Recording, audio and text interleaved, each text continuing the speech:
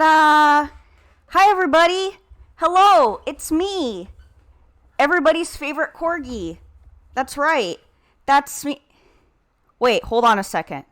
Hold on. Hold on a second. Hold on. Hold on. Hold on.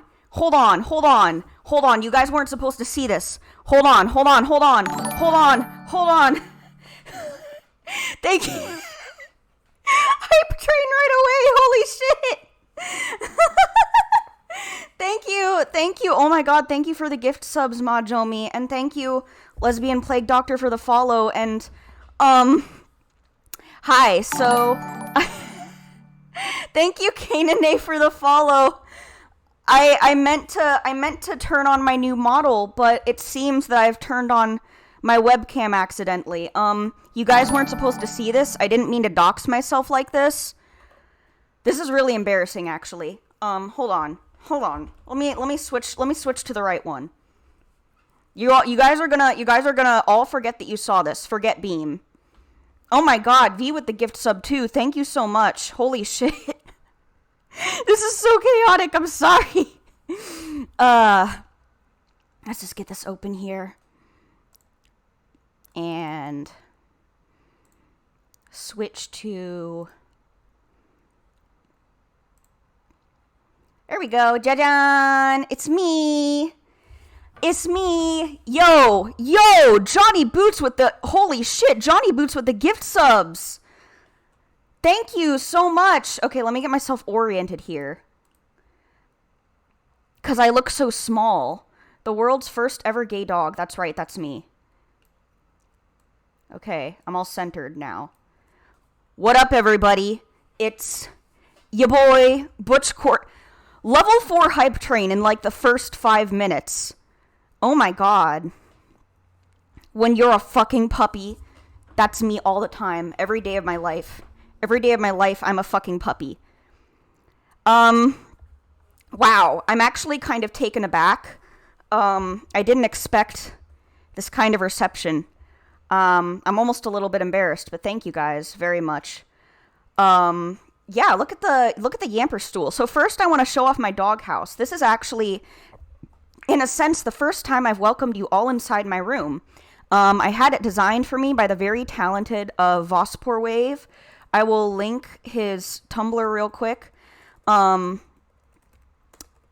yeah, I had this commissioned, and it looks very, very nice. It came out very, very good.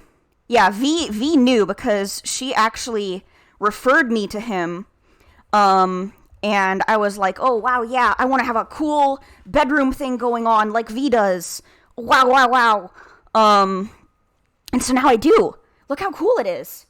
Look at all the Yamper stuff. The funny thing. Oh yeah, there's Voss. Hello, Void Vossi. Welcome. Thank you very much for all that you've done for me.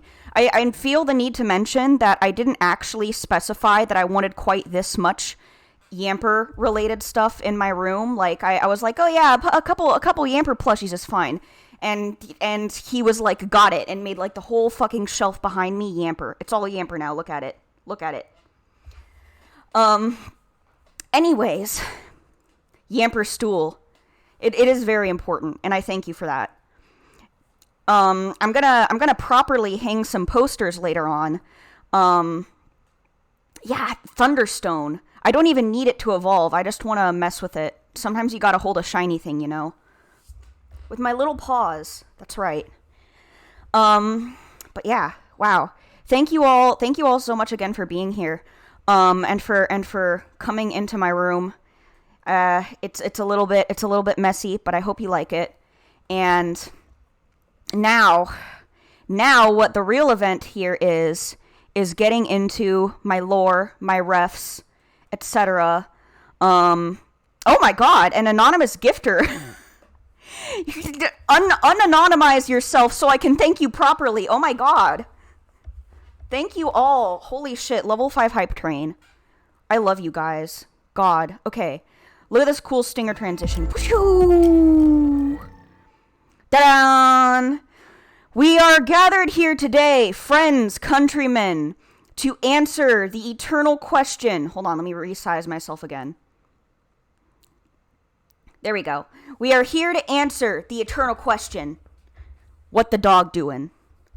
That's a great question. What is this dog in particular doing?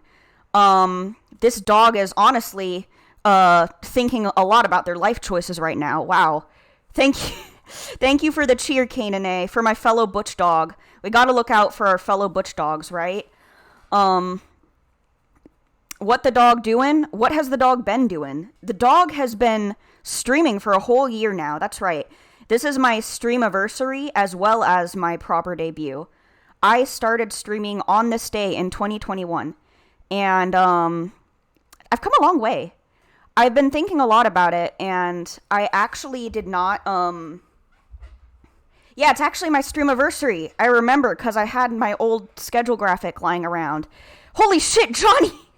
Johnny with the gift subs, thank you! Oh, Andrea just redeemed the Pet Me redeem. You guys will see that I added some cool new redeems to the channel point options if you have those. So I'm going to activate the Pet Me option. I'm still figuring some stuff out, but there we go. Here we go.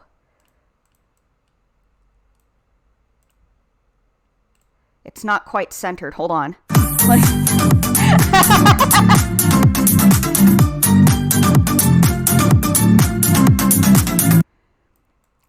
I'm trying to figure out how to... There we go. Shrink it. Okay, cool.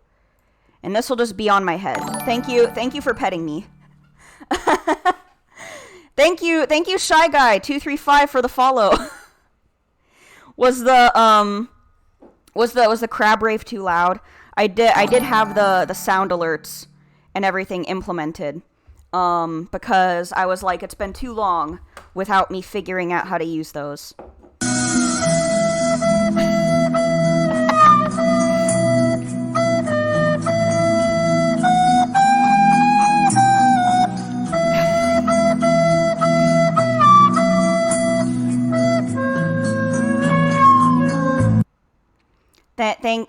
Thank you guys.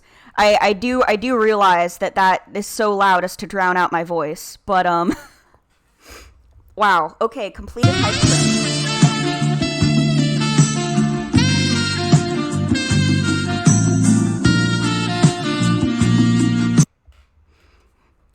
Okay, thank you for the hydrate. I actually have some coffee here with me, because I got like 5 hours of sleep last night, and I was like, wow, I'm gonna have to spend at least 8 hours at work before I can fucking leave.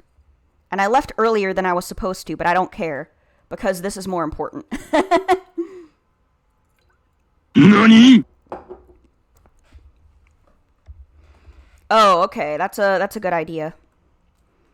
Maybe I will just do that. Maybe I will just lower it by a few decibels, so that it doesn't drown me out. Anyway, I completely lost my train of thought. You guys are having too much fun with the with the new redeems. Okay, I'm just gonna keep the hand petting me over my head because I like it. Anyway, yes, my 1 year streamiversary. That's right. That's what it is today. And it took me a while, actually, to rationalize the idea of streaming to myself, because I was like, okay, in several months, I'm going to have to move to an entirely new place with an entirely new job. I have no idea if I'm going to be able to keep up streaming if I start. Do I want to make that kind of commitment? Am I ready for that? Puppy. Hello, Azurblade line. Welcome. So I asked myself that a lot. And then I thought, you know what? I might as well try it out. And I was able to try it out because of... Let's go to the next slide. My old Vroid model. Those of you who have been here in any capacity before recognize it well. My good friend Mocha Sips, who is right in here, actually, as we speak. Shout out to Mocha Sips. There we go. Shout out to Mocha Sips. They made this for me in Vroid. Because, you know, Vroid, pretty simple to use. It was just something that I could have as a stand-in Yeah, Mocha Sips from ASMR. Mocha Sips from Twitch.tv. Yeah, it is pretty old. That's okay. I was like, you know what? I'll just use this. And then I did for a whole year. And I never changed it. Because guess what, guys? Getting a model illustrated and rigged is like really, really fucking expensive. Depending on who you ask. But I mean, you should pay your artists well. And I wanted to be able to. My chat board isn't working. What the hell? Hold on. Local file. Oh, come on.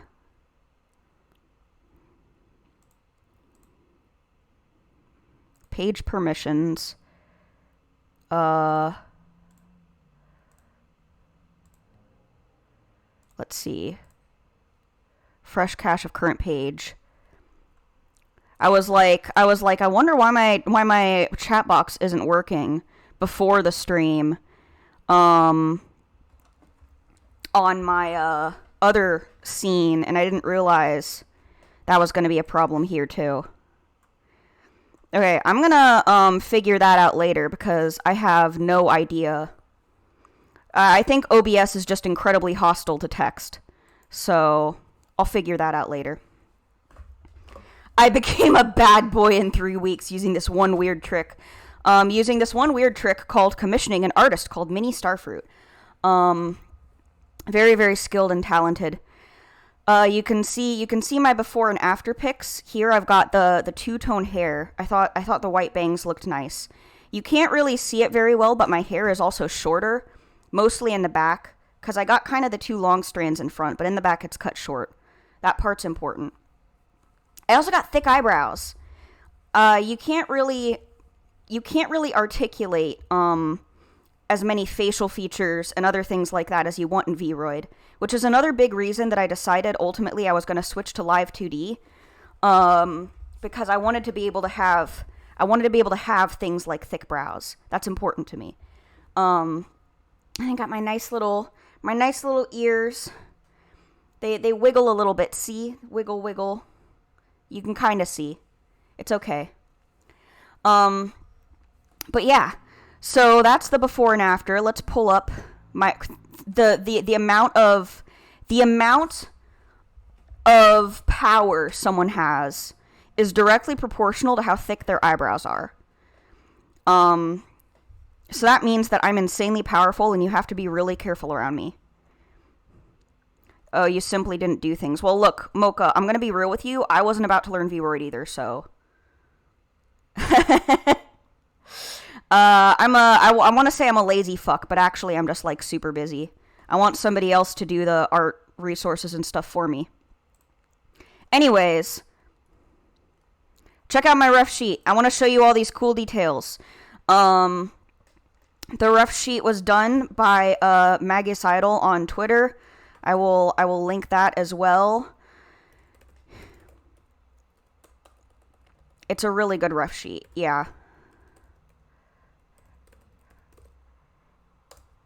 There we go. Okay. Details of note, yes. The snaggletooth, as Andrea pointed out, is very, very important. I think that that's like a peak element of character design, especially any animal character design. So please take note of it. The fuzz. Do you notice my fuzzy ears, my fuzzy wuzzy little tail? Most Pembroke Welsh corgis don't have full tails, but I never got mine docked because, like, why would I do that? I like my tail full and fluffy as it is, so you can see it in full view right here. Hello, son, welcome. You came to the right place to see a dog. Oh, wait, that's not how I zoom in. I wanted to zoom in more. Here, let's see if I can. That doesn't really work. That's okay. Well, it's fine. You guys can just look really closely and it'll work basically the same way. Corgi Uncut! Shut the hell up! Anyways. Hello, Sheth DMMD. Welcome, welcome. The other thing that I think is important to note is that I also got fuzz on my arms and legs. You might ask why I'm pointing that out. Well, somebody actually asked. I uploaded a model preview because people seemed excited enough to see it. I showed off the model Minnie drew for me, and I was like, "Look at this, guys!" And somebody asked me, "Yo, that's so cute, but like, why are your legs hairy?" And that's a fair question. I think the answer can be really easily unpacked by just looking at my username. There are two parts of my username, Butch and Corgi. Butches don't shave. Corgis also don't shave. So there you have it. Let me tell you guys something. You may not have realized this, but dogs actually have like super hairy legs. So this is like really realistic. You want to see a fucking shaved corgi? What's wrong with you, Mocha? Are you going to shave me bald? No! Don't make me naked, you fucking voyeur! Oh my god. Mocha came in here and decided immediately they were going to be a giant pervert. Unbelievable. Shame. Shameful. For shame. Anyways. Oh my god. Anyways. I have many pockets to hold things. Not...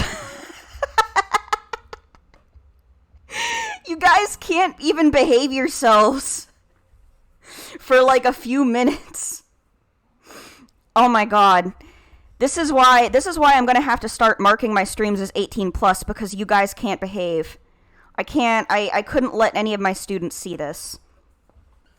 Violence is what I'm about to inflict. Anyways, yeah. I have not just a front hoodie pocket, but I have cargo shorts.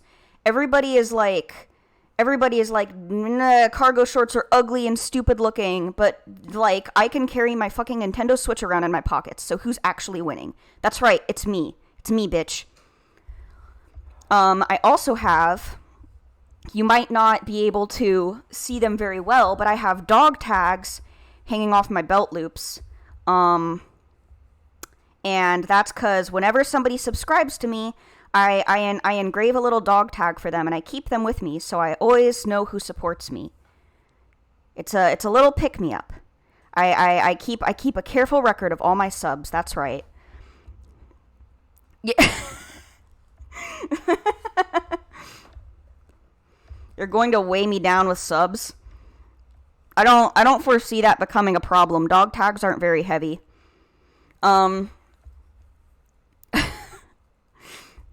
We got a cat in the chat. We got multiple cats in the chat.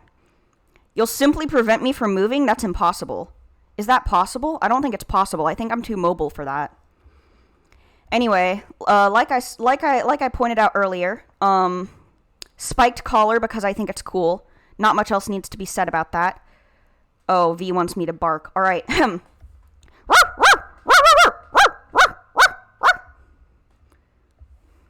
Is that satisfactory? There we go.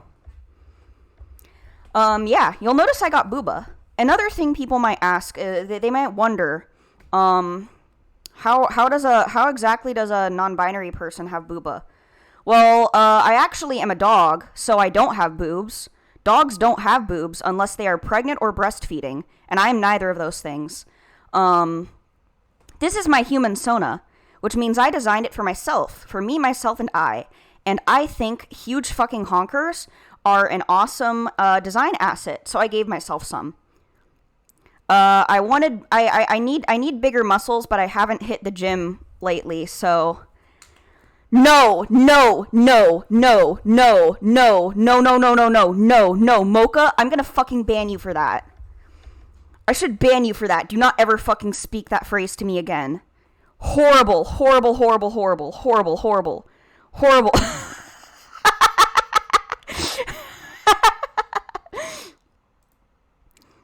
Mocha the whole chat is revolting against Mocha. Mocha, don't make me revoke your mod status. I can do that. I can revoke your mod status. Don't make me do it. And then anyone can ban you. Any old schmuck.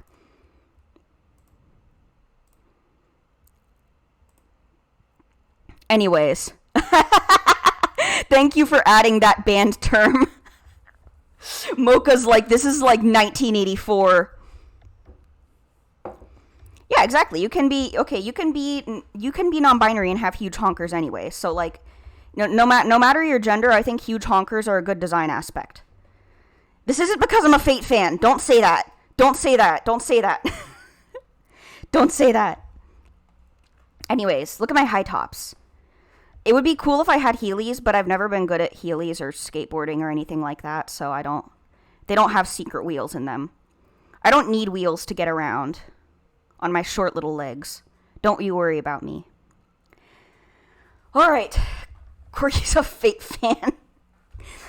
Listen, I'm cringe, but I am free. A Yamper skateboard. Hey, I might actually try skateboarding if I had a skateboard with Yamper on it. I'm not gonna lie. I've seen dogs skateboarding. It's very cool, very talented of them. So now you've seen all that there is to see of me. I will upload the proper ref sheet, probably to social media later, so you all can see it in more detail. You can admire these wonderful expressions that this artist drew me. She's very, very good at expressions. And now it is time for me to get into my tragic backstory. I've alluded to it a little bit earlier, but I do have a little bit of lore, and I've decided today to convey it to you in illustrated storybook format. So, okay, here we go. Who is Pembroke? About 150 dog years ago, a Corgi was born on an island in the Irish Sea just off the coast of Wales. They were the oldest in their litter of 3, and for a while they all lived happily together. Yeah, I drew all the pictures. Didn't I actually tell you, Mocha, that I was doing this whole thing? That I was making a little storybook type thing? I know that Mocha actually when they did when Mocha did their debut, they had a whole like video commissioned and everything, and I was like, oh, I don't got time for all that though. But I can draw some stuff. I wanted to make it more detailed and shaded and stuff, but I had hives, so it's fine. I hope you enjoy it regardless. About 150 dog years. Don't worry about the exact math. You'll hurt your head. I swear. Anyways. Unfortunately, the Corgi's parents were a bit overbearing. Playing in the fields is fine, but you're not to go in the forest, ever, they always said. One day, the Corgi, mired in the spirit of teenage rebellion, decided to do just that. There was nothing in the forest that seemed dangerous. It wasn't dark and gloomy like the Corgi had expected. Instead, it was bright and full of life. Yet the farther in they walked, the more tired they became. When they reached a sunny patch of grass, they said to themselves, "I'll just rest for a bit."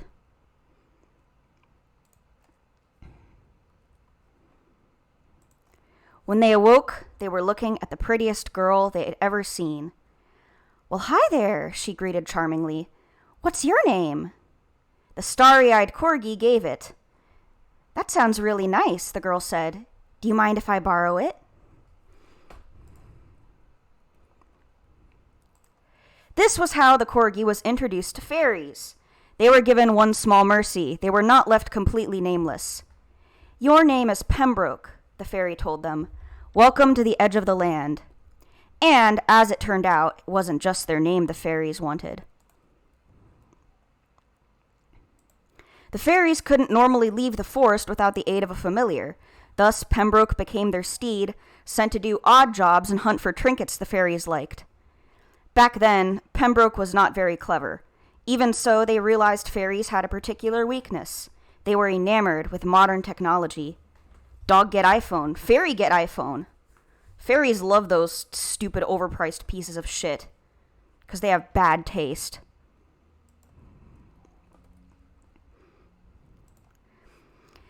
Eventually, Pembroke tired of this. They weren't even being paid for it. The last straw came when the fairy who took Pembroke's name smugly declared that the squat, stout corgi would never be able to win people over as easily as they'd been won over themselves. Yeah, this is the face that I made when you said that awful phrase that I'm not going to repeat, Mocha. That was the exact expression that I made. I hope you know that.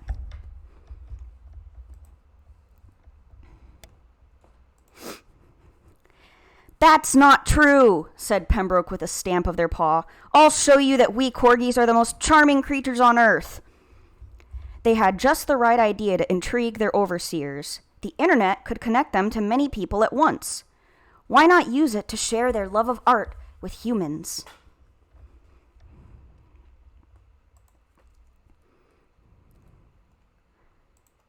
And so Pembroke and their family moved to America, the land of mass media, to integrate more with human society and to win the hearts of people by appealing to their love of video games. If Pembroke could prove their charm to others, they would be free. A dog can win someone over by doing a thing or by doing no thing. That's incredibly true. Dogs are very charming. That's what I've been saying. The fairies don't believe me, though. They don't really respect our autonomy. But you know, magic makes it a little bit hard for us to unionize. So anyway, that's my sad tale. But that is only part of why I became a streamer. I want you guys to know that I also became a streamer because I wanted to hang out more with people. I do really love sharing my love of art with you guys. And video games are an art that I think is just really fun to experience alongside others. Watching me react to things, watching others react to things, being able to articulate my thoughts on it. That's genuinely very fun to me. And so I'm glad I did start doing it. Despite some of the difficulties. You became a streamer because we needed someone on Twitch with good takes and no one else was gonna do it.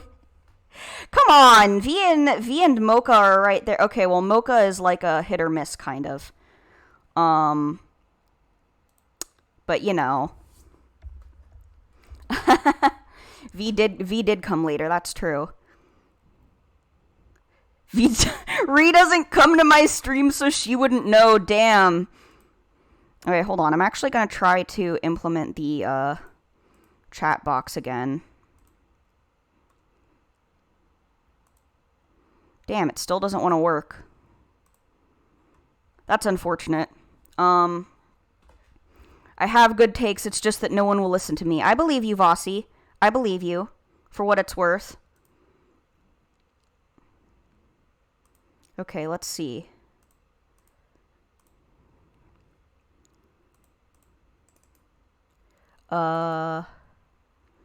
Yeah, this is gonna bother me for, like, the whole thing.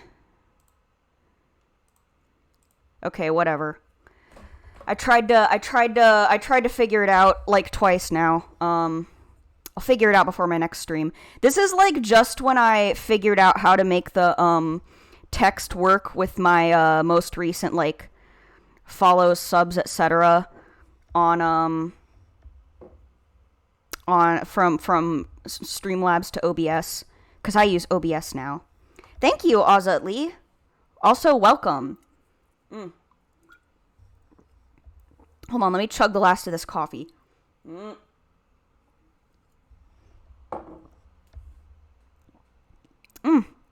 Whoa, I became tiny for a second. Okay. Now, here are my specs, my character sheet, if you will. Gender, no, I don't do that. I've decided not to participate in that. I respectfully declined. Who's petting the dog? All of you. Anyone who redeemed the pet me channel point redeem, that's who's petting me right now. Pronouns are yeah. Which is to say, in all seriousness, that yeah, you can call me whatever you want. Honestly, I don't care.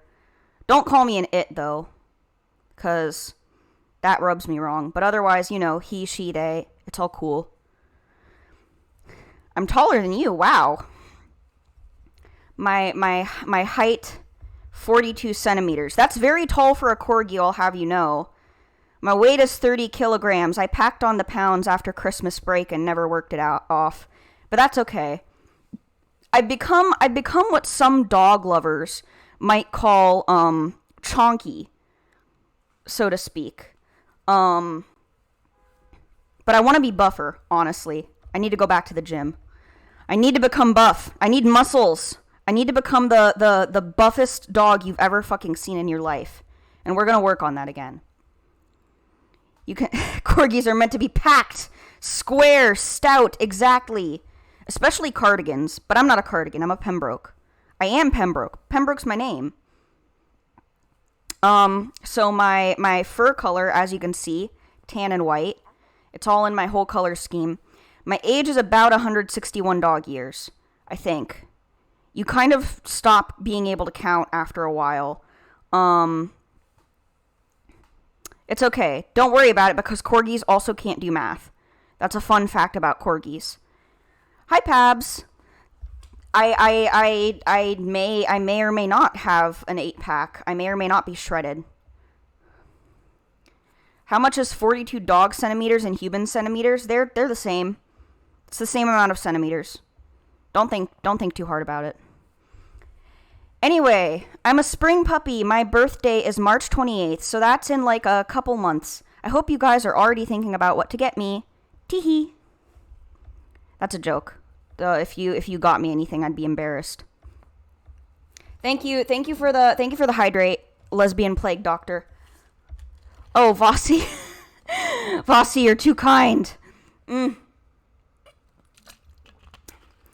finished my coffee and now I'm drinking that watermelon lemonade tea that I still, the taste of which I don't know how to describe.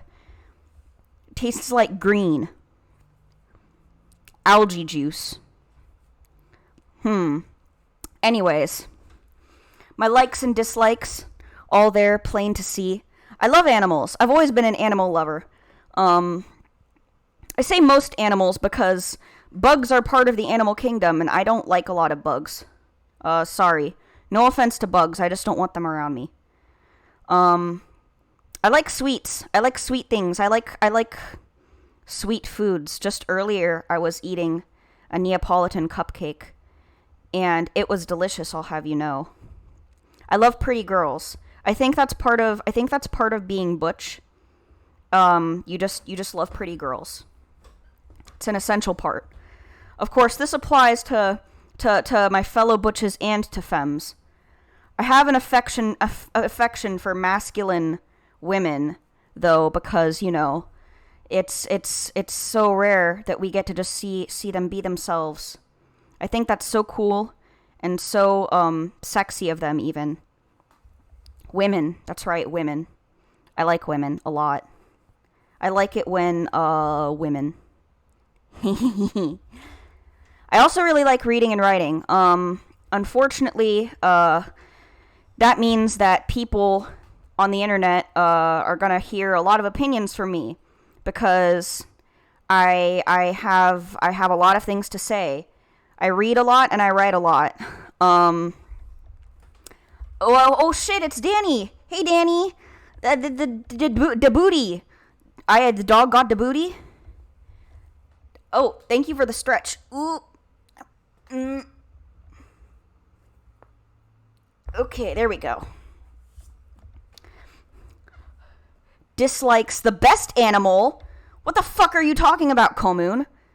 Are you insinuating that spiders are the best animal? Are you really suggesting to me that spiders are the best animal that the animal kingdom has to offer? Those horrible little fuzzy 8-legged freaks. When corgis are right there, are you kidding me? Listen, I was reminded how much I hate spiders when we when we were watching Lord of the Rings in my server the other day, and there was the scene in the third movie with the giant CGI spider that was horrible and realistic, and I hated looking at it. I hated it. It was disgusting, and it made such awful noises. Commune, you're just gonna have to like accept the fact that in this case, your opinion is incorrect. You can't say to a dog that another animal is the best animal, especially when it's a spider. Unbelievable. Oh, speaking of the Discord, it is here for anyone interested. We do periodic watch nights sometimes. Ding dong, you're wrong. That's right. Sore wa chigau yo, even.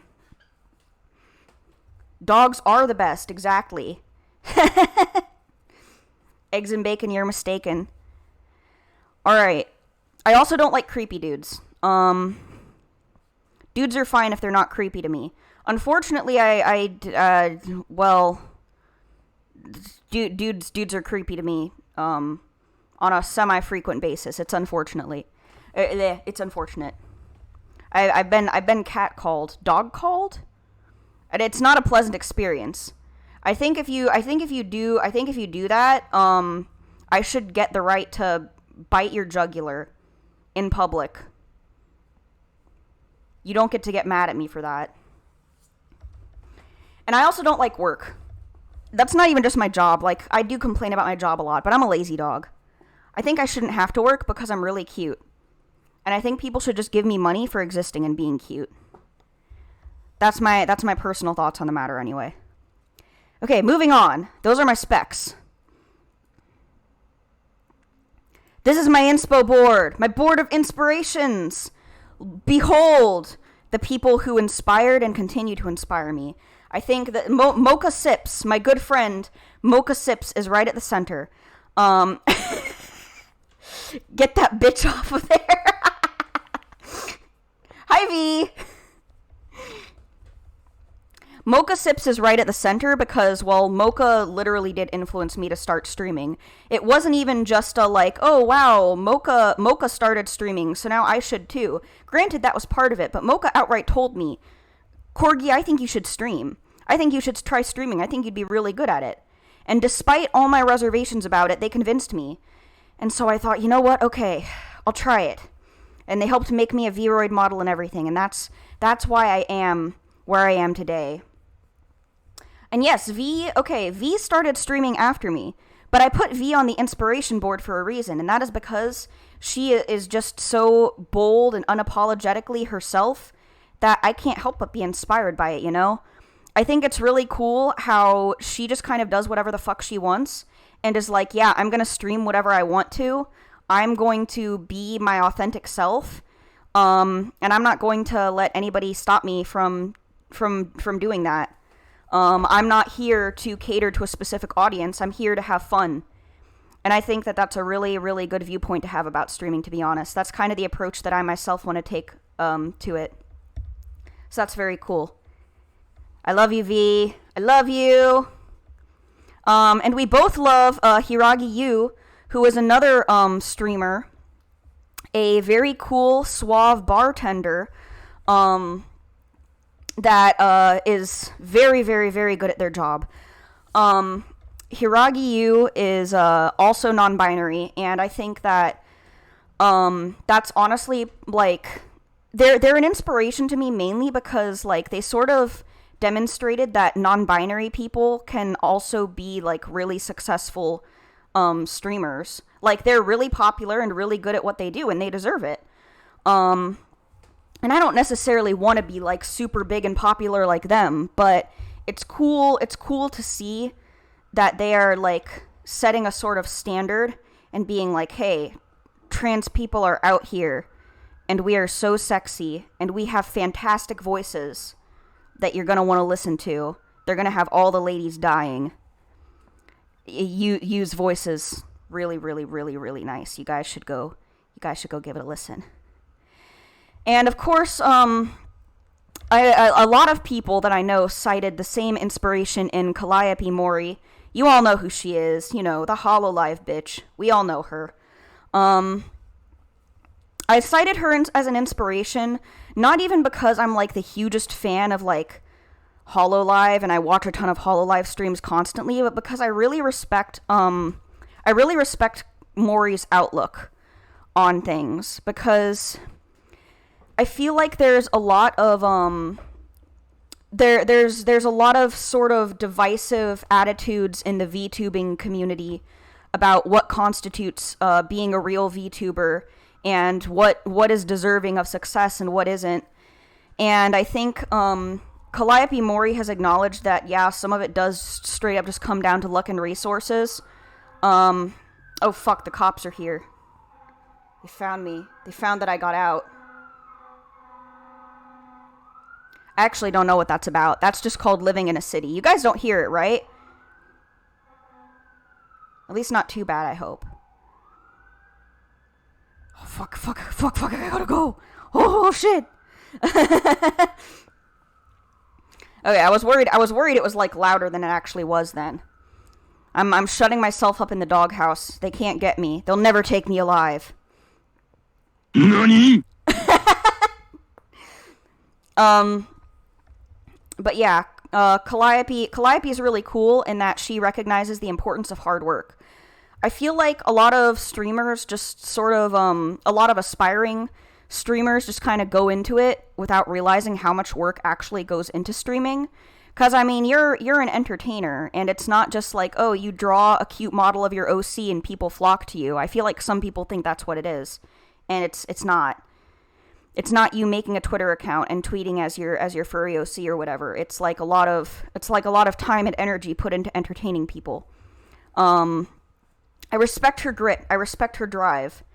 I feel like streaming is a very cool hobby to have.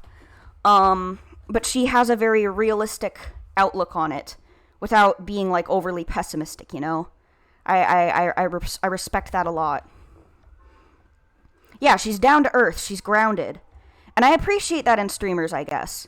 I think that's just a quality I like in streamers because I feel like in all this getting wrapped up in the idea of like role-playing a fictional character on the internet for viewers online, people just kind of like forget that when it comes down to it, streamers are just like people kind of having fun on the internet. Sometimes they do it to make a living, sometimes it's just a hobby. I think it's really good to just have that standard set and just be like, yeah, well, I'm a person, but I'm a person who worked hard to get where I am. I roleplay for money on the internet. Technically, I roleplay for free on the internet. Like when people pay me to do this, it's not because I make them do it. Maybe. I don't have a. This would actually be really fun if I had a transparent gun asset, but I don't. I'm gonna have to remember to add that later. I don't hold Mocha at gunpoint for their dimes. I don't rob poor people. That's not what I do. Anyways. Year in review. No!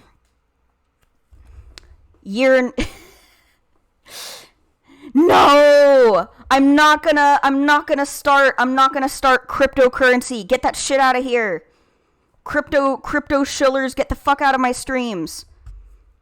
It's Mizuki. Yes, my girl Mizuki. So year in review. This is, I was thinking about all the games that I have, completed in a sense. I've played more than this. I've played Phasmophobia, I've played Stardew Valley, I've played Minecraft, I played Slime Rancher, I've played some other games that, like, don't really have, like, a set endpoint or story to them. But this is, like, these are the story games, that I played.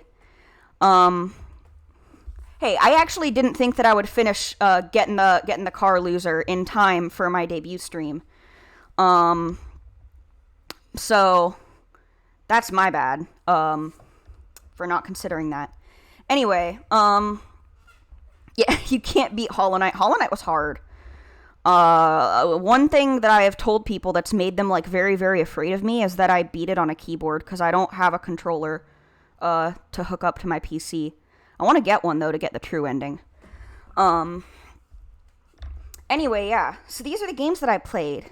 I played Night in the Woods. That was the very first game that I finished on stream, and my god, that's one that stuck with me. So was Undertale. I experienced Undertale for the first time this past year. What a game that was. I also played Yomawari Night Alone. AI the Somnium Files. That was the very first thing that I started streaming.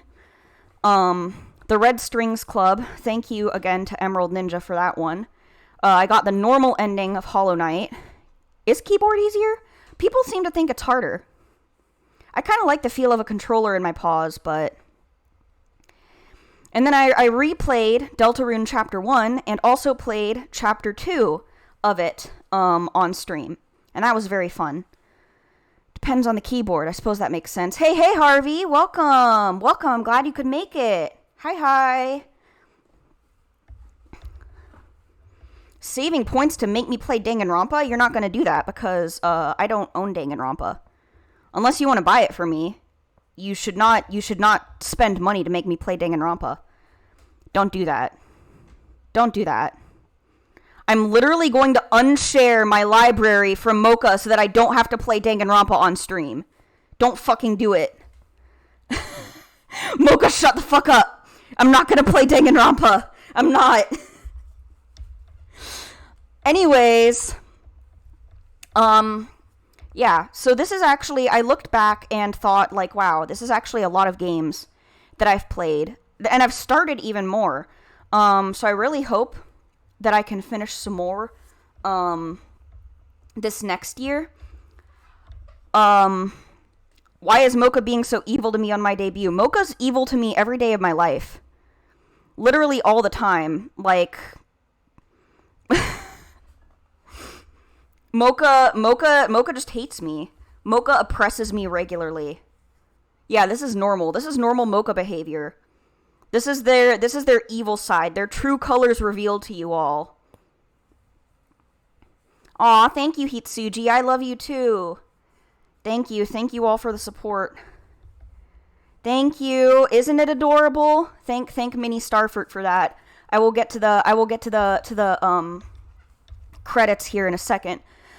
But yeah, I wanted to actually show you guys a compilation of well, I didn't put together a compilation, but I did gather some clips from earlier this year with the games that I've played that I thought were really good. And they just made me remember some very good times that I've had with you all that I wanted to share. So real quick, I will get those. Let's see. I just gotta make another source. Here we go. Make a source. Open. We do love V here. I love all y'all. I really appreciate how many of my streamer friends especially came to support me in these trying times. Truly, what would I do without y'all? Window capture. Oop. There we go.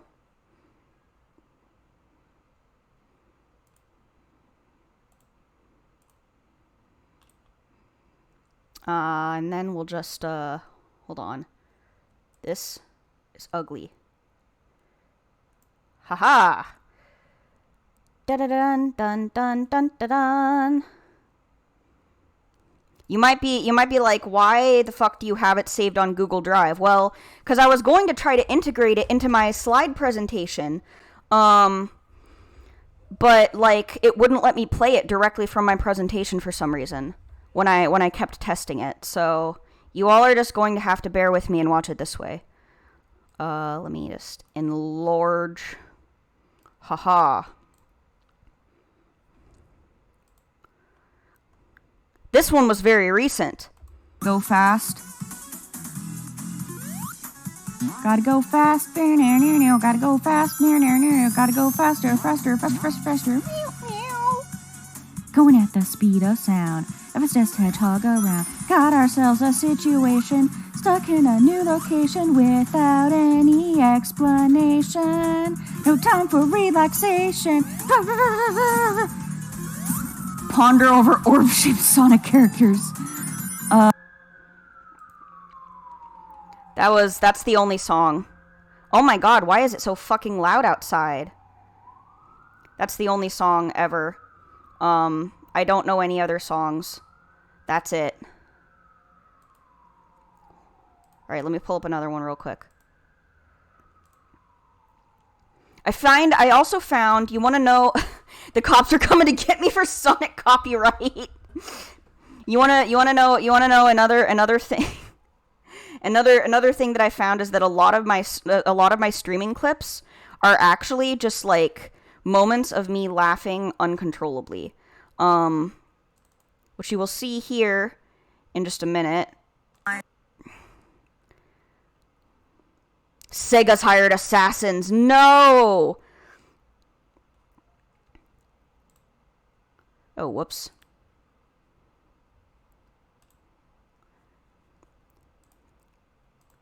There we go. No one else to get in the way.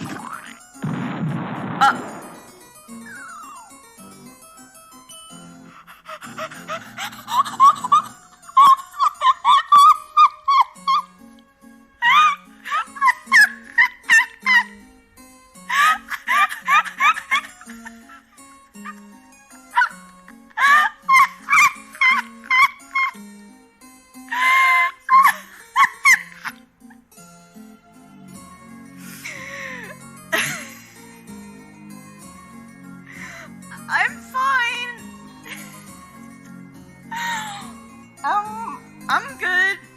I'm good. Holy fucking shit. Yeah. IQ diaper. The IQ leaving Corgi's head. That happens on a regular basis on stream. That happens whenever I play a game by Toby Fox. Speaking of Toby Fox, how could we forget the iconic moment that I defeated the almost final boss in Undertale for the first time? You just noticed the statue had Crocs? That was so important. Oh my god.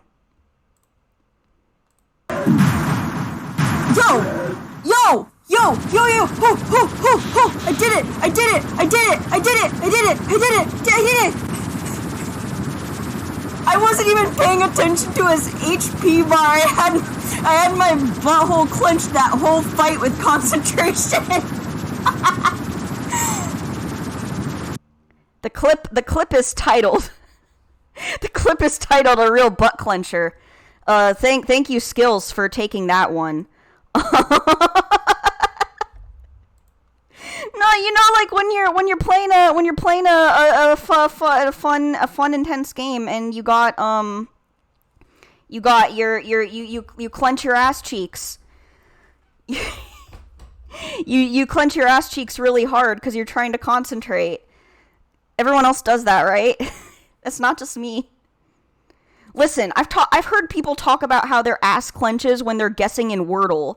I don't want to hear anyone judge me for that.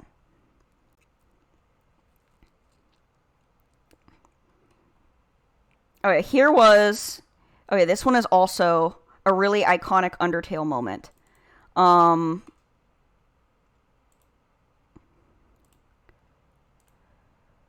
Here we go. And this is very old. This made me realize, this is like from, I think, June. It's so old that I still have my old background from way back when. Look at that. It will make a puzzle that has never been seen before. Not even I will know the solution. Yeah! Get ready!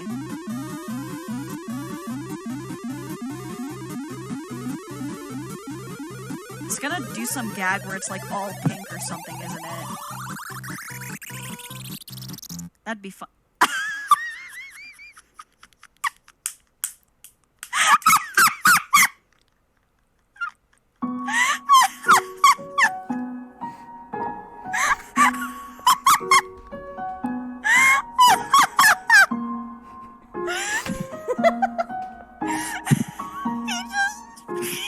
He couldn't take the embarrassment, the humiliation. He just leaves. There's nothing left for him to do. Well, I was smart enough to figure that one out. That was really good. Aw, thank you guys. I'm glad people find my laugh entertaining. I think that might be why there are so many clips that are just my laugh. Because I fucking lose it. Oh, hey. Another one. Speaking of which. Which Corgi fans remember this one? I need you all to see this. Peter, I bet there's a bunch of porn on it or something. You watch weird videos when I'm not around, don't you? Weird videos? Something about cuckolding?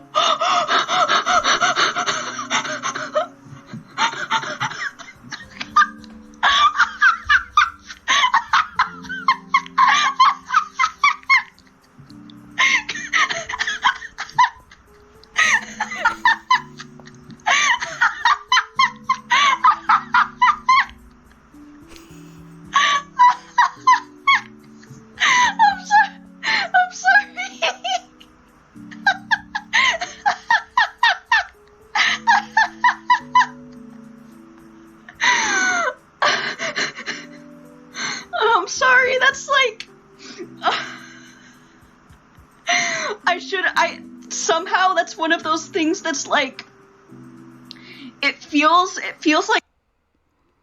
I don't even remember what the rest of what I said there. I think the important thing was just that I lost my fucking mind. Date regularly said things that made me lose my fucking mind. I cannot stand that man. But you know what? That's also why we love him. Because he says stupid shit that we cannot stand. Date was fucking insufferable, but you know what? That's part of his charm. What is the point of having a silly little anime man if you can't make fun of him? Clip of Pembroke enjoying NTR. Don't say that, Colmoon. Don't say that. Don't say that. I'm not into NTR. Oh, the feed me emote. Okay. The feed me redeem is for me to get. Hold on. I need to get a little bag of treats.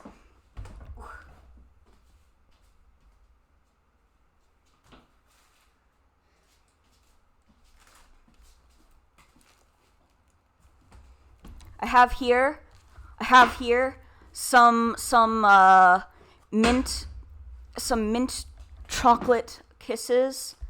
I do like nice treat reward. Yeah, I think I've explained this before, but for those who are new here or weren't around for it, the feed me redeem is specifically, I have a lot of snacks on hand, so if you hit feed me, I'll just pop one in my mouth. Like that. Nom nom nom nom nom nom. Thank you as well, Sheena. I will eat another one. Yeah, it's like getting your dog to lick peanut butter off a spoon. Think of it like that. Alright, hold up. Let me find another clip. Here we go. Oh, that's 3 more chocolate kisses that I need to eat. Yum yum. Singing and thing and stuff to make shields. Oh my gosh, I didn't realize that there were shields in Minecraft. I realized that was a thing you could do in Minecraft. Yum yum yum. I'm eating. Shows you how long it's been since I've played. Thank you. I'm glad that you think so. My dear friend Limit made it for me. Renee, where'd you go? To end it. What? No!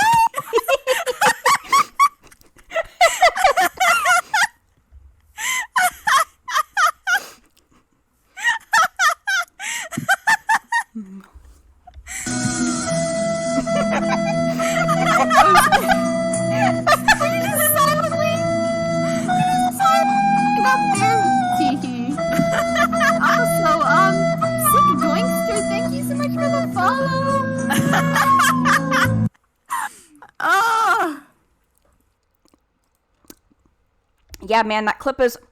that clip is old enough that you still see Mocha's old PNG. I remember Classic Mocha. I was there for Classic Mocha. I've been with Mocha since the very beginning.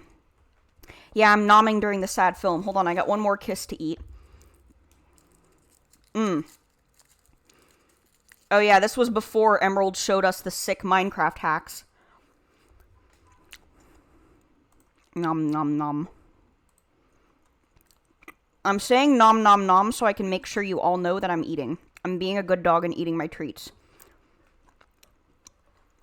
Speaking of collabs, Mocha and I did quite a lot of those. We did a couple Stardew Valley ones as well. So, here's one from one of those. Oh, wait, I wanna watch you shoot your gun. I wanna watch you squirt. Where are you at? Mocha. Where are you?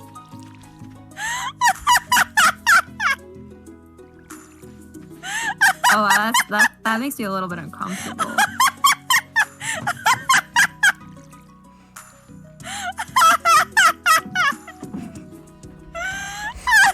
Got really quiet there, Renee. Mocha has to live with the fact that they said that. Some things really do never change.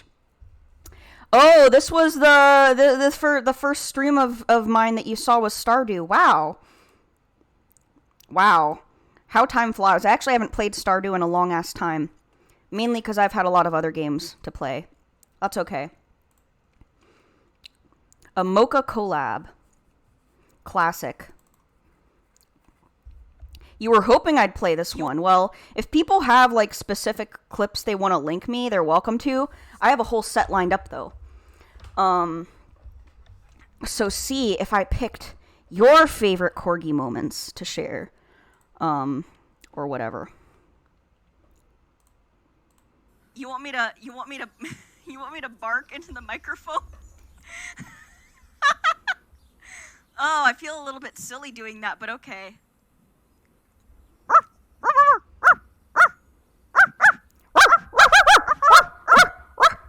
Okay, that's enough. I felt very silly doing that. That's the origin. I'm glad. That's the origin of the bark redeem. That's why I have that. All dogs join in. The bark origins. I hear a dog barking and I have to bark as well.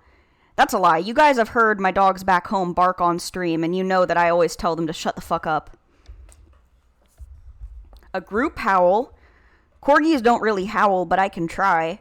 Oh! Ow, ow, ow! That wasn't a very good howl, I think. That's okay. I tried. Anyway, speaking of fun and funky collabs from ages past... Let's get this one up, because this one was an irreplaceable moment. You guys had to be there, truly. That I'm gonna ask. Oh no, anyway. it's freezing. Uh-oh. Yes, thank you. Hey, your sanity is pretty low, so it's not. It's How definitely not. old are you? Renee, you're at 30 sanity. How old are you? Renee? Oh, we're getting an answer. Oh my! Oh, Yes! Nice! Nice! Nice! It's 69! Nice! 69! Whoa! It's 69! Yeah. That's the only time that's ever happened to me, by the way, that I've asked the ghost its age and it said it's 69. That was fucking awesome. You had to be there for that. Thank you for all the nices from the chat. Alright. Another classic Faz moment. This one is short but sweet. Oh, hi. Left the door open for me. Nice to see you again.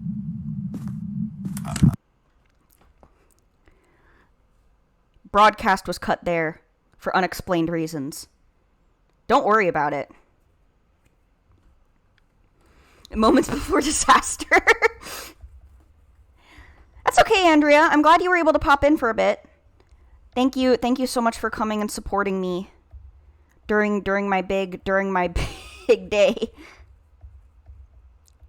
I wish Thomas was on stream instead of just in a random game so we could clip it.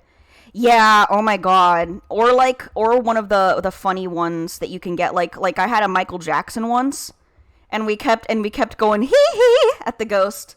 Hey Michael, can we get a hee hee? Hee hee.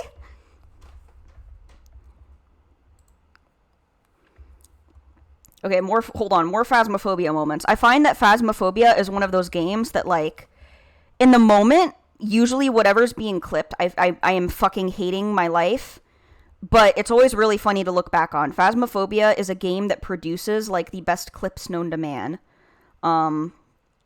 It's so clippable. This was from my stream from my last birthday.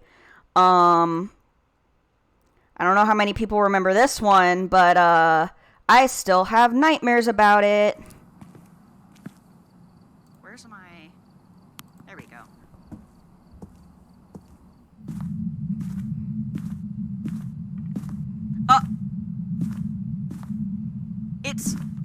Is its head supposed to be backwards? Bro? Actually, fuck this. Never mind. I'm out. I'm gone.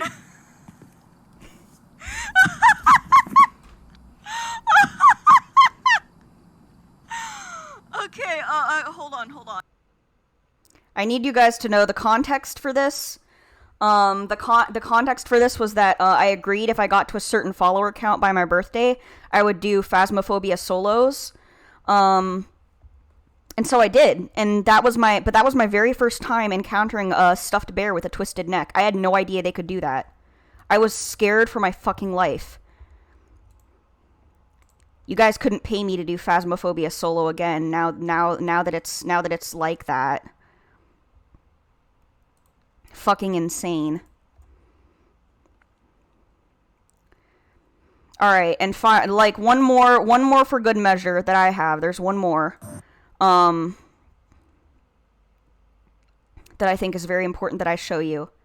And old fans of myself and Mocha will remember this one.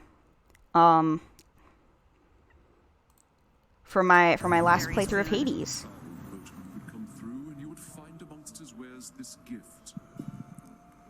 Really?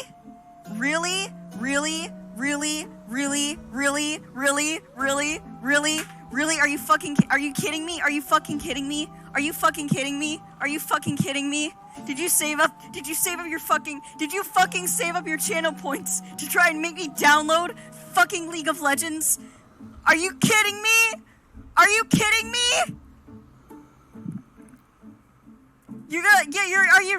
really gonna make me take out another channel? Yeah, that was a classic. Mocha abused my channel point redeem to try and force me to play League of Legends, which is what led me to, it actually led me to ban League of Legends as an option to make me play, along with all other MOBAs and competitive online sorts, because, toxic gamer moments. You were there, Gandalf. I'm so glad to have so many people here who have been here since the beginning. Though of course I'm glad to expose newcomers to some of my most treasured moments from this past year. And I really am excited to keep making more of these kinds of memories with you, because honestly, like, looking back on these clips makes me like, damn, all the time and energy and stuff that I put into this, it's all worth it. Just for you guys. You guys make it, like, insanely fun. Alright, so, the next one, it's very important that I give some special shout-outs, to the people who have made many of my streams possible. This slide is, I wonder if this one's for use one there. Yeah, this slide, it's not necessarily an inspo board. I made it, specifically for people who have bought me a game or used the channel point redeem to get me to play a game. So, well, also, I wouldn't be streaming without Mocha anyway, but Mocha actually is the one who bought me AI the Somnium Files. Emerald Ninja got me the Red Strings Club. Johnny Boots was kind enough to get me Hollow Knight. Skills got me Ori and the Blind Forest. Andrea was the one who recommended me getting the Car Loser, which I played. Dober Corgi, I haven't played it yet, and he didn't like try to make me or use channel points or anything, but he did buy me Untitled Goose Game, which I hope to get to at some point, because that's a really fun, chaotic game to play on stream. V bought me, well, she bought me a couple games, actually. She bought me, Keep Talking and No One Explodes, which I hope to do a collab with some people at some point. She also bought me, Valhalla, you know, that cool cyberpunk bartender game. And so I also hope to play that soon. And then I wanted to put Voss here, because even though he like didn't buy me a game or anything, like I needed to credit him somewhere, like in writing, so that everybody knows this is the guy who drew my cool background, my cool bedroom. So you guys know he's right there. And then, of course, speaking of credits, this is all very important. Play Valhalla. I will at some point. I definitely will at some point. That might be one of the story games that I try out next, actually. But for those who are in my server, you can probably see that I have a whole list of like games that I plan to play this year. So we'll get there. Hi, Jankerton. Welcome. Glad you could make it for a bit. Thank you. The model does look great. I'm actually just getting to crediting my wonderful parents who created me, who gave me life, who made me the freshly reborn Corgi that you see before you. So ministarfruit, ministarfruit on Twitter and Tumblr both. Let me link ministarfruit. ministarfruit is a very, very skilled artist. We've been acquainted for a while, but she was kind enough when I approached her to both model and rig this lovely new human Sona of mine. So everybody please go check her out. All of her art is really phenomenal, and she just kind of captured the exact style that I wanted my human Sona to capture. The other one, roimiseria, that is the URL for Caxi, who is my other parent. It feels weird. I feel like people call their artists their mom and their riggers their dad, right? Well, I have separate models. Minnie both drew and rigged one, and then Caxi drew and rigged the other. And that is, for those who missed it,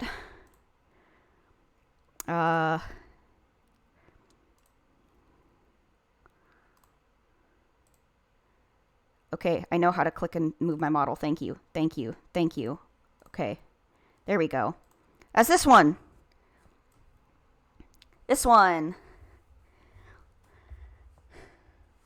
roimiseria. Well, let me get my face in the frame here. Nah, this one's very expressive. Yeah, roimiseria or Caxi both drew and rigged this one. And this was I admit I felt a little bit bad about like not hyping this one up as much. I hyped up Minnie a lot, but I wanted to keep this one a secret. You know, my real model versus my human Sona. My real true self. My webcam versus my human Sona. I wanted to keep this a secret. But now that you all know, now that you've all seen my face, it's important that you know who made it. So keep that one in mind. Let me actually, age-old question. What am I doing? That's a good question. That's a very good question. Let me adjust the hand here. There we go. I'll keep it on this model for a bit. Since you guys seem to like it. Yeah, thanks for stopping by, Voss. Thank you very much. Glad you could make it for a bit. But yeah. So those are my parents. And now we're getting on to my streamer goals. My goals for this next year of streaming, because I do plan to be streaming for the foreseeable future. This looks like a lot. But some of it is stuff that like I'm already trying out tentatively. I want to do monthly art streams. I sort of already do those, but like, you know, I'm committing to them now. Just like I'm committing to monthly community nights in my Discord server. That's also like yeah, video essays, I'll get to that. Monthly community nights, like sort of like movie nights, like when we watched Lord of the Rings in my server. Once again, you can find here. I will give you a role when I'm able, if you want to join. But yeah, thank you, Majomi, for that. But yeah, I wanna be able to like watch more movies and stuff, and just have like these low pressure sort of hangout nights where I'm just not really like dedicated to putting on a whole big stream. Just hangout nights. I also want to maybe along those lines kind of do like monthly sort of games with viewers. So, you know, the sort of thing where we play like Jackbox games or Phasmophobia and other multiplayer options. I'm thinking about more stuff for that sort of thing, because you guys have seen that a lot of the games that I've played have actually been single player. So doing along those lines, I do want to do more collabs. Absolutely. I know that I actually used to do weekly collabs with my good pal Mocha Sips. Since we basically started streaming together, that was what was comfortable, and I still want to do my collabs with Mocha, but I'd like to be able to do more collabs. I collabed with V a couple of times, and it was wonderful. I do gotta bug you more for collabs, V. I'm definitely going to. There are some other VTubers I would like to approach for a collab. So just kind of getting a little bit more into the community, I've got more games I can collab with now. Yeah, Hitsuji, one day. Look, we can do it. We can coordinate it. I promise. It can happen one day. I plan to make it happen one day. More collabs. I need to become a more social and outgoing dog. That is my promise to you. We can kill some people. Yeah, fuck yeah, violence, biting, killing, murder. Grrr, bark, bark, bark, bark, bark. But yeah, another thing I want to do is monthly YouTube video releases. You guys might have noticed, if you looked at my about, I linked a YouTube channel that I just freshly made. Because I hadn't really wanted to figure out YouTube before. But I was like, oh, you know, if I'm officially debuted, I kind of want to start having my VODs up. Since Twitch will delete them, I kind of want to preserve my streams. But I also want to make non-stream content. Which is where the video essay thing sort of comes in. Because I have ideas for videos I could make that aren't stream related and are mostly just my opinions on things. And you guys might remember that every time I finish like a story game, I'll do like a write-up review on it. And I was thinking like, okay, so rather than just making that in writing format, I could translate those to video format. I could make video essays and have them all uploaded to YouTube, with my opinions on the games I played, and have that be sort of some more permanent, constantly available content. Something that's just always there rather than, you know, live streamed. So that's stuff I'm thinking about. And I do have some stuff that's like, not just converting the old essays to new ones. If I do gotta get better at video editing. So whenever I release one, it'll probably be next month. But we're gonna see where that ends up. I'm not saying necessarily that I'm definitely gonna be able to meet all these goals, but I'm going to try my damnedest. I'm going to do my best, to provide the Korg tent. I'd also like to get a better mic, because Not that my current mic is like bad or anything, but I was thinking about it, especially with the acoustics of my room. And I was surprised that the one time I did karaoke at the beginning of the year, people seemed to like that. So I could do more streams where I sing if I practiced more and if I got a better mic. Of course, that would cost money. So that would take a while, but it's something to think about before the next year comes. And then my other you got mic Rex. My current setup, I got a blue Snowball Ice. It's on a mic arm with a cover and a pop filter. And so it works pretty good. Pretty good for what it is. It's solid. I'm fine with it for now. If I want to get something that is more advanced though, that is better for like singing and stuff, I know I'll probably have to go more expensive. That's just how these things are. And then my other goal is to reach 666 followers. I thought about being funny and putting 420 on there, but I was like, no, I mean, I've almost got 400 followers anyway. Like, in the span of a year, like, that's pretty easy, right? Even I can get, like, to 420 followers in the span of a year. That's not going to be an issue. So 666 is, like, about double my follower count.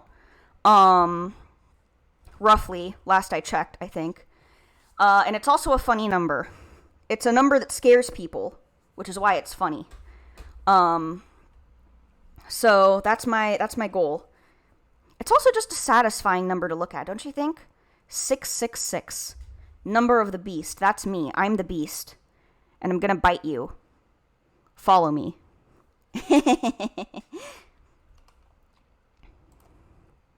Alright, and I am also excited to announce upcoming emotes.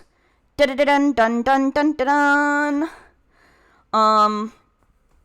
So this is I realized more recently that Twitch actually made it so that there's a lower sub limit, a lower sub threshold to add tier 1 emotes, and so I was like, oh yeah, I want to add some more. So I'm gonna commission some people to add more emotes. I want Dog Champion. I want a Rip emote. I want a Sleeping emote. I want a Grr Bark Bark Bark emote. Corgi with a gun was suggested to me once.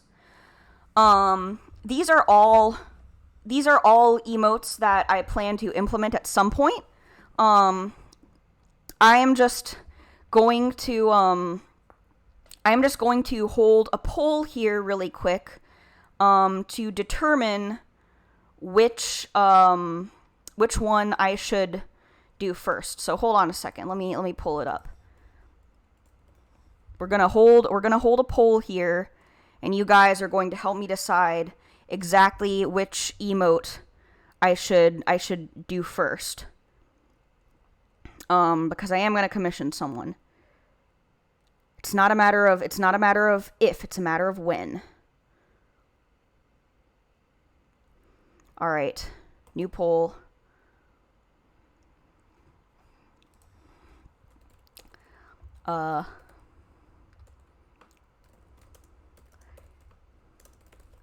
Choose my next emote, and we'll get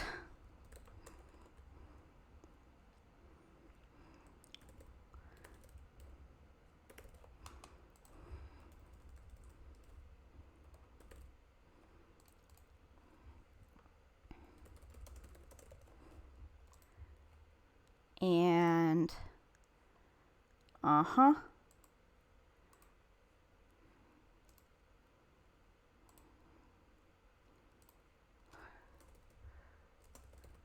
don't worry about how I'm gonna hold the gun. I'll figure that out. I'll figure it out. Alright, poll start. Get your votes in, you bastards.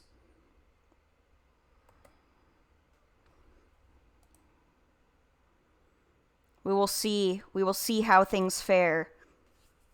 Oh, a lot of people like Dog Champion. Yo. people are having like a war over Corgi with the gun versus dog champion. Yeah, I'm looking and seeing a lot of what is probably ballot stuffing. I'm not complaining. I think this is hilarious. Fuck democracy, am I right, lads? I'm just watching the carnage happen.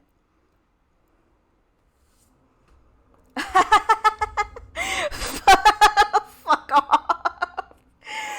V, are you one of the people doing the vote stuffing? Oh my god! Oh my god, that's so many votes! How many fucking dog treats do you people have?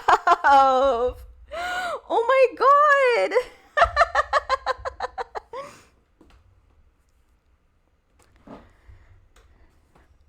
What's wrong with you all? Why do you have so many? I guess the short answer is because you guys have always been there for me, right?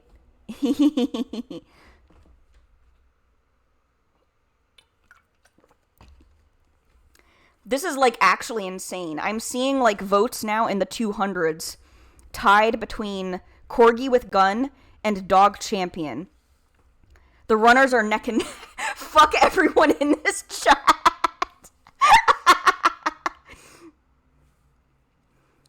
And Corgi with a gun takes the lead. Johnny Boots, contributed 29,600 channel points. And Majomi actually paid bits just so she could stuff more.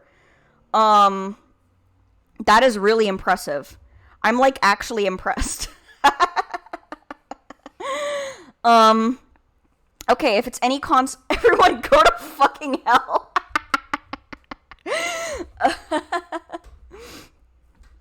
V wanted dog champion, I take it.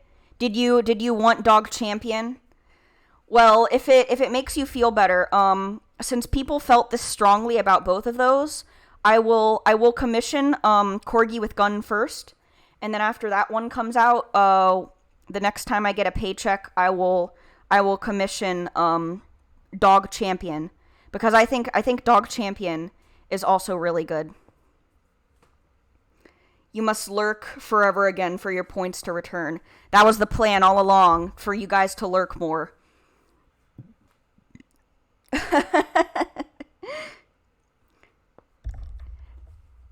Oh my god. Were you really clicking that hard, Mocha? You guys took that so seriously. I appreciate the passion, though. Your voices have been heard. Because even if this isn't a democracy, I do take suggestions. You can think of it as like a benevolent dictatorship. Yes, that's what this channel is. So, Corgi with a gun wins. And dog champion comes in a close second. I'm noting that down. Okay. Whew. Now, as for my presentation, that was it, actually. Look. There we go. The actual presentation portion, that part is over. If you were just here for the lore, well, I've given you the lore. The lore has been given. So that's that on that. However, the party's not over yet. That was mostly just for people who could only attend for a little bit. And I do appreciate all of you who were in attendance very, very much. Oh yeah, you got the Corgi motes. You gotta get going soon. Yeah, I appreciate you for dropping by, Majomi. But all is not lost. I wanted to keep it going for a little bit longer, so I wanted to get you guys' input on what to do next with my brand new model. So first things first. Let me make another poll. Doggo gaming. That's right. That's what I do here. I game. I'm a dog who games. You may also ask me, Corgi, how exactly do you play video games when you don't have opposable thumbs? That's classified information, highly sensitive, and I'm not allowed to share it. But don't worry about it. Alright. New poll. Eat well, Vincent. I'm glad you could stop by. Corgi telekinesis. No, that's ridiculous. Anyway, out of curiosity, what's your IP address, Emerald? Just wondering. Just out of curiosity. No pressure or anything. Okay, cool, thanks. A corgi with thumbs. That would truly be a terrifying sight to see.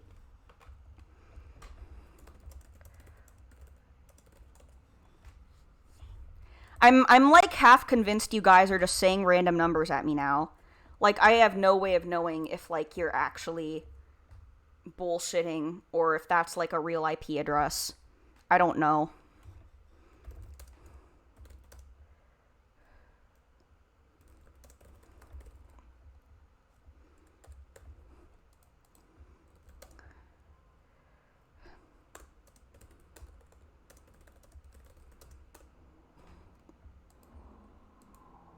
Alright, so I had two things that I could think of that I wanted to do with you guys. Or, well, not two things actually. Hold on, let me add another thing. There we go. What the dog doing now? So we're gonna start this poll. And that's so that you guys who are still here, decide what I do next. And that's gonna be, let me explain the options a little bit first. Either I play the entirety of Sonic Mania from start to finish, and I'm not allowed to stop streaming until I'm done with it. I play Phasmophobia with you guys. That obviously is like, if you don't have Phasmophobia, then you just have to watch. Or I Slime Ranch. I play Slime Rancher, and we just chill out, and I play Slime Rancher and chat with y'all. And that's what we do.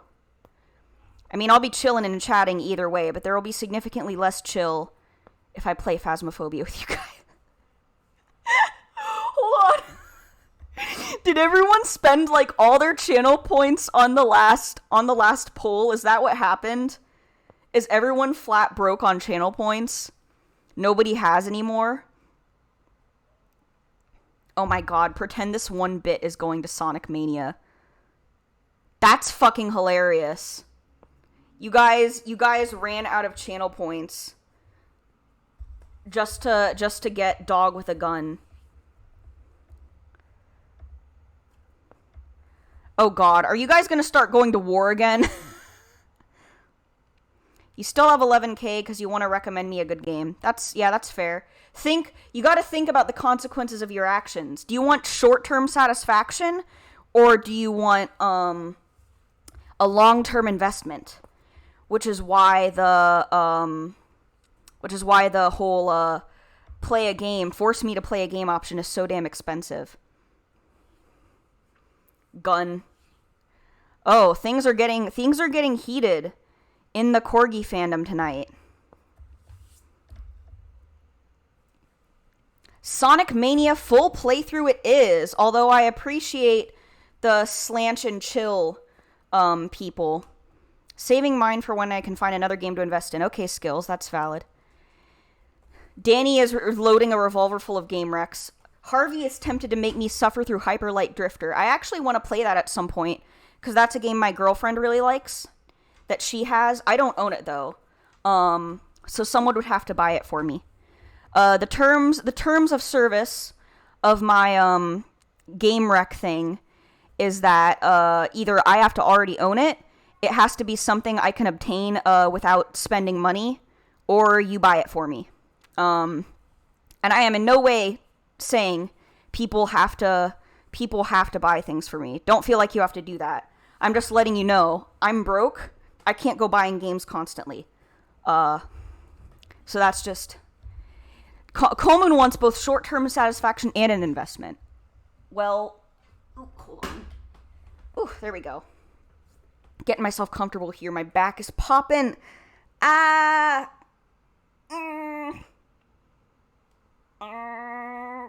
Okay, I'm good.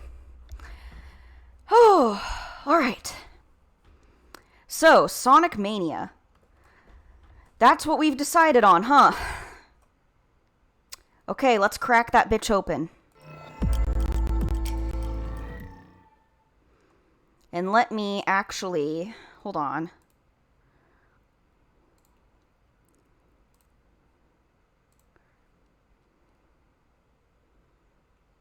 There we go. We got this. I do enjoy Sonic. I think Sonic is one of those games that just is, like, really fun both to play and to watch. That's why I keep, like, that's why I bought it for Mocha, and that's why I keep, like, bugging them to play it, and they won't do it. So, Totino's Mania. Yeah. Alright. Orient myself here. We're gonna open the game. Number 1 top speller. Don't even worry about it. Who knows how to spell? Dogs don't know how to spell. That's not of any concern to me. Open the Steam library. I've actually already played Sonic Mania all the way through on my Switch and a little bit of the way through on the version that I have on Steam. Got it multiple times because I like it so much. There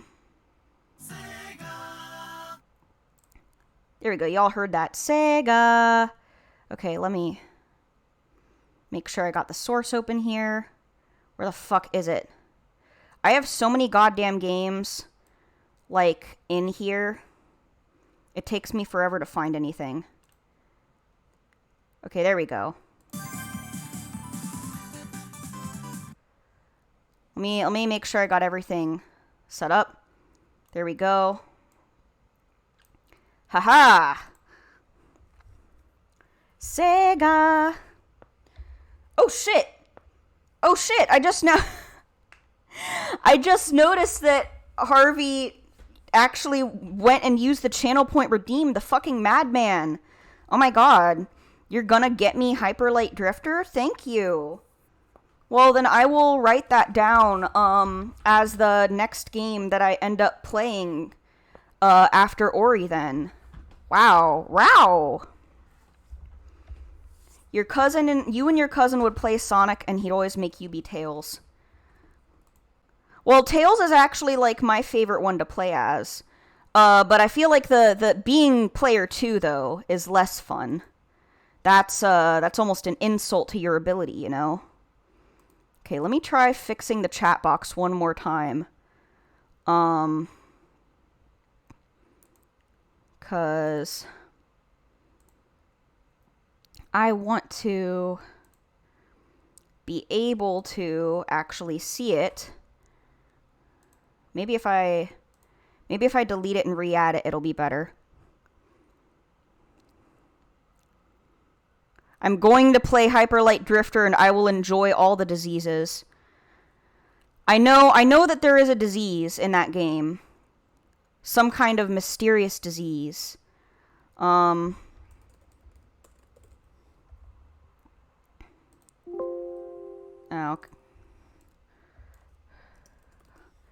We will make this one. Oh, whoops. You just added a browser source. Okay, cool. Shut the fuck up.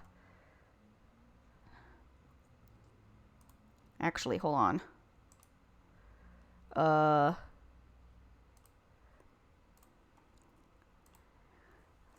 Browser sus. Haha, got him. This is very typical though. I feel like it's only natural that it would be during Corgi's big debut that they would have some kind of technical difficulty that makes their life absolutely insufferable. Oh, Komun actually spent the points to make me play Live Alive. Okay, I will note that down then. Thank you for pointing that out to me.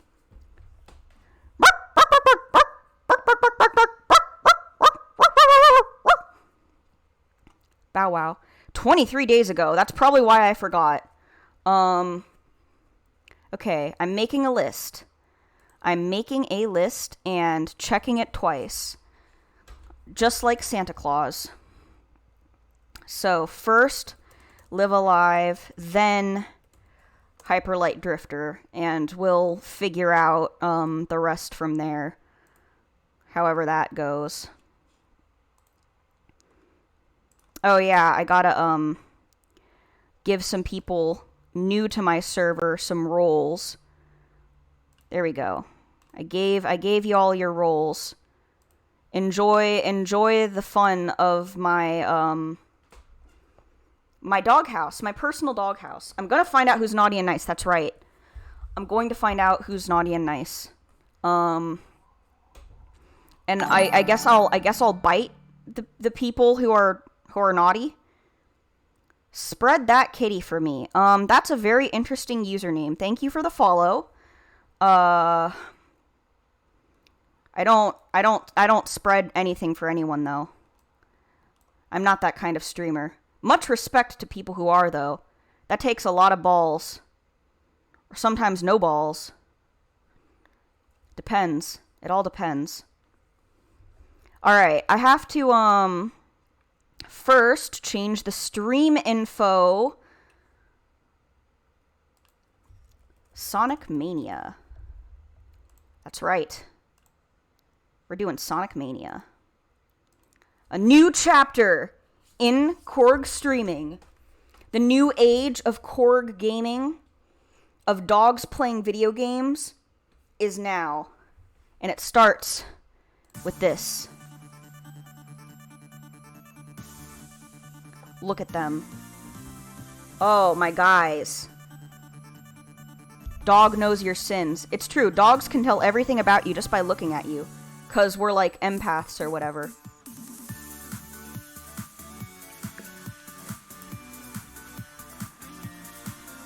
Yeah, look at that. Knuckles! Knuckles, my friend Knuckles. Knuckles. Unlike Sonic, I don't chuckle. Look at him go!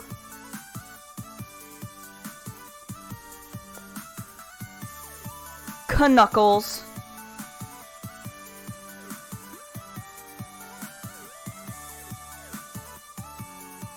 I think Sonic Mania just really excels, like, not just from a platforming perspective, but also from a nostalgia perspective, because it manages to, like, be a really fun spin on, beloved Sonic levels without being, like, without relying entirely on, like, old designs.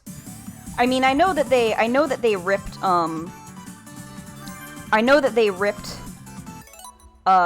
the Chemical Plant Zone Act 1, like, directly from Sonic 2, but still. Okay. I can now do anything. Wow, really? Anything? Knuckles? More like yes-coles. Ha ha ha ha. Hee hee hee hee hee hee hee. Okay. Mania mode. I'm gonna make a new save. Oh, thank you for the feed me, Emerald. Let me get a kiss here real quick. Nom nom nom. Okay. The Chemical Plant Zone is cool. I just have such vivid memories of, drowning in the pink juice as a child. It was a very formative experience for me. I think I'm gonna play as Tails this time. He looks kind of like me, don't you think? I also like Tails because it like, I'm gonna be real, Tails just kind of lets you cheese a lot of content. Because you can just fly over shit.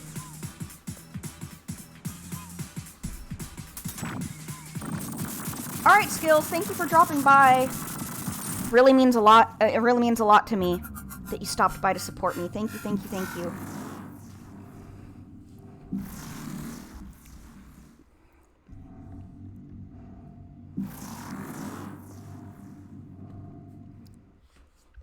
Alright, let's go. Let me remember the keyboard controls. S to jump. Spacebar doesn't do anything. Double jump is just flying. Yeah, I got this. Lurk. Lurk. Lurkers. I don't know why Nightbot is doing that. I still gotta fix that. That's okay. You know, this stream has been very illuminating in the sense that it has reminded me of all the technical difficulties that I still need to fix. Oh, damn it, I already messed up. I was trying to get the perfect score by going for the,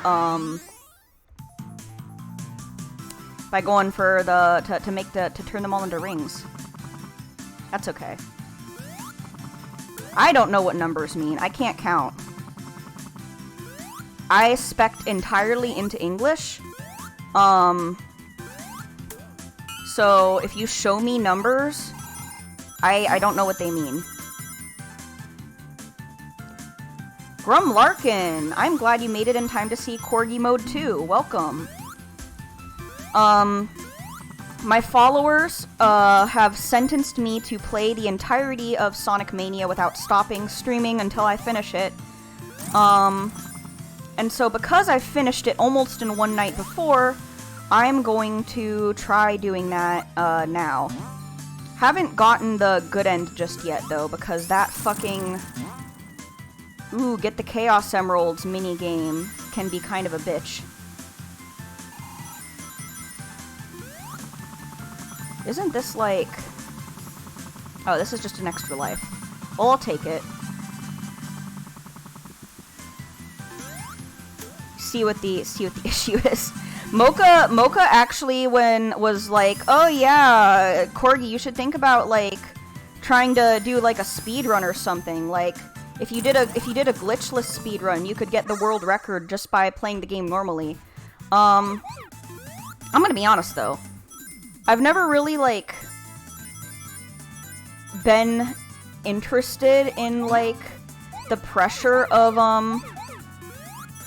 speedrunning, cause like I admire speedrunners, but I'm not really here to play the game fast, you know? I don't really care about all that. I'm just here to do what I do at my own pace. Oh, yo, that actually worked, okay. We are becoming speed. Rotate faster, banana. Yo, shit! Hey, Hyleen, welcome! Fuck, I'm stuck. Oh, no! Hey, Hyleen with the raid! Welcome! Welcome, welcome, welcome, welcome, welcome, welcome! Welcome to the doghouse, the Corgi debut. Oh, I'm so glad you could make it. My new model, that's right. Oh, fuck. Yeah. Welcome Raiders. I am Butch Corgi.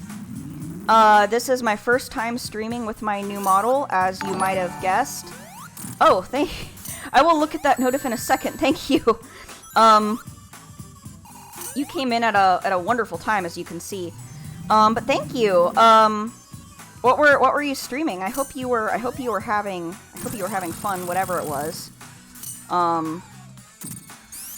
I was also very excited. I think this has been a smashing success.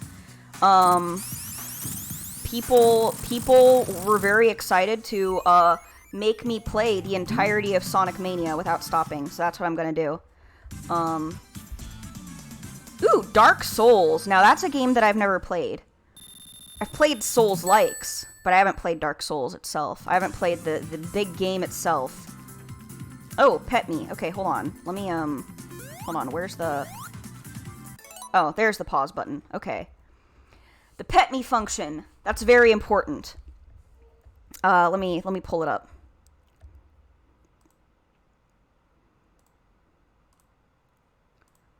There we go. Shrink it down. Okay. There we go. pretty sure I straight up can't play Dark Souls until I get a controller. Probably not. I would believe that it's too hard for that. Well, I hope you're winning. I hope you're winning, son, regardless of how difficult it may be. Anyway, yes, thank you to the new followers. Thank you again very much for the raid. I'm super excited to have you all here. This is a new chapter in Corgidom and Corgidom, and you will see me upload VODs now on YouTube and do more community-oriented stuff. So a very, very, very exciting time. If I liked Hollow Knight, I'll like Dark Souls. Okay. I feel like I'm trying to my new year of streaming. My goal is kind of to branch out a lot more and try a lot more games. I'm trying to try a lot more media in general because I feel like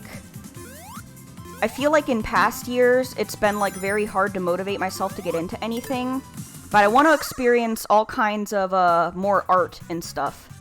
And I feel like that requires me to expand my horizons a little bit. And beat hard games. Video game hard, but video game good. Oh.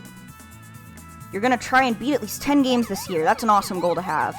I hope you're able to make it. I'm sure you will be able to. There are also some games I think that are like easier than others because they're like short. A lot of my viewers, when they want to recommend me something, they'll recommend me like shorter indie games. Oh yeah, by the way, Emerald, thank you for fixing that command. Truly, I don't know what I would do. Fuck, I fucked it up. Okay, whatever. I didn't get all the rings. I'll try to get all the orbs. Ponder the orbs.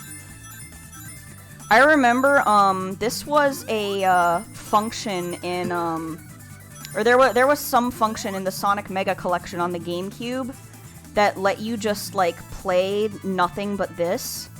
Like, just play these different stages, and so I just, like, played this constantly. And there was a time when I was absurdly good at it. I don't know if I'm as good at it now. I feel like my reflexes have worsened with my age. Old man Corgi with the fucking arthritis. I actually, like, it was cold and foggy and rainy today on the way home from work, and I could kind of feel like my leg joints ache, and I was like, oh god, no, I've got early onset arthritis. I don't think I actually have that, but it's the kind of thing where it's like, damn, you only hear old people complain about joint pain. What the fuck is wrong with me?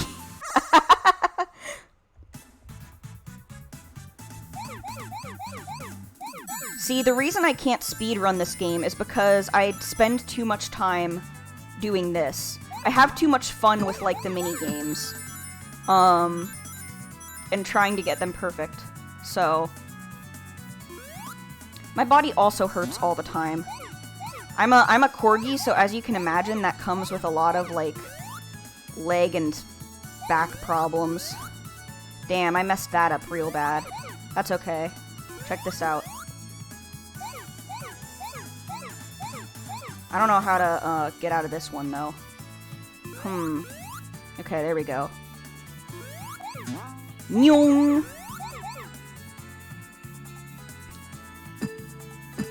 There are some of these stages I remember more vividly than others, and it's always the ones that I, like, spent the most time on because they were annoying and hard. 30 is very young. I do feel like... Oh, whoops. I do feel like society as a whole, is like, ooh, 30 is like super old, you're past your prime. But 30's young. 30's very young. In my opinion. I say that even though I'm younger than 30, but like, I'm not worried about aging. I am worried about the fact that my back fucking hurts despite my young age. It does sort of feel like, you know, even people are starting to get like all these health problems earlier and earlier in life. I wonder if perhaps it is a concerning symptom of our times or something.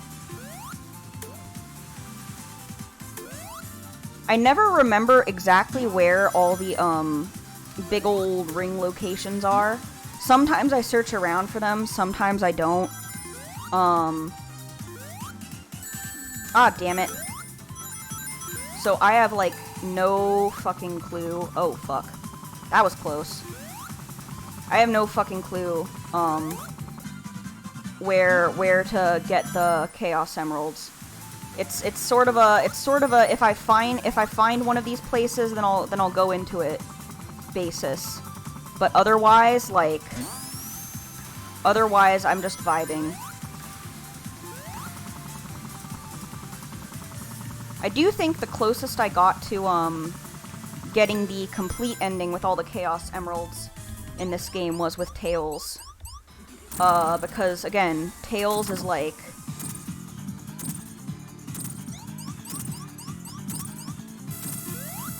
Tails is like if you want to cheese everything, that's who you pick.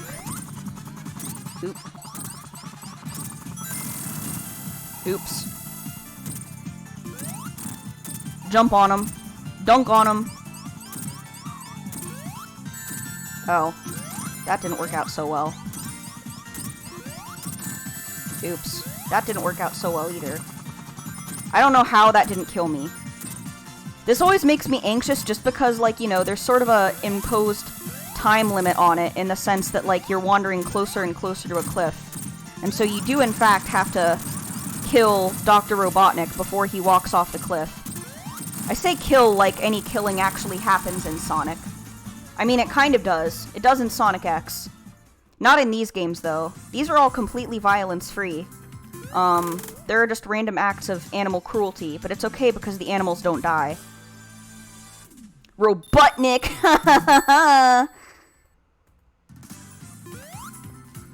I feel like there was definitely a point at which Sonic called Robotnik Robotnik.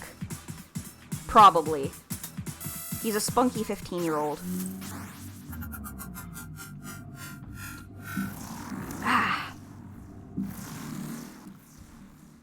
He did a lot in the old cartoons. I never read the comics. I think I did watch the old cartoons at some point. It's hard to remember, though. I had a couple separate phases of my life, where I was like a big fan of Sonic. I first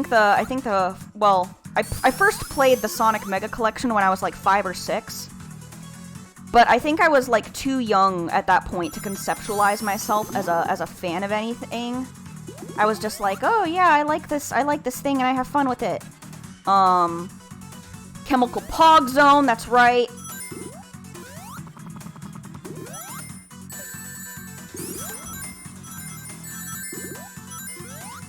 Alright, there we go. I was too young to conceptualize myself as a fan of anything. So I just kind of, you know, liked Sonic in the way that a 5-year-old would like Sonic. The time when I had an actual Sonic phase was when I was about 10 years old. And that was a very interesting period of my life. That was, after my parents had already gotten rid of our GameCube because my dear younger brother would not stop getting up in the middle of the night to play Sonic or any other GameCube game, even though he was not supposed to. So my parents were like, okay, we're taking away the video games, no more video games. And that was an issue. It affected me. Everything wrong that's happened in my life, I can probably attribute to my brother. Anyway. So, 10 years old, I start, looking more, I guess, into, like, the Sonic lore. Swim faster, you stupid fox! Oh, I got squished. That happens. That's okay. See, I have many memories of that thing happening to me all the time. Alright, we'll try to avoid doing that. But yeah, I remember, looking more into the lore and being like, oh yeah, look at the... Man, come on. Looking more at the, not the comics, but I mean, there were all these, like, art books and stuff you could find. And you could find all kinds of info about Sonic and Friends online, and there were like free platformers and stuff. And I was like, wow, Sonic is so cool. This was also around the time, mind you, when I started watching Sonic X, you know, which regularly premiered on Saturday. My Saturday morning cartoons were Yu-Gi-Oh! And Sonic X. And so that was what I watched. And so I started getting like mad deep invested in the Sonic lore as a little 10-year-old. I don't know if I've told this story before, but I remember being like so into the Sonic lore that I wrote Sonic self-insert fanfiction before I had a concept of what fanfiction was. I had like some little journals that I kept, and in one of them I had an OC who was a purple hedgehog and was designed specifically to be Sonic's friend, who helped him and rescued him when he was in trouble because Sonic needed that, I guess. I did not have a concept of fanfiction at all. I just was like, oh, 10-year-old, I have some kind of compet crush on Sonic, I guess. Sonic is also, I need to note, the reason that I'm a furry. I feel like that says a lot about me. So, you know, it's whatever. The weird thing happened, though. The weird things always happen when you start interacting with, like, other fans of content. So, you know, there's this boy around my age, and let's call him something stupid like Nigel. Yeah, we'll call him Nigel, because Nigel's a stupid name. So there's this other little 10-year-old boy who also really likes Sonic and has all these, like, Sonic info books and Sonic art books and whatever in his room. And I go to visit his house sometimes, because we go to the same church. That's a whole other issue. And we, like, fucking LARPed Sonic characters in his backyard on his little playground set. It was very silly. He turned out to have some things, like, really wrong with him in a disturbing kind of way. But you know what? That's okay, because that was still a really funny period in my life. So I look back fondly on that weird 10-year-old phase where I think I convinced myself that I had a crush on him because we were both into Sonic. Because, you know, that's how 10-year-olds are. They see somebody who likes the same thing as them, and they're like, damn, I gotta marry this person. Anyway, all of that aside, my next Sonic phase, I got out of it eventually, and then when I was, where the fuck are the other orbs? And then when I was, like 13 or 14, oh, there they are. I started actually playing the games again. 'Cause, you know, we got the Wii, and I could play all the old Sonic games. And I could play the new Sonic games, and I was like, wow, I can play Sonic on the Wii. On the Wii. And so, I played Sonic on the Wii, and I had feelings about Sonic the Hedgehog again. All over again. I didn't LARP, though. That would be embarrassing for a 13-year-old, right? No, but in all seriousness, I became invested in Sonic again, and I listened to, that was a period in my life where I was very angsty, and I listened to a lot of butt rock. You guys know what butt rock is, right? I listened specifically to, like, the kind of rock that they use in Sonic games, and I was like, wow, this is so deep. This is like the epitome of music. This is the height of art. And that was, like, all that I listened to. Sonic era butt rock. That was it. And this phase lasted for, like, at least a whole year before I got deep into Pokemon. But until then, I was like, ooh, I was in Sonic mode.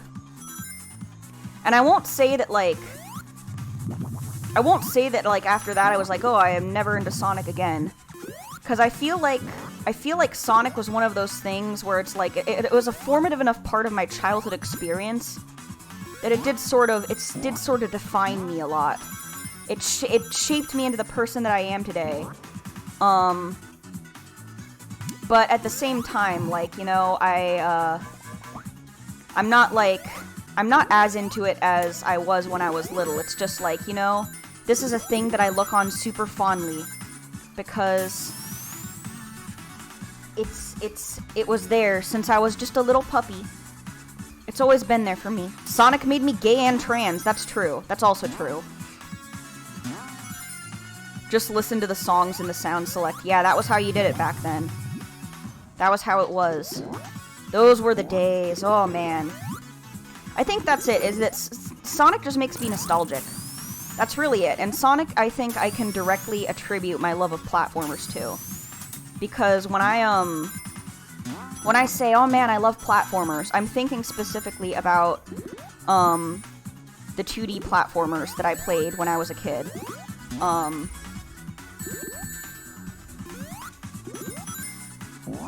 And that I think fondly of from time to time. I wouldn't have bought Sonic Mania on multiple platforms if I did not just love Sonic. Alright, there we go.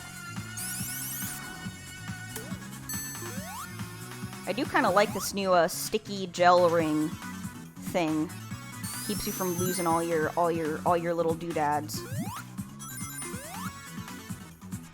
Here we go. Sonic is really good at that. Sonic is really good at making people feel nostalgic about things. I feel like people who were into Sonic, like, they just know. They have an intrinsic understanding with one another about what their childhoods were like. We all relate to each other on some level. There we go. Sonic the Dog Hog? That's me. Your onions are in Sonic Battle and in Riders. I never really got into Sonic Riders. I don't know why. I think I was just like, I was never really into the racing games. I did get into the 3D platformers, though. I can tell you one thing. I don't remember shit about fuck when it comes to, like, what Sonic Colors was actually about. But, oh man, it was so much fun to play. I just really loved the level design of that, and of Sonic Generations. Those were both really good, more recent Sonic games. I say more recent, but, like, someone's gonna look up the date for me and be like, actually, Pembroke, that came out in, like, 2008. And I'm gonna be like, oh god, I'm so fucking old. Sonic Heroes, that's not a bad one.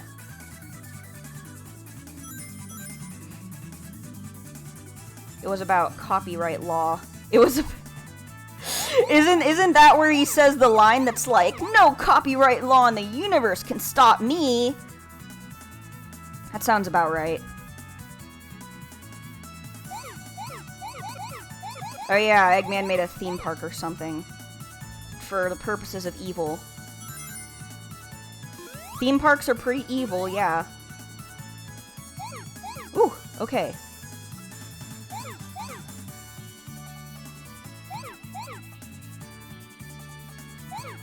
The order was wrong. Damn.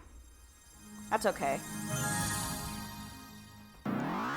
3D Blast. Oh. Talk about a blast from the past, eh? I think that was actually... Okay, wait, no. Sonic 2, I think, was the first... Or no, Sonic the Hedgehog and Knuckles was the first game that I, was the first Sonic game that I, like, properly beat. But Sonic 3D, the Sonic 3D Blast I also beat, and was, like, really proud of that. Because that game, I mean, for its time, it was actually, I think, kind of difficult. It was not a very friendly game, in a lot of ways. You could tell it was very early in the 3D platformer era. But man, I had so much fun with it. Ooh! I talked about, this, though, earlier, at some point. The game that I never managed to beat was Sonic Spinball. Ooh, that game got me so heated. Got me into some heated gamer moments as a child. Cause I always got like up to the last level, and then I like flubbed it somehow. I flubbed it. That's always how it is.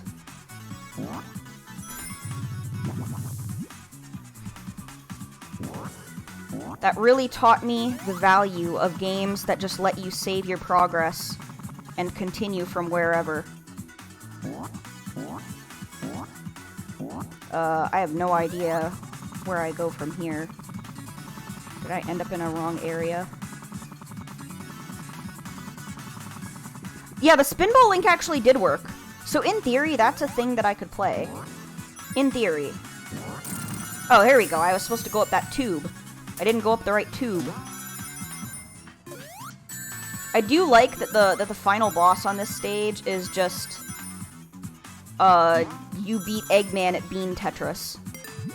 I really enjoyed Bean Tetris, actually. That's another one that I enjoyed. Oh, come on.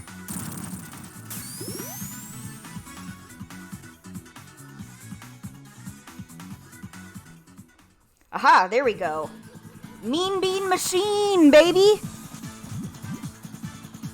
The thing that I guess what else I like about this is that, like, you don't even have to be good at it to win. Which I think says a lot about, Eggman's level of skill. Eggman's not a very good gamer. Thank you. Somebody redeemed the pet me option. I think it was Hey Helene who did that. So now it's just there. It's there for good. It's here to stay. Oh, I didn't mean to put that there. It's okay. This is a strat I'm developing to create combos.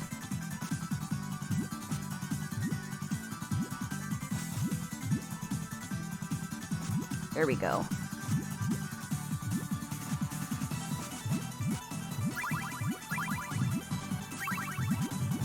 There you go, see? I know what I'm doing.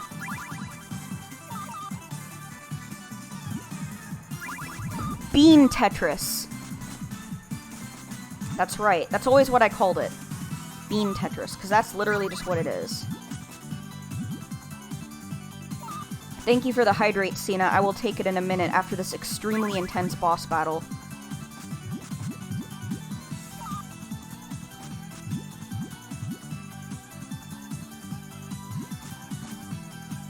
Alright. There we go. Oh, I almost got a triple combo on that. Combo stacking.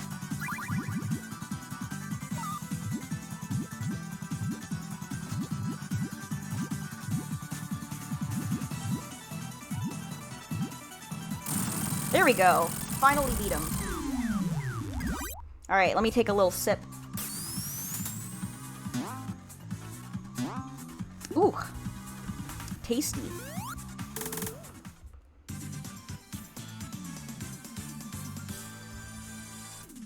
Dun, dun, dun, dun, dun, dun, dun, dun, dun. Alright. And I think the next one after this is, yeah, Studiopolis. There we go. The one that is extremely reminiscent of the Casino Night Zone. There was always, like, a casino-like sort of area in, like, every Sonic platformer, it felt like. And I always loved it. It was always the best one. The most fun one. Also, like, just realized just now I have not come across any of the secret, ring areas. I wonder if I should try looking for those. I sort of am just not trying to look for them.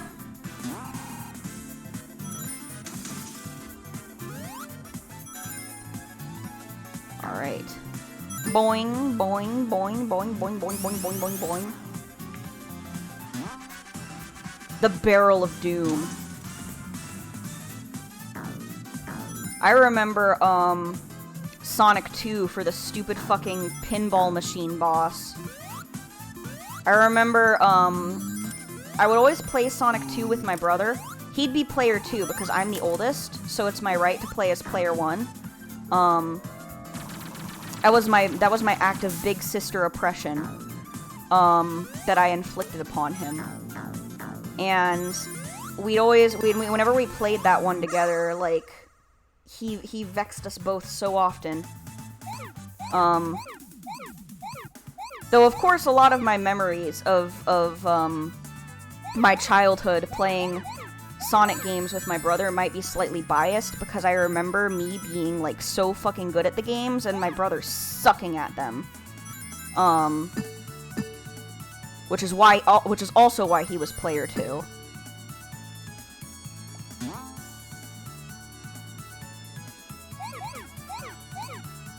What if Sonic Spinball was good? I liked Sonic Spinball, but that's also probably just, like, my nostalgia talking. I feel like that's a dangerous thing, you know? Like, you get to a point where you're like, was this thing, like, actually good? Or do I just, like, have fond memories of it because it brought me a lot of joy, and, like, objectively it's garbage? I don't worry about that too hard with Sonic, because I feel like Sonic is one of those, like, franchises that you just kind of don't think too hard about, or you give yourself a headache. He's just a funny little guy. He's a funny little furry guy. Get the fuck away from me. Fuck out of here. No pictures. No candids. I don't accept those.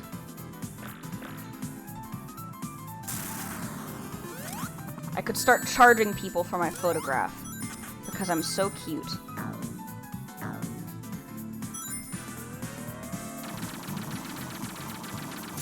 I like the little popcorn machine, though.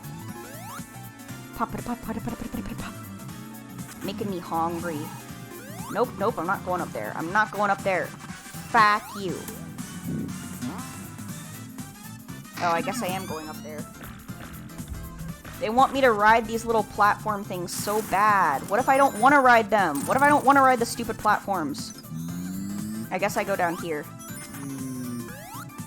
I guess that the fun thing about Sonic to me also is that there are, like, multiple ways to complete a level. Like, you can reach the end so many different ways. It's not really completely linear. So, no wrong way to go. Unless you're looking for the specific, secret areas. Which I never remember where those are, so who even fucking cares? I know that's, like, that's considered, like, how you get the quote-unquote good ending, but I'm like, it's fucking Sonic the Hedgehog, who cares? I don't play Sonic the Hedgehog because I expect, like, a super deep and engaging story. Like, I really think fundamentally that if you approach Sonic in all seriousness and think, yes, I am here because I want to be, like, so deeply emotionally moved, it is absolutely necessary that the story be, like, the pinnacle of cinematic perfection, that everything makes sense. Like, you are coming to the wrong series, my dude. It is a funny furry game for little kids. That's all that it is, fundamentally. Ooh, yes. I remember spending a while on trying to get the perfect on this level. Oh, whoop, hold on. Rings. There we go. Haha!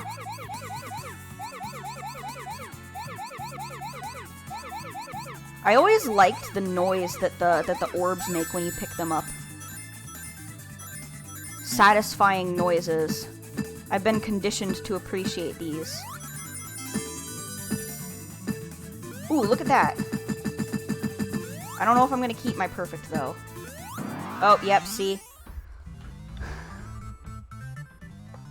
Yeah, they're not necessarily fun to actively seek out. I am literally just here for platforming nonsense. This boss is actually way more annoying than, like, the Act 2 boss. This one requires, like, all kinds of coordination. Like, see, you can't even jump into the wrong bullets. Or they're like, fuck you. Did anyone ever, like, speaking of Sonic gameplay, though, did anyone, like, actually ever pay attention to, like, their score in Sonic? Because I never really did that either. Like, I guess some people play with the idea of, like, ooh, yay, high score, but, like, I didn't care.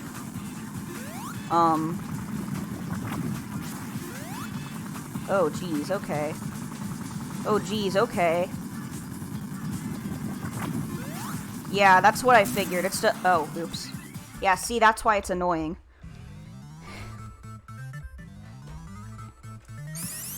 Yeah, just an arcade holdover. Like, it... Functionally, nobody cares. Oh boy, I'm going to get a good grade in this game, which is something that is both possible to achieve and normal to want. Like... I considered my high score, beating the game. I will say, though, one thing that happened that was really cool, when I was playing this game, I think it was on console. Oh, that was weird. I, like, magnetized toward the loop. Whoop! One thing that was, like, really interesting, the game scores you based on your time, right?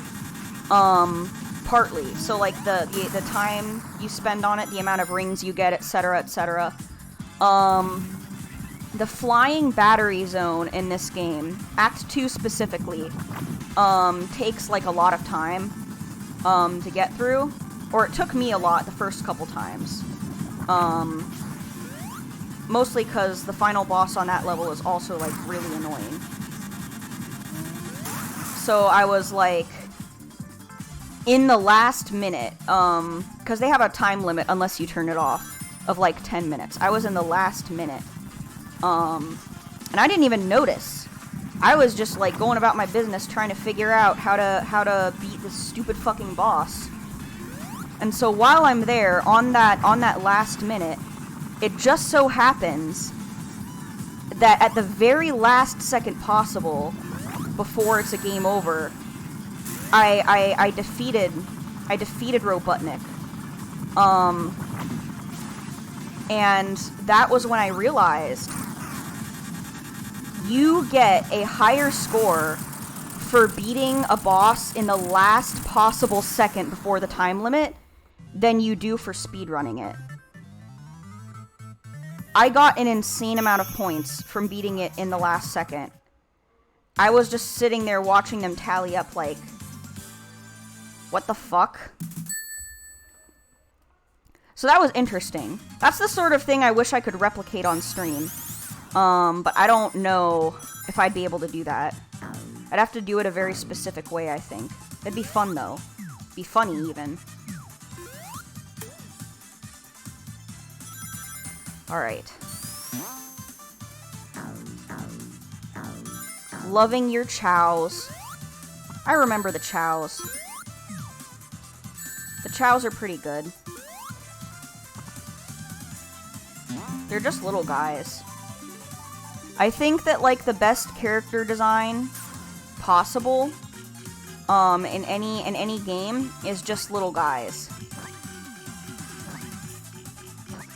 That's also valid. I don't know what that was all about.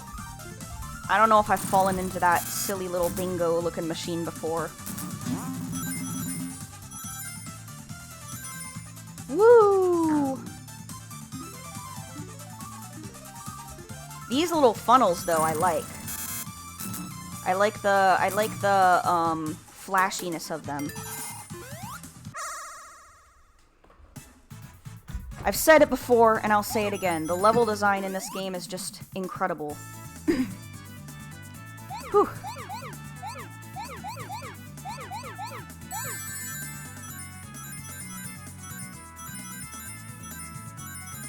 It also, when I played Sonic Mania after not having touched like an old school Sonic game for the longest time, it actually took me a while to remember that if you make a box out of the blue orbs, they turn into rings.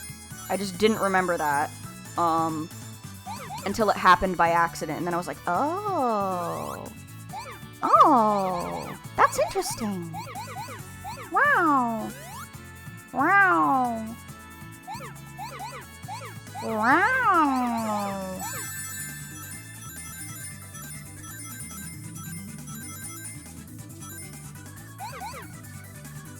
Alright. Woo! Haha! Too slick with it.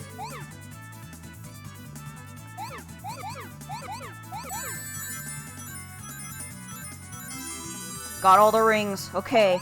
Now it's just the orbs. Where are the last orbs that I must ponder? Show me them! Ooh, that was close. I hate it when it's like this and it's just like me wandering around, not knowing where the fuck the last orbs are.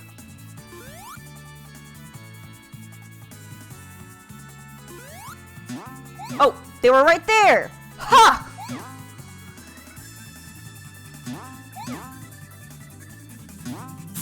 Oh, yes! Got him! Yeah, it gets faster as you go to make it more difficult. For the difficulties.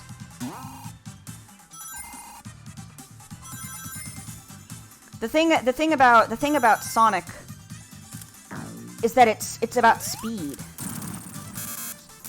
The more speed you are, the more game win. Yeah. That's how Sonic works. Become speed.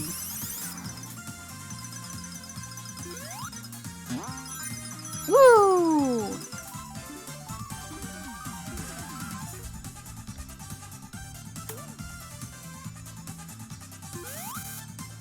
Okay. I keep feeling like I'm close to maybe like a secret area with the secret ring, and then I'm not, and I'm like, oh. Watch me go like a whole run without encountering one. That would actually be funny.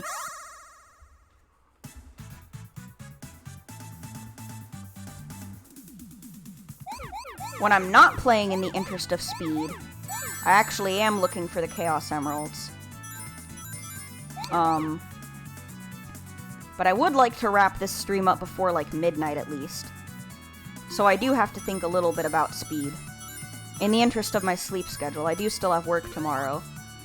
Speaking of future streams, I haven't, uploaded a full stream schedule yet, but I was thinking about moving Tales Tuesday, to Tales Thursday for anyone who's interested in my Tales of Berseria streams.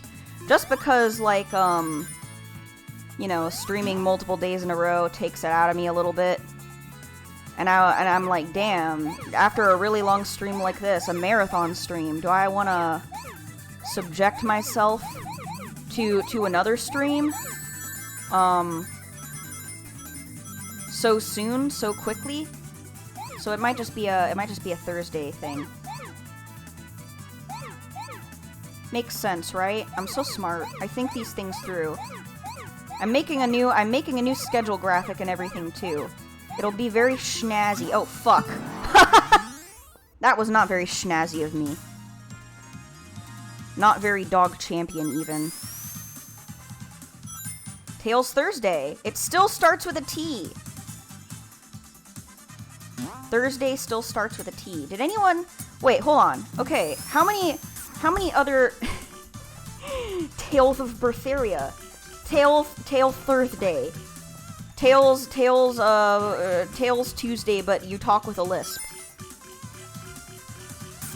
Did anyone, like, okay, I don't know how many of you guys here have been to college, but here, one thing that always baffled me about my college schedule, did anybody else, like, have a schedule where they abbreviated Tuesday as T, but then they abbreviated Thursday as R?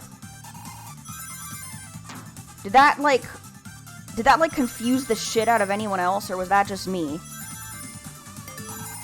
Like, okay, yeah, Thursday does have an R in it, but, like, just say TH. Everybody knows what that means. Make it make sense. Yeah, that was exactly how they wrote it on my college schedule, and I hated it. I thought it was stupid.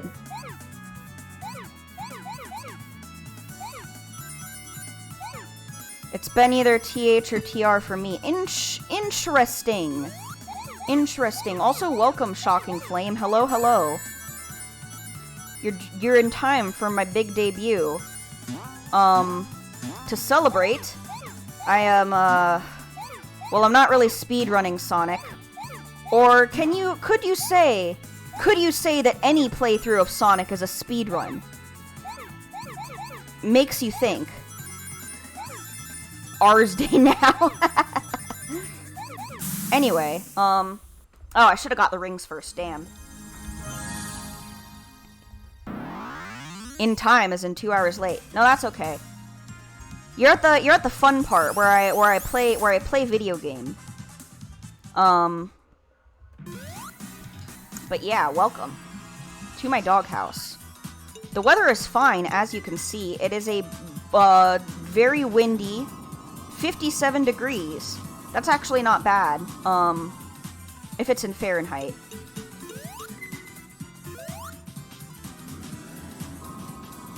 The Pembroke is now more butch and more corgi, that's right. I made this stream very long on purpose because I wanted people to be able to just like drop in anytime that suited them and still be able to see me in action.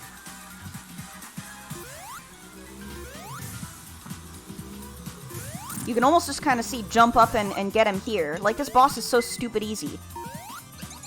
And he's fucking stupid. You're burning yourself up, man. 277 degrees. Cooking himself. Cooking his damn self.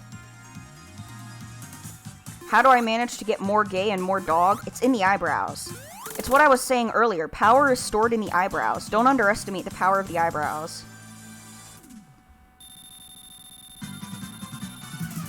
How long has that poor chicken been Eggman's goon? That's true, the snaggletooth. The power of the snaggletooth. You can't forget that. You can't forget Fangy. Fangy. Tooth. Tooth made for biting. Fellas, I'm gonna keep it real with you. I always fucking hated the flying battery zone. I thought this was the most annoying place in the world. When I was a kid playing Sonic and Knuckles. And I still think it's the most annoying place in the world. That's not true. There are more annoying levels, I think. I'll think of them in a minute.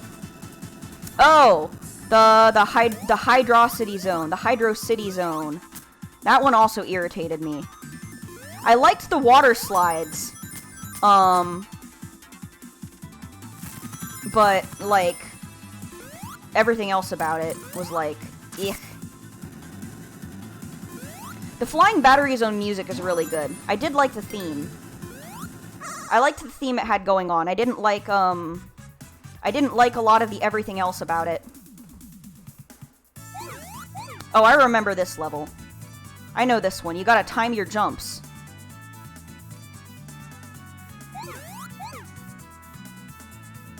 It's all about the timing. The timing of the jumps. And the timing gets narrower and narrower. And the game goes faster and faster. Jump. Grab, orb, heel turn. See how the turns get tighter? Rotate faster banana. That's what's happening here. Oh, I just fucked up. Nope, that was irreparable. Embarrassing, frankly. That's okay. Gonna lurk for now? That's alright. Oh, see, this part especially irritated me, because there's, like, no way you can actually get past this, area unscathed unless you build up, like, a really good momentum. Like that. I will do my best for you, Jankerton. Thank you again for all your support. Comrade. My VTubing comrades.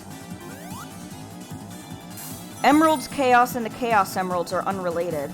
I see. This is very informative. Oh, damn it. I hate it when I get a cool shield and then I lose it immediately. Very cringe.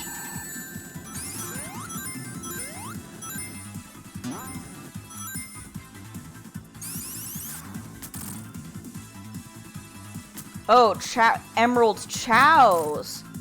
Chow Garden. I see now. I understand. I am an understanding.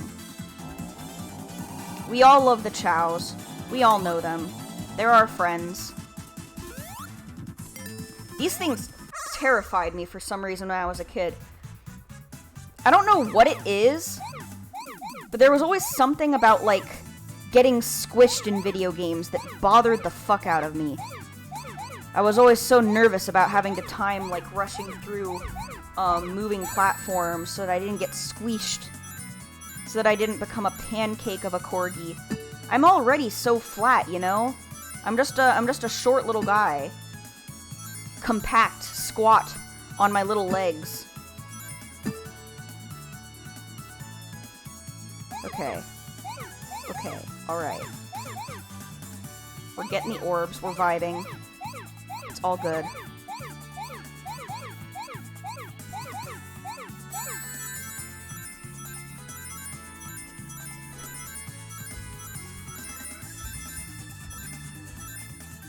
Very satisfying.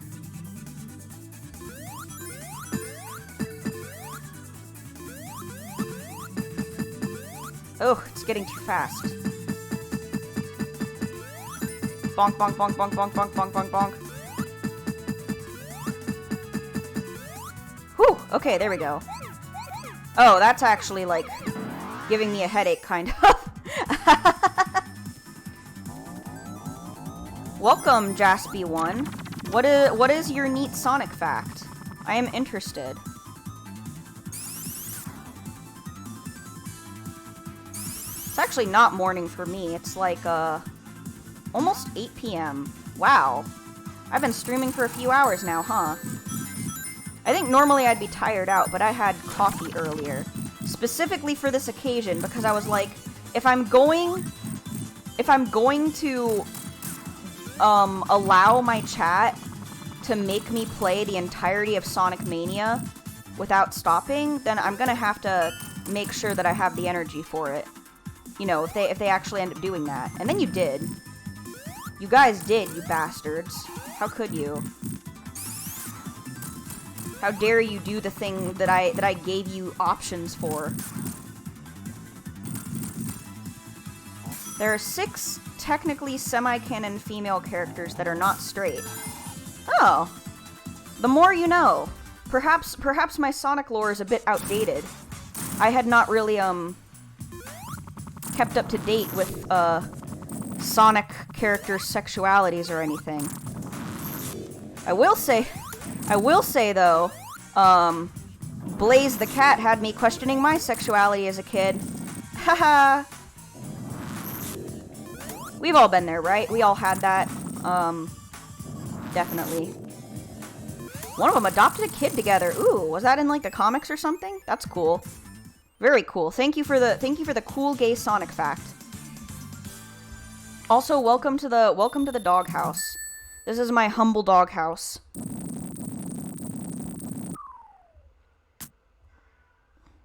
You're shocked it was a cat? Why are you shocked? Cats can be sexy, right? Like we all love cat girls. What, did you think it was a dog that awakened me? I mean, there are some sexy dog girls out there, to be sure.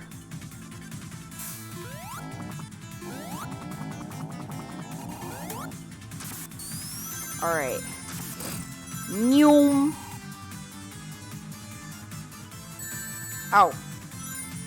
It's always the fucking mice. I will say I kind of like the mouse enemy, though, because it actually looks like a computer mouse.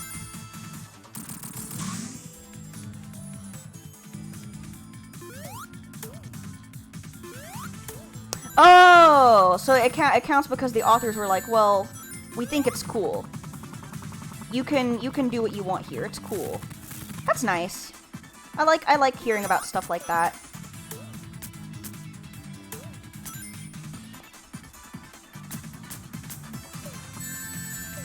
See, this is one of those instances where I really wish I had an electricity shield, because then you just deflect all projectiles. Ah, the authors were the one to write that part, so then it's basically, it's almost indisputable even. That's very cool. Today I learned. You learn something new about your old childhood hyperfixation every day, huh? I never figured out where to go to unlock all 3 of those, but that's okay. Aha! Here's my projectile shield.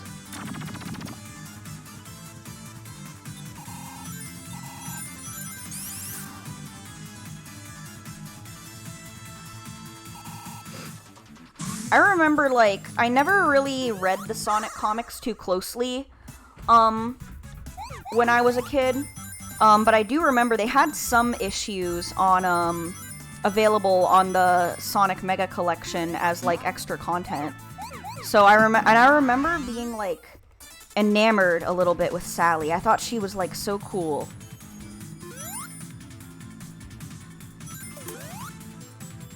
Yeah, see? Bounce off the projectiles. I am untouchable now. Sally the Bicon. Very cool. Good for her. I think it's because she just had that energy, maybe. Before I even knew I was gay, I was like, wow. I could be her. I'm a dog, though, not a... whatever the fuck it was she was. Chipmunk or something? Some kind of rodent.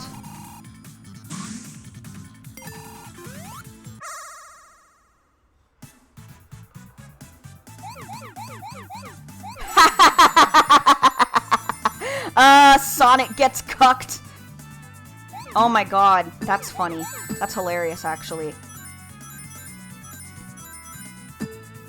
It's like there's a lot of memes.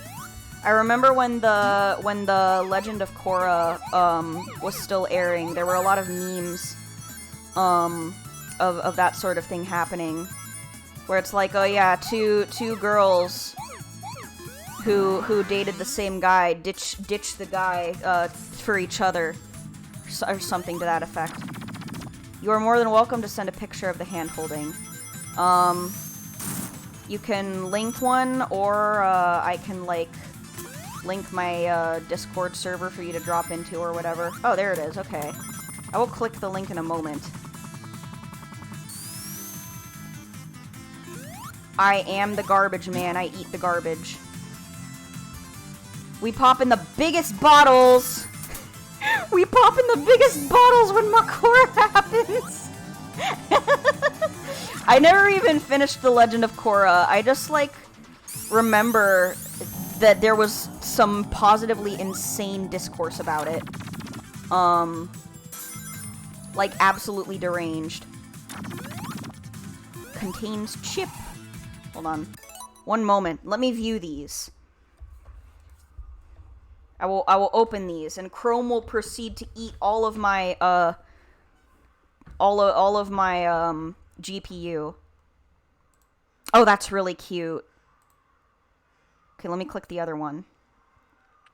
They really are just standing there holding hands, and then Sonic's just, like, they're not even paying attention to them. Oh, that's really funny. That's pretty good. Good content. Much appreciated. I like it when girls.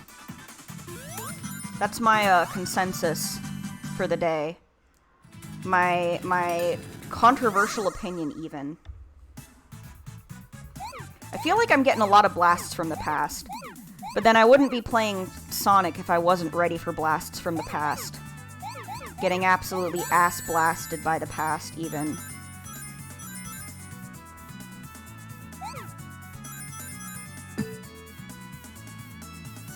Did you guys have, like, a... well, I figure everyone has one. But did you guys have a, favorite Sonic game growing up? Your one that, like, you could just play over and over again and be like, yeah. Fucking awesome. this is the shit. This is my happy place. I feel like for me it was probably Sonic and Knuckles, actually. I played that one a lot. It really kind of shaped my love of 2D platformers a little bit. Johnny, you've never played a Sonic game? I've gotta buy you Sonic Mania then. I bought Sonic Mania for Mocha specifically because they said that they'd never played a Sonic game. And I was like, we are going to rectify that right now. And then Mocha proceeded to, never buy the... Oh, whoops. Mocha proceeded to never play the... never play the actual game. Well, the thing about Sonic Mania is that, like, it is insanely cheap, especially on PC. If you buy it on a Switch, though, it's more expensive because you know how Nintendo is.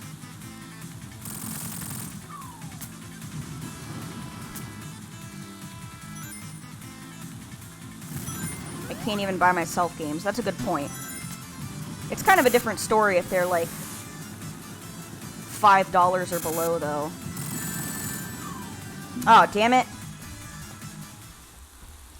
That's true. Nintendo does let that one go on sale. I think it's because Sonic Mania is one of those games that is, like, really good at, I think, keeping it simple.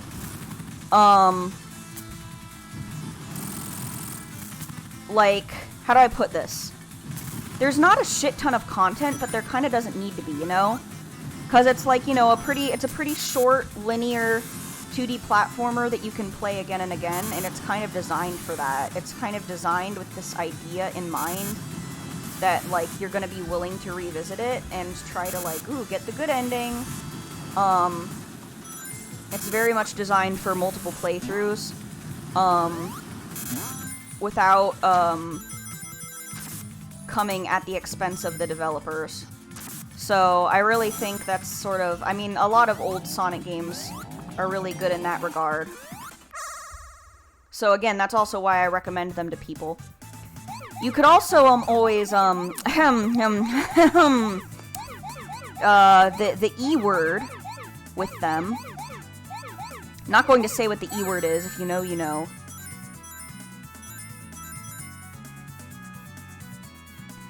I don't remember which way I was supposed to go. This way. Haha, there we go. Speaking of E-wording, among the games that I want to try and play this year, Zai has, told me that you want Sonic to bring back the Chow Garden. Don't we all? We all miss the Chow Garden. Those were the days. Among. Zai has... Oh, whoops. Didn't turn fast enough. Zai has told me, Pokemon Mystery Dungeon was one of those, like, childhood experiences that I guess I just missed out on. I've never played it.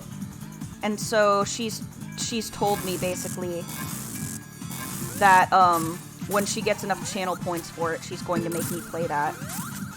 I do look forward to it. I hear that's one of those things that, like, every kid, like, every kid who was ever into Pokemon has gotten into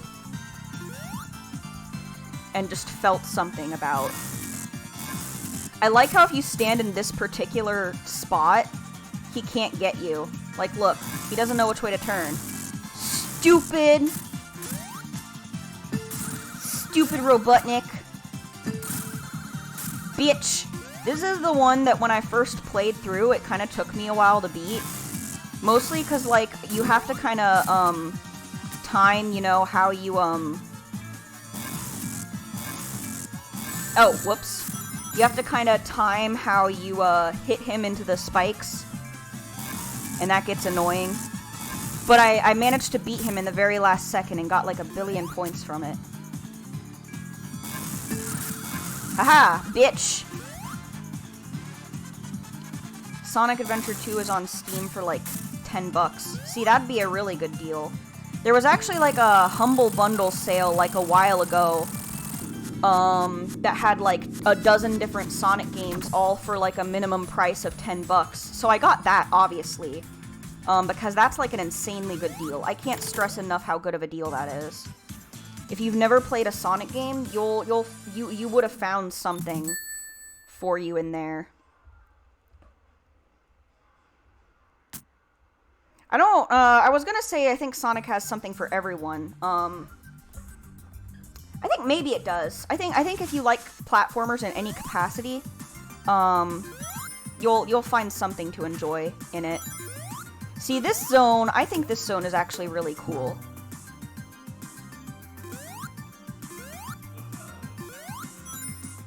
I don't know why they never brought back the Chow Garden, actually, like, now that I'm thinking about it, really. What did we do to deserve having that taken from us? Never forget what they took from you.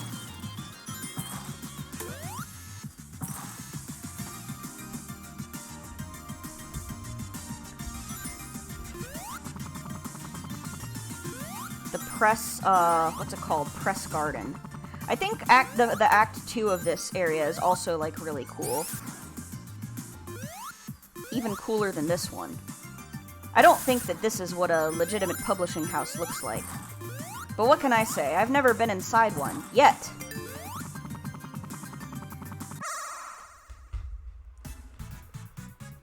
I'm willing to believe that.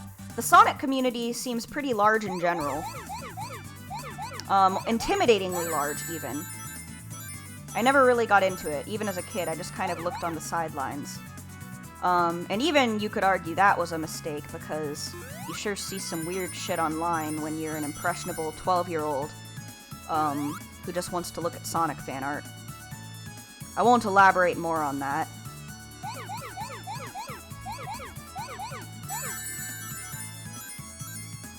Never got into Sonic past the Chow Garden. That's actually really funny to me. We found a new type of guy who only got into Sonic because they liked the Chows. That fucking rules, actually. I completely respect that.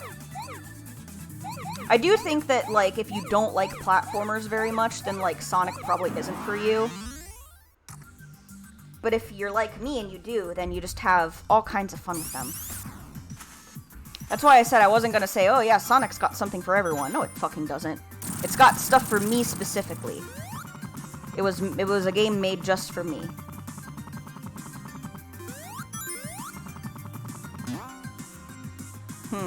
Okay, guess not. We'll try, this other way then. Oh wait, no, I just came from here. Okay. I will say the one thing that kind of gets you sometimes about,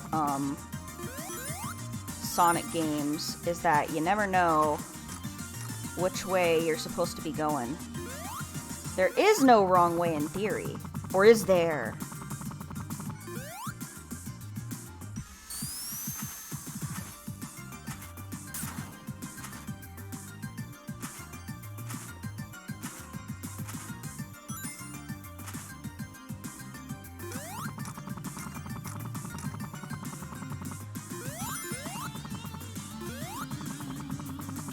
I think I'm not supposed to double jump there. I think trying to fly when I touch that is making it angry at me. There we go. Okay, yeah. My instinct when I get Tails in the air is to just double jump with him and be like, yeah, now I can go anywhere. Nothing can stop me. The power of copyright law or otherwise.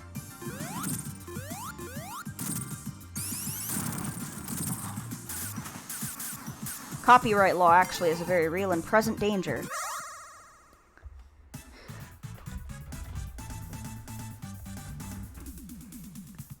A good video essay by Super Eyepatch Wolf called The Bizarre Modern Reality of Sonic the Hedgehog. Interesting. Oh, whoops.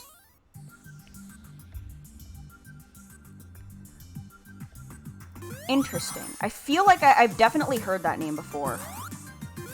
What's the video essay about? I mean, obviously about the bizarre modern reality of Sonic the Hedgehog. But I guess I'd be interested to know the guy's argument. Because I feel like, ooh, I found a secret ring. I found a secret ring. Finally.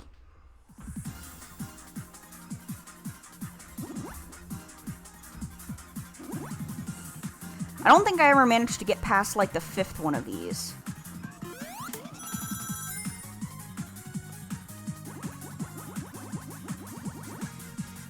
Ah, yes. I do feel like, you know, it's interesting that you say that, because I do kind of feel like the internet has kind of, like, touched the Sonic franchise in a way that it hasn't really with other franchises. Because, like, you've seen how, obviously, you've got super high-grossing series like Pokemon, for example. Yeah, there we go. See, easy. You've got super high-grossing series like Pokemon, that, like, have definitely made an impact on, like, fan communities in Pokemon, but haven't necessarily always affected the sort of culture in the games themselves. But I do feel like, Sonic kind of just wouldn't be what it is without the people who are into it, you know?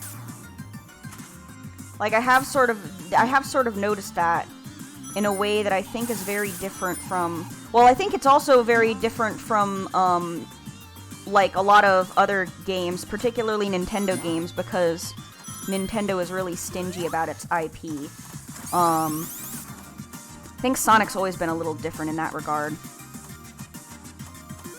That sounds really interesting, though. I may just have to give that a watch when I'm eating sometime, because the only time that I can watch video essays is when I'm eating or doing something else. That's just what my attention span is like these days. I can make video essays just fine, though, once I figure out how to make videos. Danny, have you played a Sonic game? I'm genuinely curious. I don't know if you don't give me the impression of being much of a Sonic boy, to be honest. Oh, I thought I could... Okay, never mind. I thought I was gonna be able to, like, transform it, but I miscalculated. That's okay.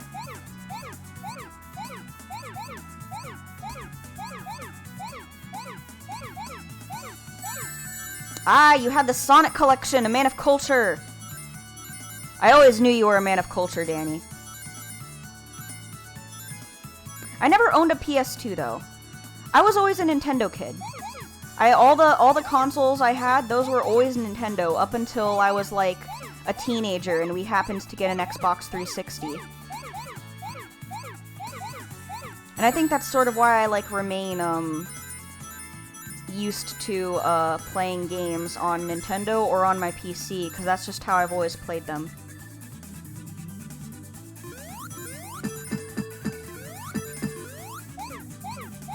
Very cool, very cool. Longtime Sonic fans, make some noise. I feel like, though, if you're a fan of Sonic as an adult, it's because you liked it as a kid. And then you don't really call yourself like a super Sonic fan or whatever. You're just like, yep, it means a lot to me. Like, it would feel weird to define, to confuse Sonic fan with part of my identity at this stage in my life. But it definitely shaped my childhood, you know? Like, there are a lot of games like that. Have I played Rain World? That title sounds familiar, but no, I haven't. What's it about? What's the premise?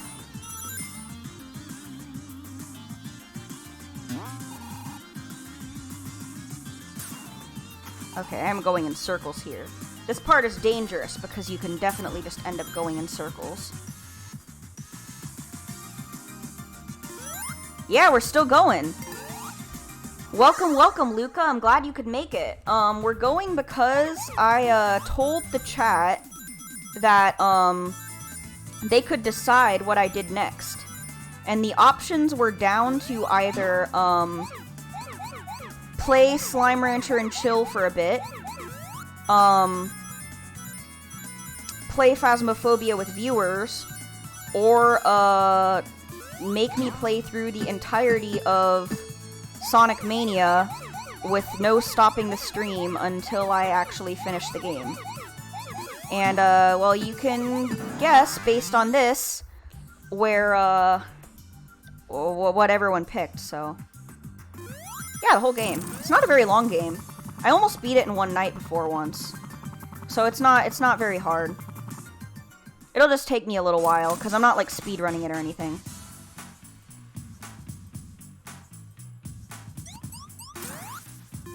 This bastard. All you have to do is crouch behind a box and the idiot injures himself.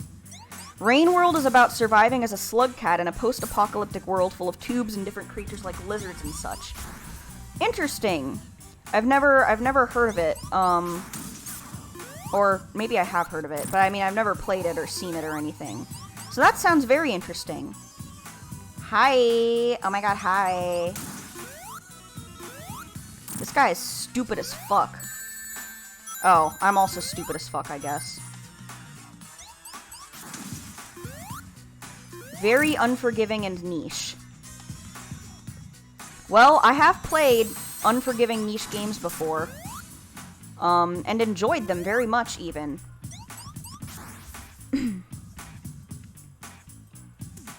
4K channel points on Sonic.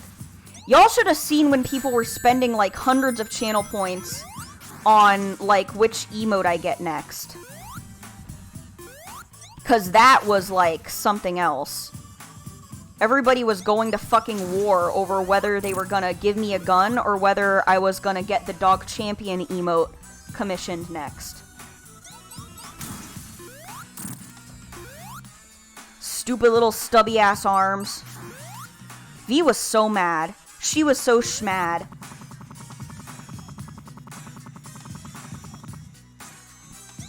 Which I guess is fair.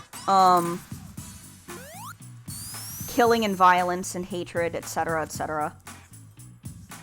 Look at how it's orienting its blades. It looks almost embarrassed when it does that.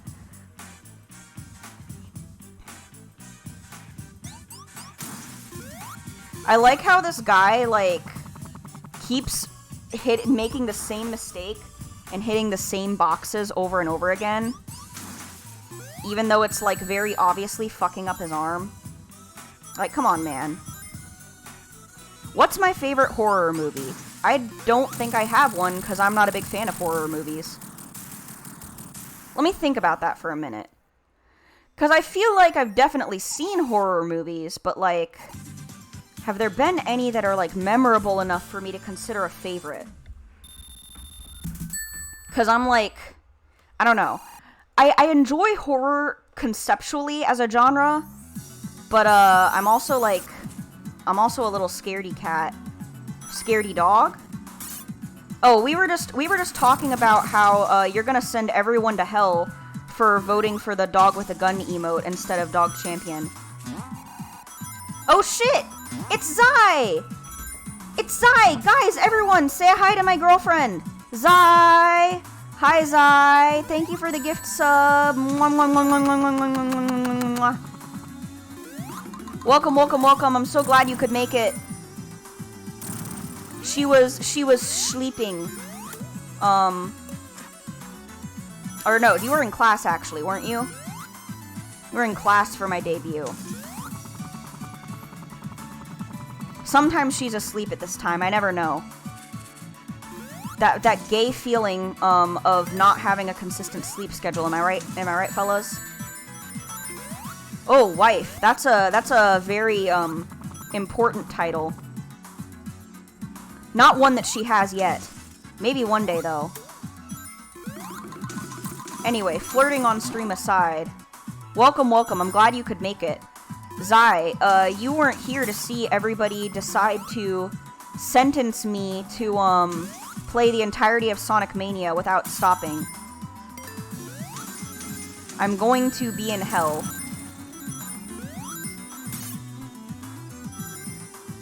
She asks for divorces too often. This is true. She, like, asks me for a divorce every other week, and we're not even married.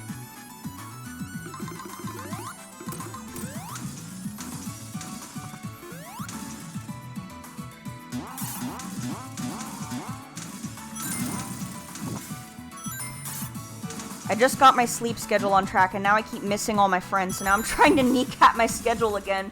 Actively trying to fuck up your schedule so that you can talk to your friends more. I've actually been there. But I find that, I can't, like... I just can't really afford to, have a bad sleep schedule, or an irregular sleep schedule, because, my job is like the regular...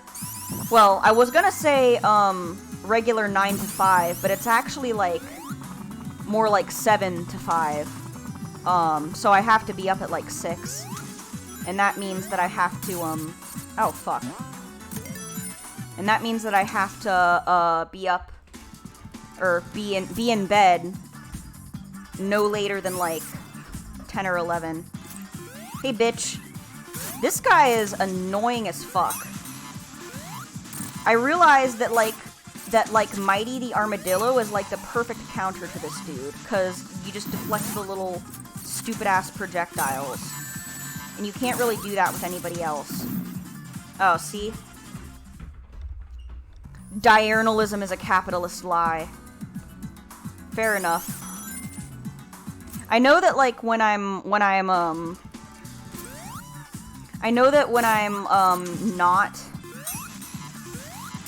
in a mode where, like, I absolutely have to, like, be at work, like, when I'm on breaks and stuff.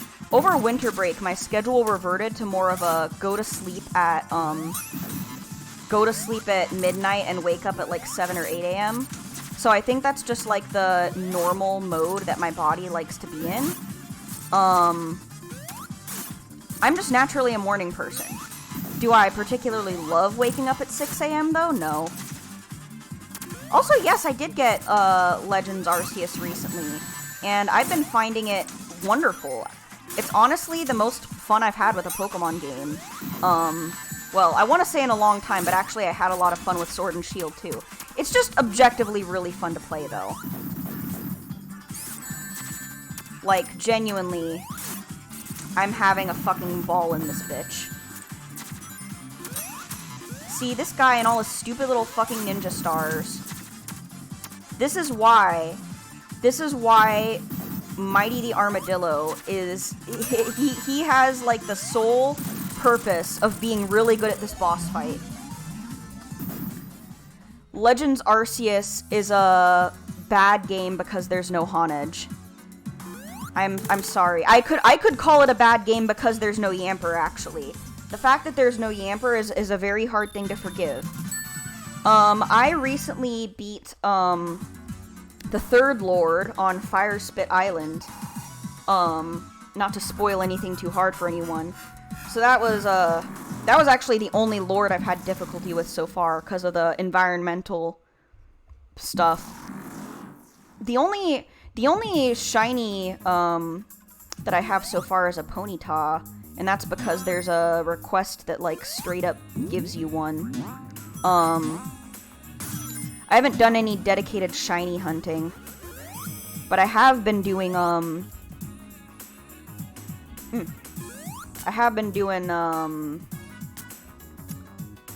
just regular Pokedex filling, because I'm the kind of person who gets distracted by side quests and stuff. Yeah, more Pokemon spawn at once. You just see them chillin', and you can choose to ignore them if you don't feel like dealing with their shit. And that gets especially easy as you, get more Pokemon to help you out, like Weirdeer and Sneasler and stuff. That's what I've seen everybody say. Everybody is saying that, like, the final post-game, endgame boss or whatever is, like, a fucking nightmare. And I am so scared for my life. I have no idea what that's going to entail. Not sure I'm looking forward to it. But for now, I'm having a ball. People finished it damn fast, though. I think the only thing that's, like, keeping me from finishing it, like, insanely fast is that, you know, I have a job to go to, so that sort of prevents me actively from doing things that I enjoy. They technically have 8 Pokemon. That's fucked up. I've never seen that shit before. Shiny rates get nuts in the... Oh, that is 1 in 100. That is insanely good, actually. Well, I haven't been to the post-game, so that explains why I've not really been seeing shinies, but that's okay. I've just never been much of a shiny hunter, but, I'm the sort of person who mostly just gets excited when I see a Pokemon that I really enjoy. I'm like, oh boy, a fucking Ralts! Unforgivable, though, that I have yet to see a Hisui and Zorua, because that is, like, the one new design, in the game that I actually, like, really enjoy. I think a lot of the Hisuian designs are kind of lackluster, but Hisui and Zorua and Zoroark, ooh, they're so fucking good. The shiny is really good, the shiny is really cute. I've always just also really been a fan of, ghost-type Pokemon, because they're all just fucked up. Like, all of them have some kind of fucked up, horrible Pokedex entry.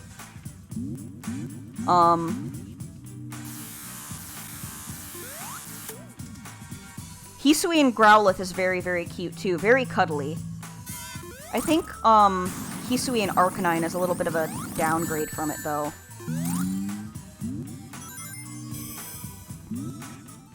Yeah, Zoroark is super fucked up. Hisui and Zorua and Zoroark are literally just like, I hope everybody dies and goes to hell. And it's like, damn, okay. Fucked up evil Pokemon that kill people, that steal their souls. Oh, speaking of, like, fucked up things to happen in Pokemon, I don't know, how many of the, side requests that you guys have been doing in your playthroughs of Legends Arceus, but, one that,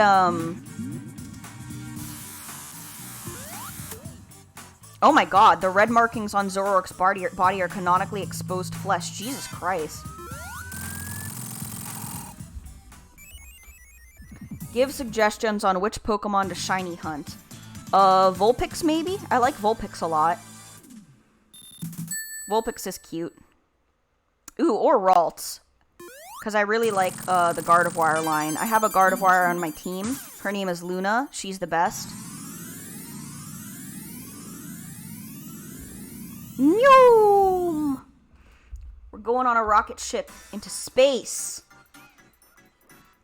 Just kidding, but it feels like it, doesn't it? Yeah, they just fucked up with regard to Zoroark.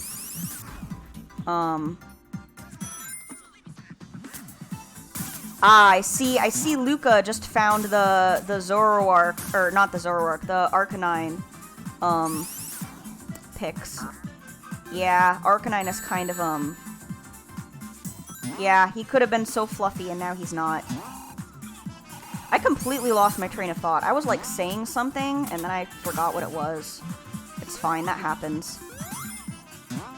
What's my favorite Sinnoh starter? Obviously Piplup. Obviously. I feel like I've always kind of gravitated towards water types in general. Almost every starter that I've picked unilaterally across Pokemon games has been, a water type. The one exception was my very first starter, in my very first Pokemon game that I played, which was Heart Gold. I picked Cyndaquil, and so for old time's sake, I actually picked Cyndaquil in Legends Arceus as well. Moist, thank you, Zai. Do I want your shiny Piplup? Would you really let me have one? Oh, that's so kind of you. I just saw, like, an alpha just saw an Alpha Empoleon earlier today and was like, damn, that makes me think about how I want a Piplup. That would be very nice of you. If you are, hold on a second, actually, if you are interested, in Le Contact, as far as, like, playing games with me and stuff, the Discord link is here. People can, is Nightbot working? There we go. There's the Discord. People can drop their, friend codes and stuff in there, in the gamer zone. I will give people roles once I am able, if my mods don't want to do it themselves. But yeah, that's generally how I play and trade with people outside of streams. What do I think of Hisui and Typhlosion? I was surprised, actually, at how divisive Hisui and Typhlosion is. I feel like a lot of people don't really like Hisui and Typhlosion, but I think that it looks fine. Like, it looks like he'd be fun to light up with, you know? Little bit of a blaze it humor for you all. He's so fucking scrunkly. Ooh. Hold up. Who dat? Wormtown? Wormtown! That's a fucking awesome username. Thank you for the follow. Welcome. Welcome to my doghouse. I hope you enjoy your stay. Yeah, it looks better with the Ghost Flames active, but the thing is that I feel like the whole, Cyndaquil / Typhlosion line has always looked better with their flames active. Like, they always just kind of looked a little strange without their flames. But Hisui and Typhlosion looks like a chill dude. I love Hisui and Typhlosion.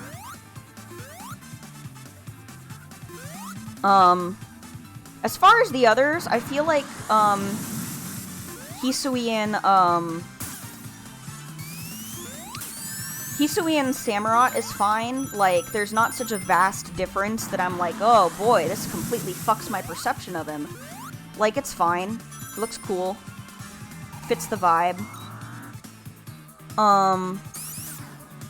I'm not, like, the hugest fan of Hisui and Decidueye. I know what they were going for. I think it looks a little silly. I don't hate it, though.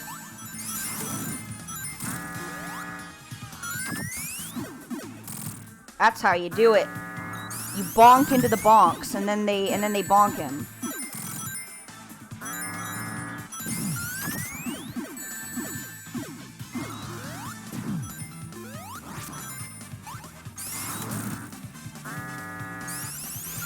You super liked Decidueye when you got yours. It definitely fits, like, the vibe of, like, the era that they're going for. So I understand what they were going for, but I think it looks a little bit silly compared to, like, regular, Decidueye. I think I also just really like, the Rowlet line as it originally was, like, in general. Oh, whoops. I got too overzealous there. This one is a little bit, tricky.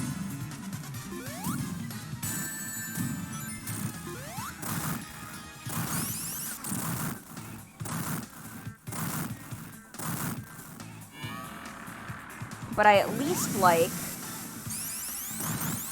that, there's not really you just go around in circles and there's not really a, like, limit like there is, in the first zone boss. Oh, fuck. Not my one ring! Not my one ring! We gotta no-hit this.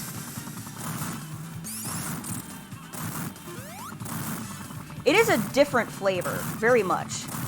The whole Robin Hood sort of flavor versus the classic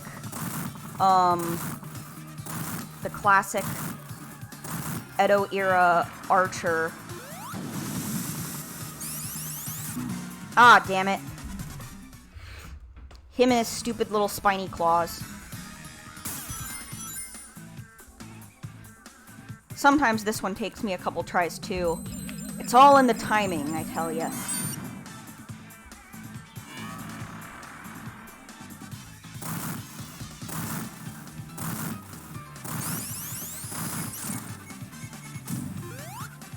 Stop shitting out your bombs at me. Or I guess he's spitting them, since they're coming out of his mouth and not his butt.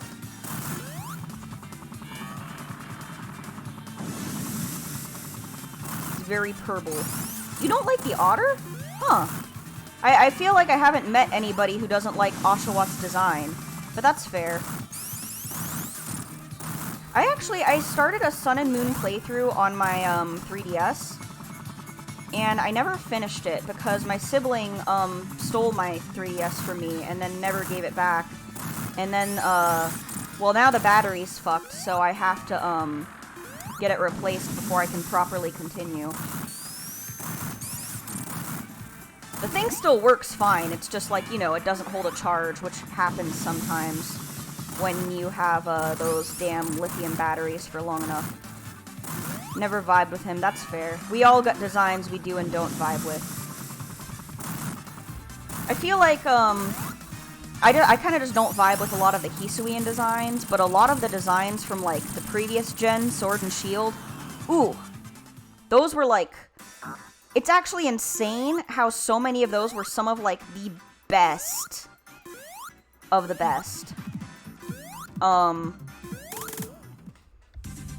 of them were also the worst. Some of them are the best. Have I seen Gudra yet? Yeah, I also liked normal Gudra better. When you guys imagine me with my girlfriend, you need to imagine a Yamper dating a Goomy, because that's what it's like.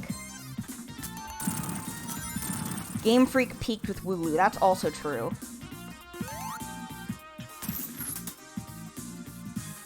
Goomy is so fucking good. Just a little slime. Yeah, people were gifting a bunch of subs earlier. You guys were so nice and so generous. Snom is also really good.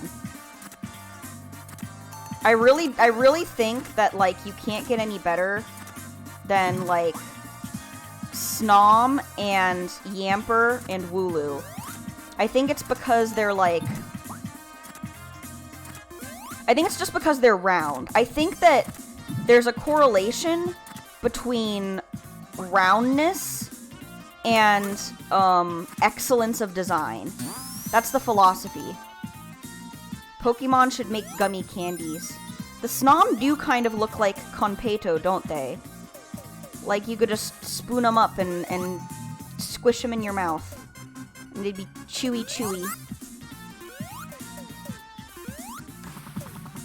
Sfeel is good too. Round.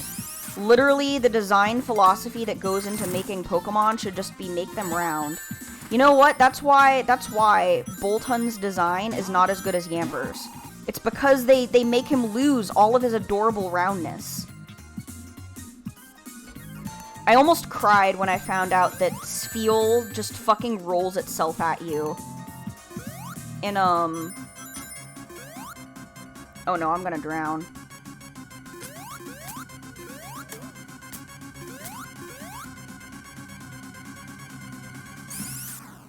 Yeah, there I go. That's okay. That happens. Orb. Ponder the orb as it rolls itself at you. I think what I also like, though, about Sfeels is that they're just mellow. Regional Yamper Evo that's round when? Literally. There's a quest where you have to get a man's Sfeel because it rolled down a huge hill. Oh, that's so cute. See, I don't think Boltund is a bad design. Or anything. On its own, I don't think Boltund is a bad design. I just think it's like... If I were to make an evolution of Yamper, that's not what I would want it to look like. Because all of its Corgi charm is gone, just like that. It's not a fucking Corgi anymore. What's the point? Okay, this here is already, like... Come on. Come on. Pull the lever. Pull the lever, Kronk! There we go.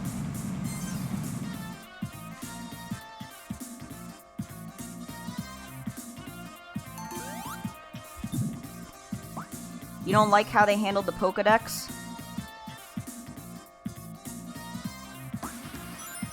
I think it was, like, fine, mostly because there weren't any Pokemon I particularly missed. I didn't need there to be, like, a... They put a paywall behind some Pokemon.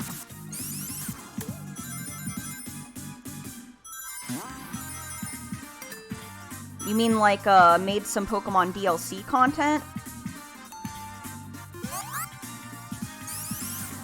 Oh, yeah, the DLC. That makes sense. That is pretty scummy Nintendo business practice, because, yeah, there are Pokemon you can only get in the DLC, but I will say, the DLC is good. I did get it. With my Amazon gift card. Little Christmas present for myself.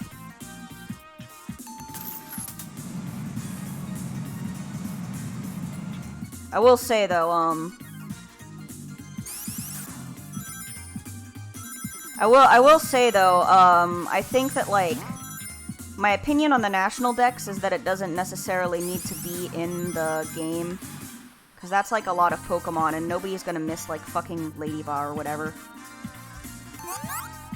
But I did notice that, like, you know, you got to, like, Baniri on the Isle of Armor and whatever.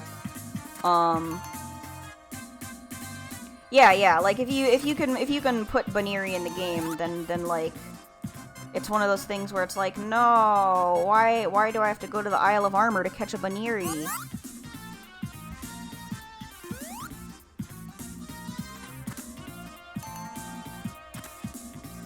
True, I do think they should bring back all the starters. I liked, also that they did that in the Isle of Armor. Or not all the starters, but, you know, they got a lot of the starters in the Isle of Armor. His doggy paddles, just like me. This is how I swim, guys. See, this, though, this is, like, a key example of why I cannot fucking stand the Hydro City Zone. Do you see how stupid bullshit this is? I don't like it when games have environmental hazards. Stop Boat Enthusiast. I just got an achievement called Boat Enthusiast. They give you an achievement for going on a fucking boat enough times.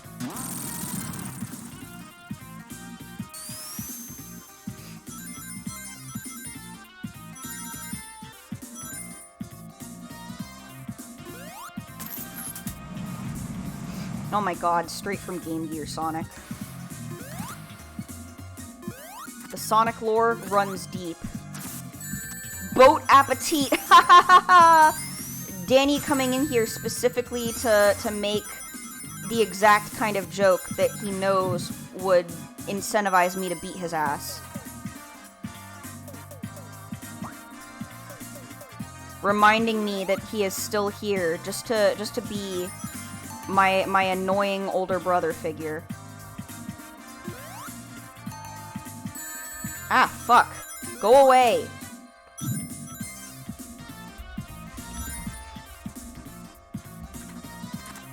Ooh. Time for a little doggy treat? Okay, hold on. Let me navigate outside of this hazardous area.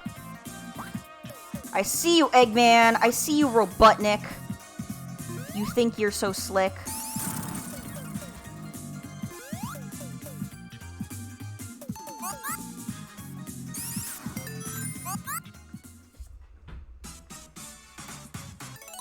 All right, hold on. Let me grab a little kiss.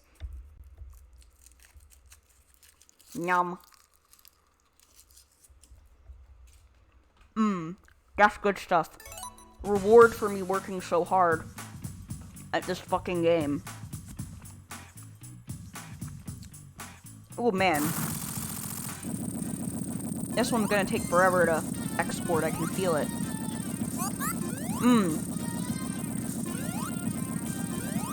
Hydrate. Wormtown. I don't know if you've noticed, But I am fucking surrounded by water right now. I think I'm good on the hydration. I don't think I need any more water.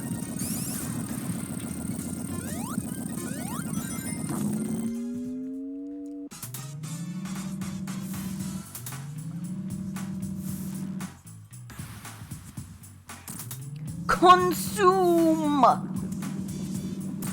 Haha, get his ass.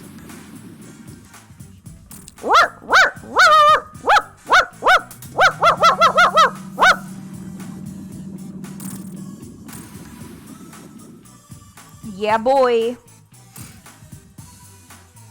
This one is funny because it, like, feels like such an oversight that Eggman just, like, left his little stupid copter unattended. And now you're using it against him. Look at this fucking idiot. Eggman just keeps fucking up compilation. Okay, I will stretch real quick. Ugh. Ooga booga. And take a little sippy.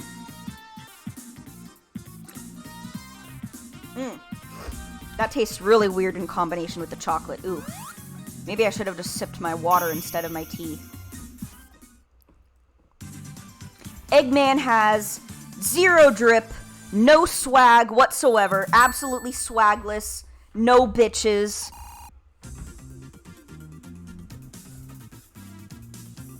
Posture is a concept invented by the French government. I would believe that.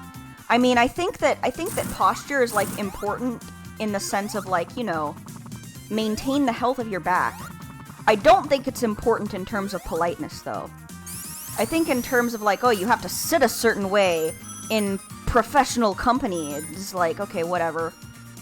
That sounds like something the French government would invent. They're pompous asses.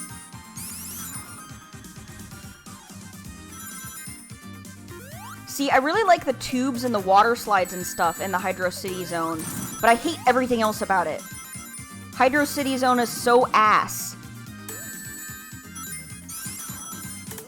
The boss for this act kind of sucks too, not gonna lie.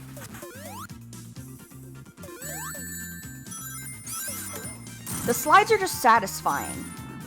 I like sliding. Oh, whoops.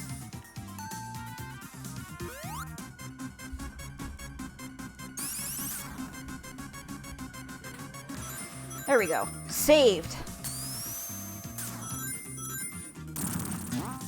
Posture doesn't matter, just do stretches. Water levels suck me hard through my jorts challenge. Yeah, I never liked water levels. Stretches are important. I do think you gotta do stretches. Arm and wrist stretches. Oh! Hello? That always startles me. Thank you, Dyed Violet, for the follow. Welcome to my doghouse. I hope you enjoy your stay here. I am toiling. My chat box is not working right now on stream, but you can still see what's going on if you actually look at the chat. It just means it won't be preserved in the VOD for all eternity. Sad. Anyway, yeah, always remember, especially if you're a gamer like me, to always stretch your wrists out, stretch your paws, stretch your upper back. I see V is playing Halo Infinite. I'm doxing her live on stream. V is playing Halo, pointing.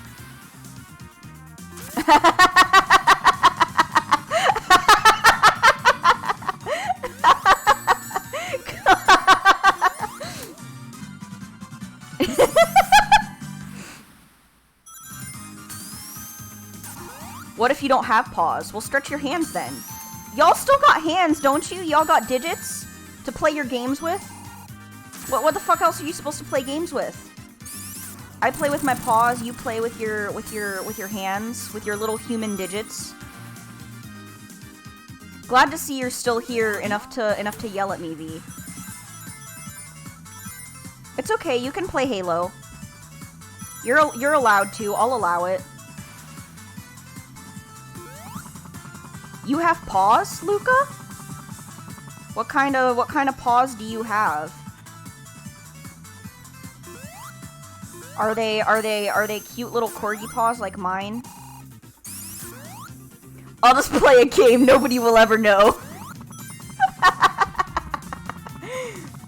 Unbeknownst to you, V, I have Steam notifications on, so whenever somebody on my friends list plays something, I see it, for better or worse. That means that when my sibling decides to play Honey Pop because they own that for some reason, I see it, unfortunately. Oh, you got little kitty cat paws. Meow, meow, meow. That's so cute. Your Steam notifications don't even show up on your capture. For the best, honestly. I don't want my sibling to embarrass me like that ever again. Yes, Honey Pop. Yes, Honey Pop. I feel the need to... I feel the need to contextualize this a little bit. So one of the first games I ever streamed, as I said, was AI the Somnium Files. Really, really good game. So I'm playing Somni Files. I'm in the Somnium. And then the Steam notification pops up. And of course, because I have my whole setup out in front of me, I can see that it shows up on my stream as well. And it says that my sibling is playing Honey Pop of all things. Oh my god, I was so embarrassed to even know them at that point. I was like, why the fuck would you... Why would you let people know that I know somebody who plays Honey Pop? That's so embarrassing. So anyway, they, yeah. I realized, like, the thing is that they, the thing that makes it even worse is that, like, they were on break at their workplace, so they were literally, like, in, like, the back room of their workplace or whatever, which I should mention is Starbucks. My sibling works at Starbucks. So they're, like, they're hunched in the back room of their fucking Starbucks chapter or whatever, playing fucking Honey Pop on their mandated 15-minute break. Like, why that of all things? That's what gets me about that incident. Really, really fascinating look into the mind of my younger sibling. They're such an interesting character. Corin, if you're here, I love you. I'm definitely not making fun of you or anything. When I worked at Aldi, I pulled Mo in the office while ignoring training videos. She came to save you in your time of need. She saw you toiling in customer service and was like, "Don't worry, my subject, I'm here for you." And then I uninstalled, as you should. Honestly, I feel like that's all you need to do. Like, you open, if you play Fate, you open it, and you go on the limited Guda Guda 4 banner, and you pull Mao Nobunaga, and that's all you do. That's it. That's it. You're done. No more. Oh no. It's a fun fact about Honey Pop. It is one of the only games that you're not allowed to stream on Twitch, because it is horny in nature. It's not a good game. It's basically, you can think of it as being like horny Bejeweled. Fuck these birds, am I right? Yeah, it's a porn game. It's like a dating sim where you go on these stupid little dates with these different girls, and you I impress them by being really good at Bejeweled. And then when you're good enough at Bejeweled, you can fuck them. That's the premise of the game. It's not a good game. There's it's like kind of it's like kind of racist also. It's like racist and misogynistic a little bit. It's and it's in a way where you're like, you don't know how ironic they're trying to be with it, so you can't in good faith endorse it. It's just bad. It's not good. I 100%ed it at one point in my life. The point in my life was a very yeah, I know how that sounds. It's very stupid. Well, you see, this was the period of my life right before I went off to college, right after I graduated high school. It was a very confusing time in my life, a very strange time in my life. I forgot that the whole first part of this act is just dodging all these guys who want to kill you. And so I needed something to do, and I was like, oh, I like puzzle games, I'll play this one, even though it's really stupid, because my friends were all into it ironically, you know, as you are when you're in high school. You're only ever into shit ironically. And so then I 100%ed it, just because I was an achievement hunter, you know? I felt like I had to. And then I never touched it again. Rightfully so. There's a sequel now that apparently is even, like, more racist and misogynistic than before. So that's super awesome. I just think it's, like, so insanely funny how, like the, what was it? Like the gifts you give the, different girls are, like, vaguely racially motivated. Like, you give the ambiguously Asian woman, we don't know exactly where she's from or anything. You just know that she's Asian, and you can give her, like, rice or something. It's stupid. The sequel probably is straight up porn. I don't know because I don't own it, but I think my sibling might have actually gotten that one. And my sibling is of age to do whatever they want. But, like, that doesn't mean I approve. It means that I silently judge them on their life choices and ask why they would subject themselves to that. I don't know. I like to play good games, personally. I've grown to a point in my life where I'm like, if I'm going to spend time playing video games, I want them to be good. Yeah, the dog is still being pet. I temporarily removed it, and then someone... Oh, damn. Oh, I fell down a hole. Not a hole. Hole betrayed me. Anyway, welcome back, Andrea. Glad you could make it back. Chat, subjected me to, the entirety of Sonic Mania. So, I'm playing the whole game right here on stream. We're seeing how fast I can do it, except it's not really a speed run, because I'm not taking it super serious. I'm just doing it just to do it, and to chat with you guys in the meantime. You guys, my dear friends. I always liked Sonic and Tails' little plane. I always thought that was so cute.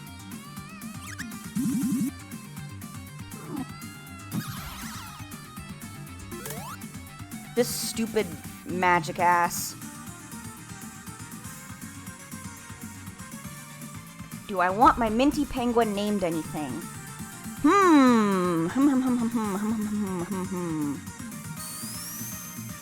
That's a good question. Do I want my minty penguin named anything?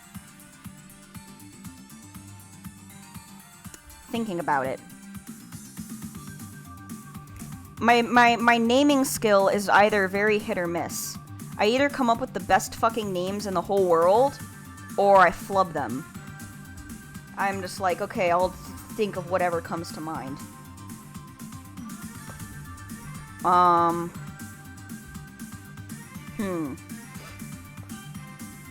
Question for the ages.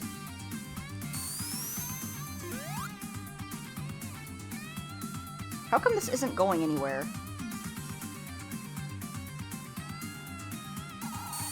I feel like something should have showed up by now. Is this, like, glitched?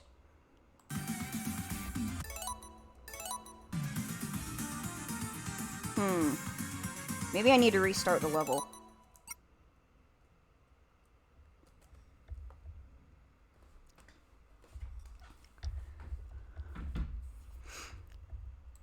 Anyways.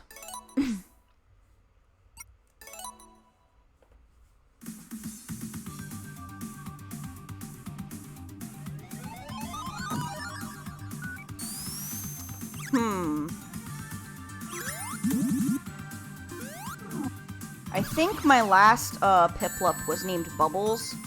That's not a very inspired name, though. Oh god, I gotta go through all this shit again.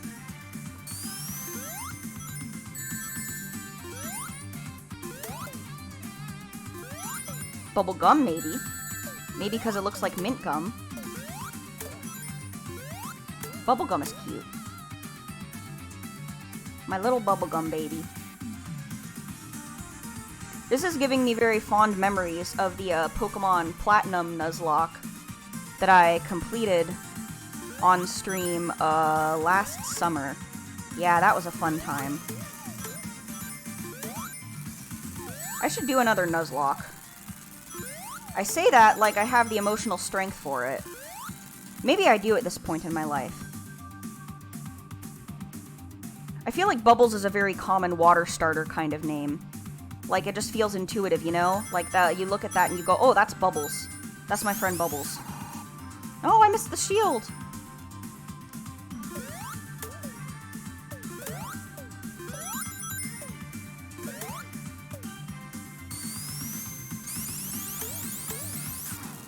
Bitches. Oh, shit!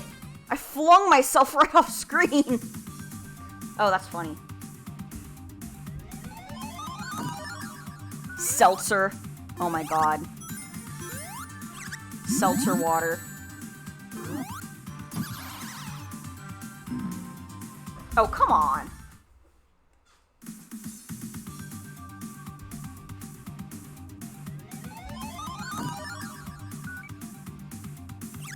What's you guys' opinion on seltzer water? My opinion is that it's not good. It tastes like pain. It tastes like... Yeah, it's just spicy water. It's nothing but evil simmering on your tongue. Like, if you want to drink something that sparkles, just drink fucking soda or sparkling cider or something, damn it. Something with flavor.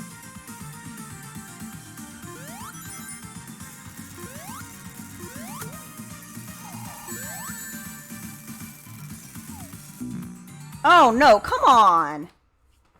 Not me dying again. Oh man, I remember being like at the end of this act too.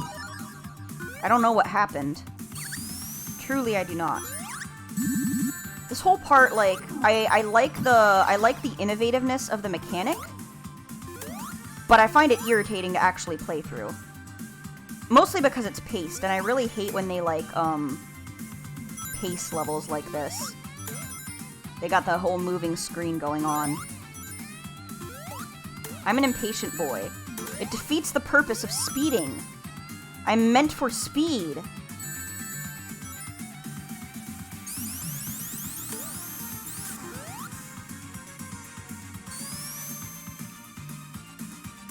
Thank you for the hydrate, Andrea. I will take it in a second. As far as Nuzlocks go, I was thinking, like, I was thinking about what it would be like to do a Legends Arceus Nuzlocke, and I think I would genuinely be afraid to do that.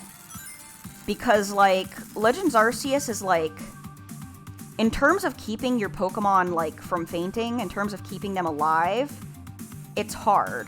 It also kind of defeats the purpose of the game itself, you know? Because it feels like you're supposed to catch, like, literally as many Pokemon as possible. Like, that's how you advance, that's how you get stuff. I'm sure it would be possible, but I don't know if that would be, like, practical in any sense of the word.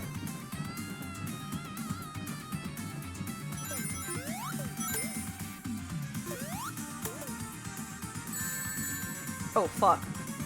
Oh, fuck, I got stuck. All aboard the egg train. Ah. take a little sip. Oh, and I can't even access the ring again. Fuck my whole life. That's okay.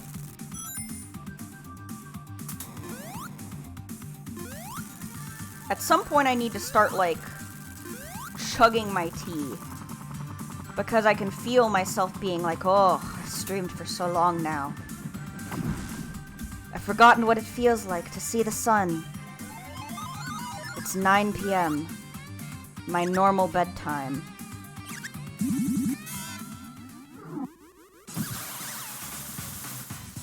Even if your whole team gets knocked out, you don't white out. You only white out if you yourself faint. Yeah. I remember that part. Oh, they straight up got rid of abilities, did they? I didn't even realize that.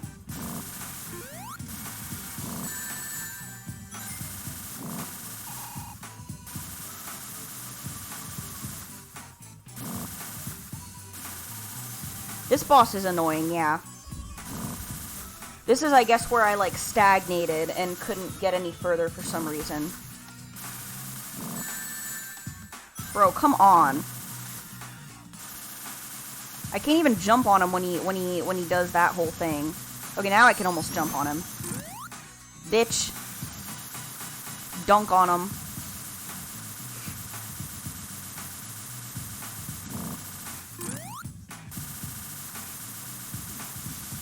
I do think that's interesting, though. I do kind of also, I think, not to blather on about Legends Arceus again,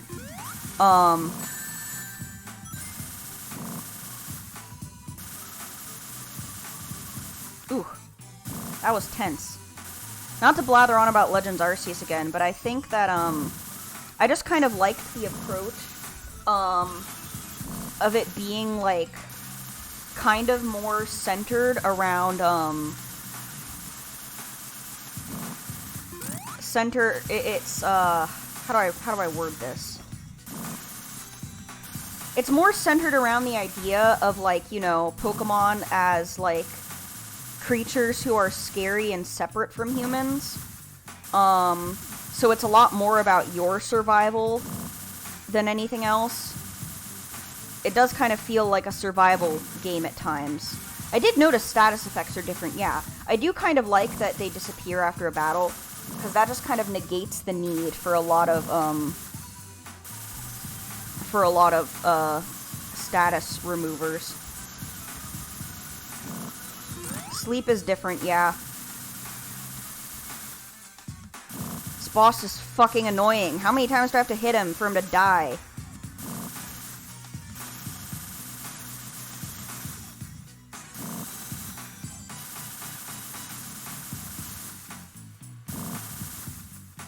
They do seem really intent on telling you how dead these things can make you. I'm sort of interested in that angle, though, because, like, it's an approach that treats Pokemon a little bit like how we treat wild animals, except, you know, like, on steroids, because normally wild animals, as we know them, don't shoot electricity or fire at you. So, I am sort of interested in seeing, I guess, the transition, from, like, oh, wild creatures, scary, to, this thing could burn my whole house down, but it's still my friend. You know? I do like that approach.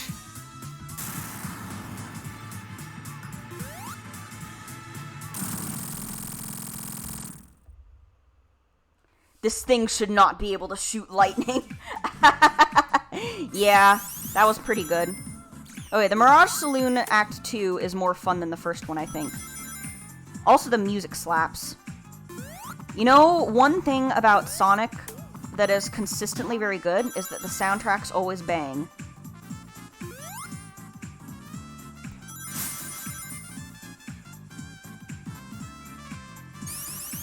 Giving people their partner Pokemon feels so nice. I'm helping them discover and foster a love for Pokemon.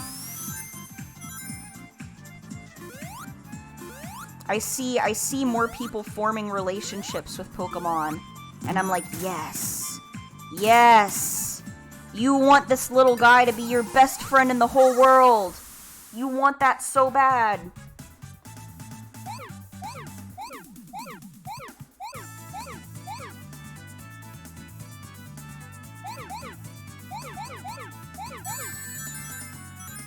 Oh yeah, I did notice the thing where they stay shiny if they're shiny, because I gave not me, but I saw a post about someone else giving a shiny Wurmple to the guy who wants a Wurmple in front of the Galaxy Survey Corps headquarters.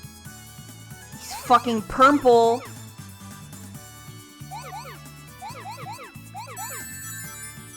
Who is on my Pokemon team right now? I have a Gardevoir, whose name is Luna. A Floatzel, whose name is Jet. Who is a girl also, I should mention. Jet, my girl Floatzel. I have Hisuian Typhlosion, obviously. And Hisuian Typhlosion's name is,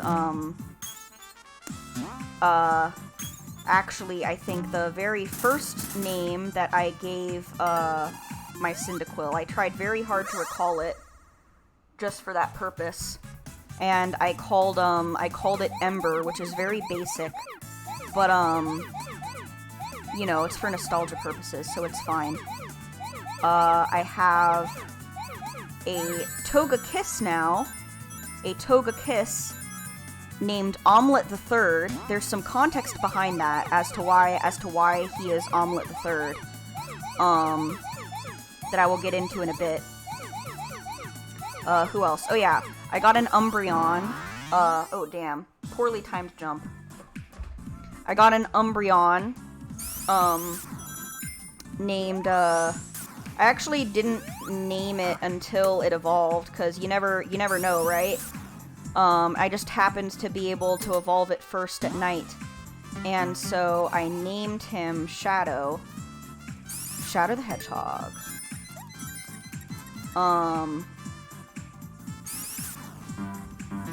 And then my,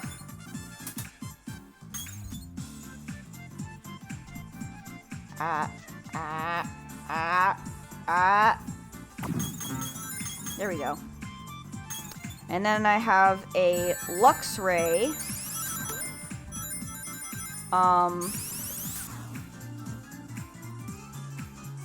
Okay.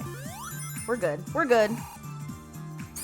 And I have a Luxray who is called Sparky. I was tempted to, give him the same name as my, shiny Luxray that I just happened to come across, in my Platinum Nuzlocke recently, but then I was like, no, but that wouldn't make sense. It wouldn't make sense for me to call a regular Luxray Buttercat. I love large Pokemon. I keep compulsively going around and catching alphas just because I like that they're big.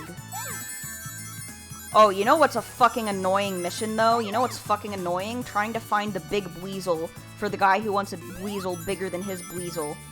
It took me forever. It took me until I got to the Cobalt Coastlands to be able to find a Buizel that was bigger than 2'8". Like, what the fuck, man? Why do you need your Buizel to be so damn large? Oh, I fucked up.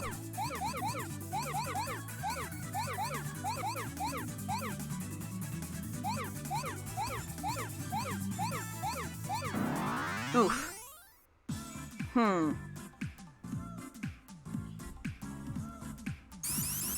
I actually didn't have to catch an alpha, but, that would be the easiest way to do it, huh? I ran into an alpha, Magby earlier on Fire Spit Island, and I was like, that's so stupid. Especially because there was literally, like, a Magmar, like, right next to it. So I was like, why is the fucking Magby the alpha here? What's going on?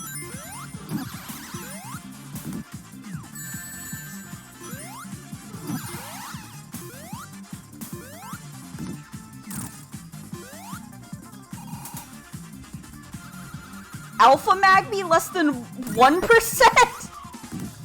Well, I guess it's a good thing that I caught it then. That's kind of funny, actually.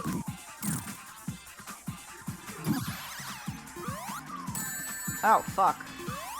No, my rings! No, my rings! No! I didn't even realize that the spawn was that rare, though.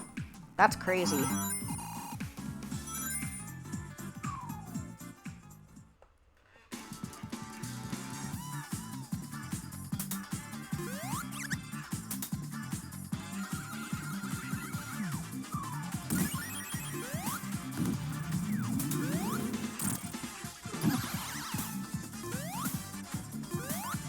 You and your stupid little bullets. Stupid little magic man with your magic hands.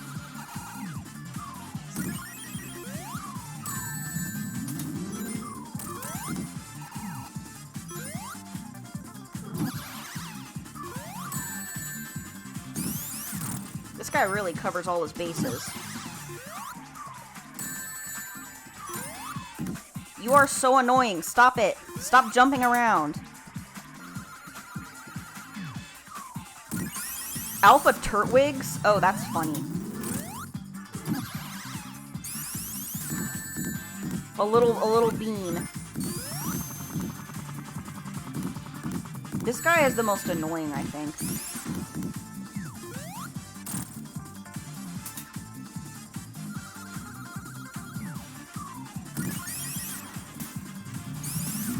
Ah, damn it. Oh, did I really get a game over? I thought I had more lives than that. That's okay. Yo, Mean Bean is now unlocked? Pog?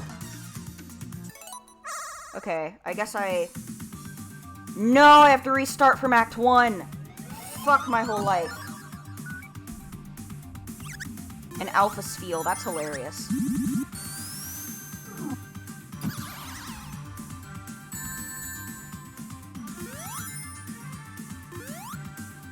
I have some unfortunate news to report, fellas. Very unfortunate news indeed.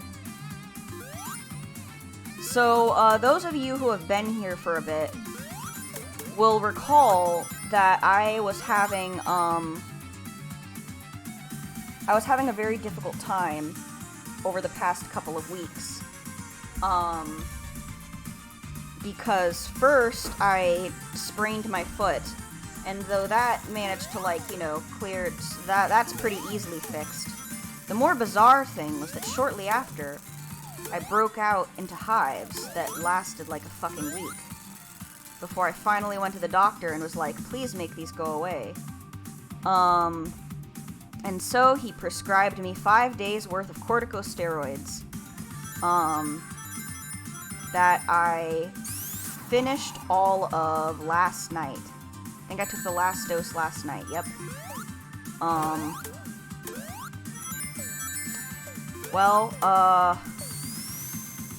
Guess who's, starting to get itchy again? Guess who? Guess what I got on my back? Oh, come on. Oh, and my shoulder now, too. Okay, no scratching, no scratching. Oh, I really don't want to have to visit the doctor again, though. It's a pain in the ass to go all that way. Just to maybe have the guy prescribe me more steroids. Truly, I don't know what could be causing it besides, I suppose, stress. Which, I live a very stressful life, as you can imagine. So that's entirely possible. However, I don't want to have to live with this for, like, the foreseeable future that I have this job before I'm done with my contract. This is going to be an issue. Little bit of a problem, even. Especially because, like, I'm playing this game right now, and I'm like, is the game distracting me from the itch? Or is the itch distracting me from the game? Much to think about.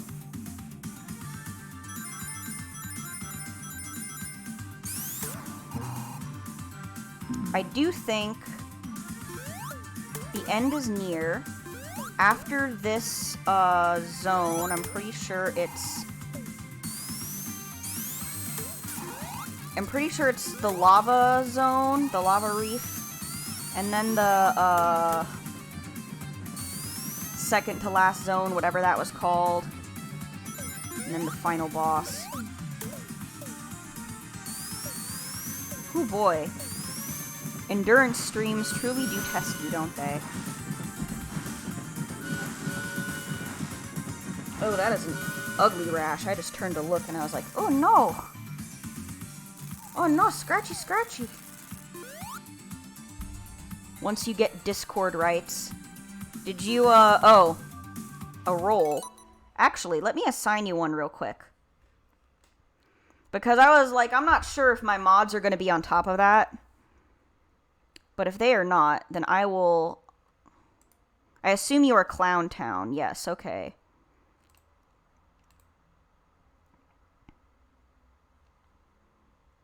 There we go. All good now.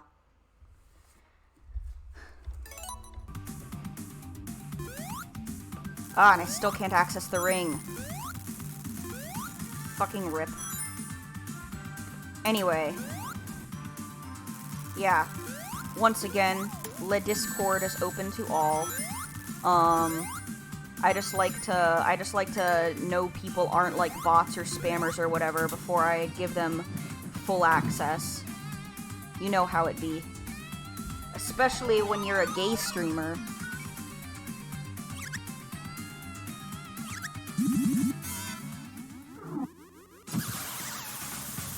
Being gay gets you oppressed, and being a gamer gets you oppressed. So you're like double oppressed when you're a gay gamer.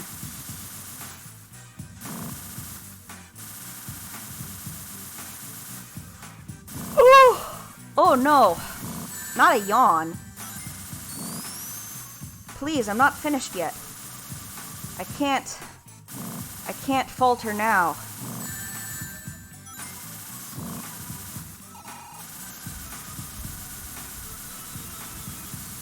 See, this guy is annoying specifically because of how long it takes him to decide to hop over my plane in just the right way for me to attack him. Like, come on, man.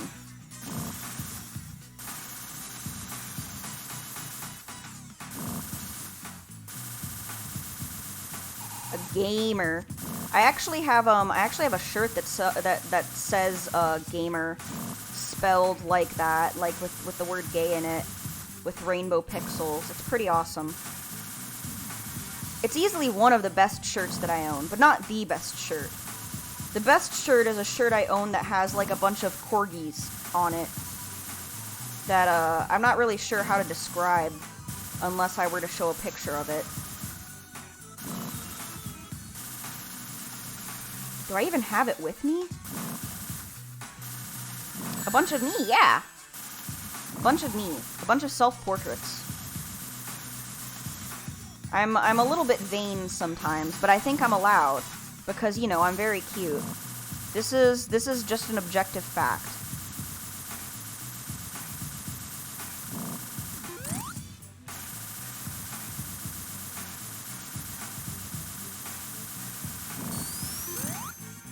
Come on, man. Can you fucking die already? You are, like, so annoying. This fucking worm. Testing my patience. This is why I hate bugs. Fuck you.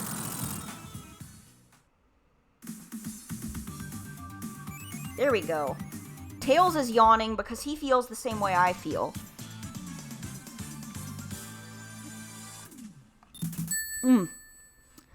Gotta chug more of my tea. Nyam, nyam, nyam.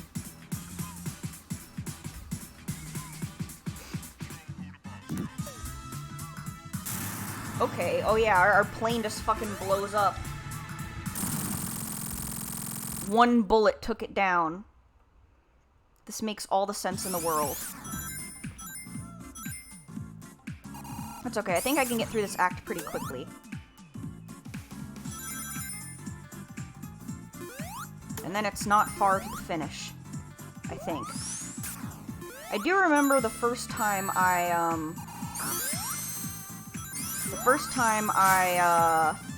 played through this game, it took longer, but when I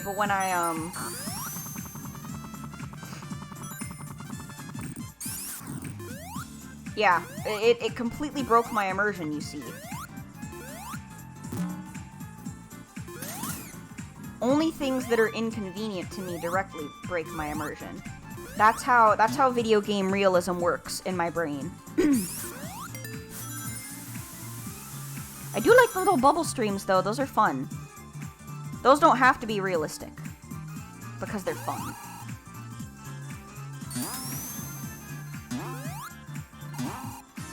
What was I even saying before? I like completely forgot what I was talking about.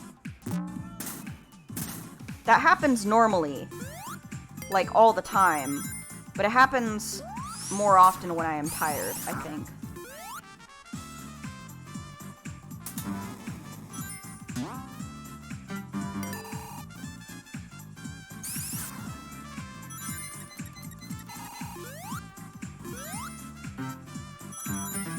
Oh, I also like the little piano key thing that they got going on there.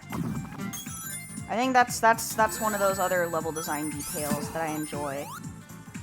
Maybe it's because I just like pianos. I think it is a neat instrument. In part because I can kind of play it, in part because it sounds nice.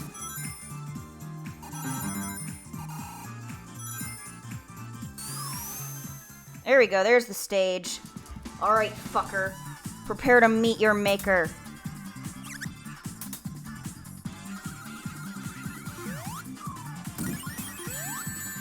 Ah, he immediately shot my ass.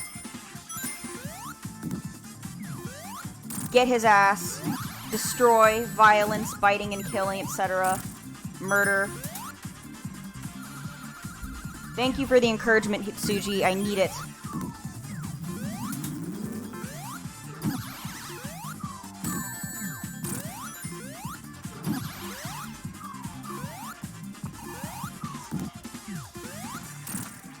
I do like the diversity of this boss.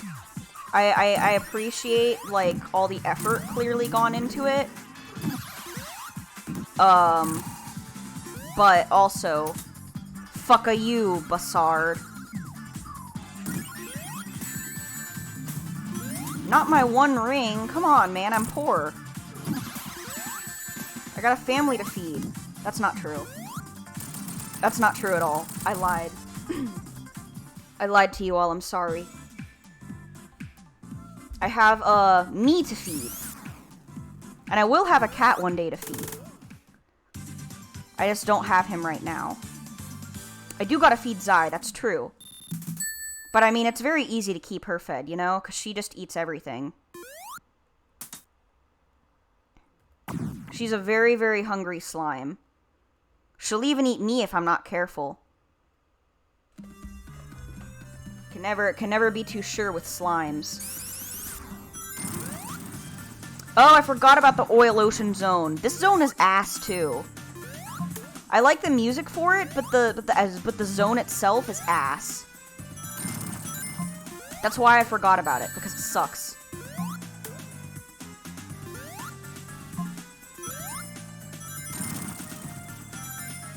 I have like a distinct memory of like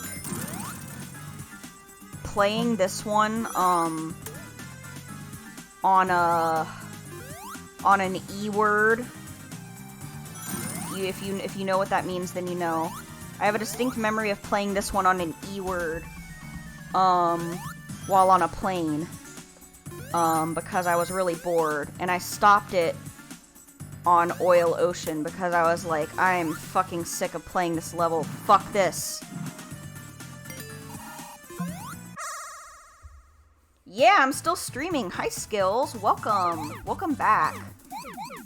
I said this would probably be going on for a long time, and everyone wanted to make sure that it would take as long as possible by keeping me here until I finish Sonic Mania. I will have a very well-earned rest after this, to be sure.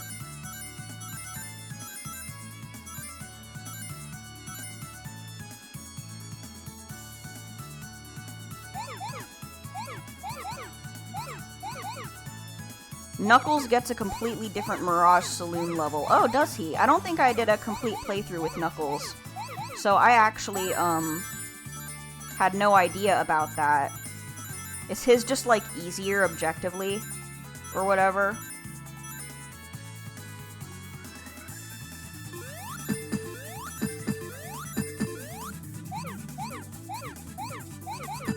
Ah, damn. Ah, Call Night, yes. Having those with friends. Ah, no plane. That's nice. I would love it if I didn't have to do the stupid plane shit.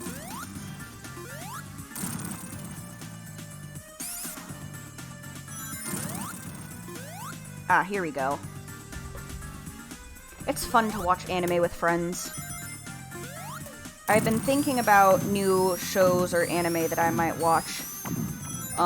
Whenever I have time. Anime, though, big series and stuff, those are those are much bigger commitments than just like a movie night or something with the Discord. So, you know, that's a little bit more difficult for me. As far as, getting other people on board. The problem also with trying to watch shit with Mocha is that, they have, the kind of attention span that makes it impossible for them to watch shit with other people, because they want to always be going back and rewinding and stuff. And making sure they saw everything and processed it all. They gotta absorb it. Which anime do I recommend that aren't pervy as hell? That's a good question. Let me actually, hold on, I gotta double check something though. Okay. My phone, which I use as my camera, is not, completely depleted in battery yet. So we'll see if I manage to, get to the end before then. Yeah, good question. Good question. I haven't seen much anime recently, so as far as recent anime goes, I'm not sure. I did like Death Parade a lot. It's been a long time since I've seen that one. Generally, I kind of just don't watch anime if they're, like, gross, though. I prefer my anime not gross, thank you very much. What else have I seen? The thing is, when people ask me for recommendations on the spot, I, like, forget every single thing that I've ever watched in my life. So, that's bad dog brain speaking. But I will think about it. Oh, whoops.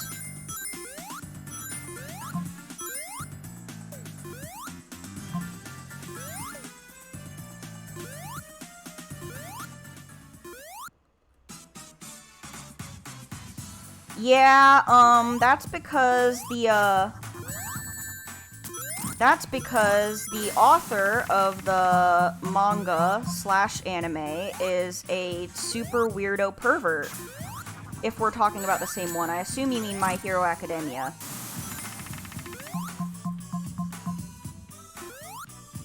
That guy is, his portrayal of minors is not, the coolest. I do hear, oh, fuck. I do hear, good things about Jujutsu Kaisen, but I have not watched it myself yet, so I cannot entirely verify. Why is Bob the Builder in this game? I don't know, Wolfmeister. I don't know. Cause he's gonna fix it. Yeah! He's gonna fix, global warming. Just kidding, he made it worse. He just made global warming worse. Bob the Builder single-handedly responsible for all global warming ever. Yeah, bad. I do kind of like, okay, mechanically it's like annoying to play with, but mechanically I do think it's clever that they make it so that when you're in the smog, your ring supply gradually depletes. It is doing damage to you just by breathing it in. Just like real carbon monoxide poisoning. Where are the best girls? Good question. I don't know if they're even in this game, really.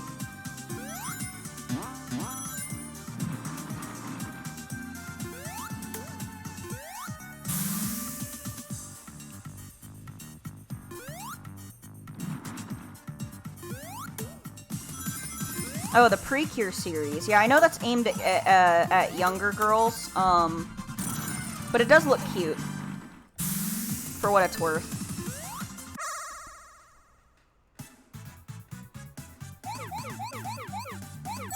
Oh, another anime that is out right now, I think it's still airing, that people are saying good things about, is Osama Ranking of Kings, which is about a little heir who's mute, and so nobody likes him, and everyone calls him useless. But it's a sort of coming of age thing about that. It looks like sad but good.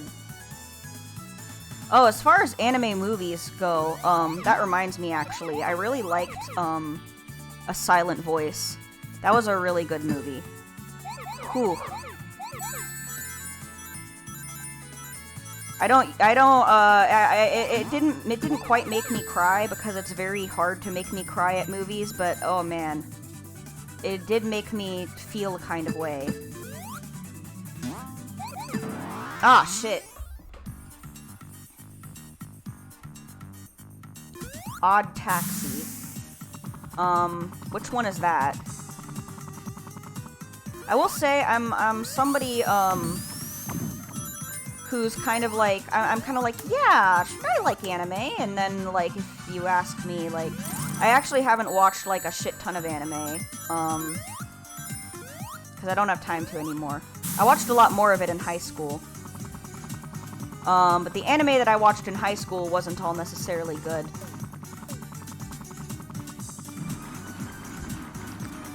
The one about dragons.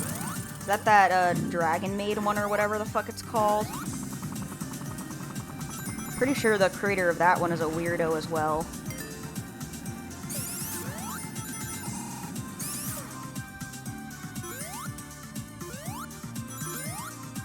It has dragons in it. Okay, duly noted. Dwagon Mado.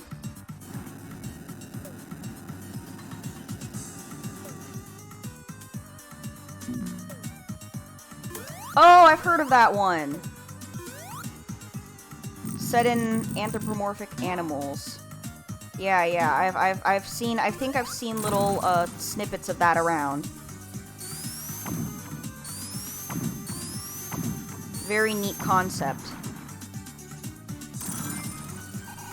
I bet you do meet some very odd people when you're a taxi driver, huh? I'm almost afraid to think about it even. Although I guess that just like being an Uber driver nowadays gets you interesting people. I don't necessarily mean interesting in a good way, mind you. Oh, finally the smog clears.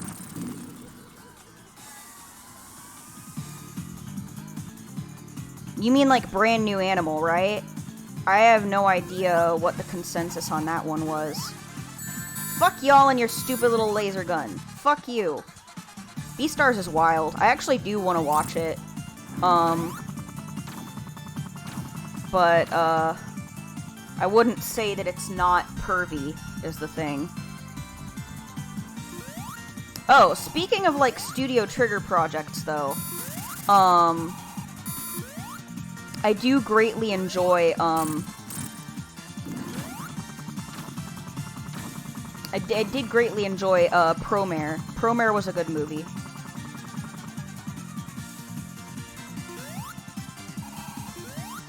Like, I think it has interesting things to say about, like, sexuality. That doesn't mean that, like, if you're looking for something that's not horny, that's not it. Promare was just a fun movie, yeah. Also gay. Props to them for just making it gay.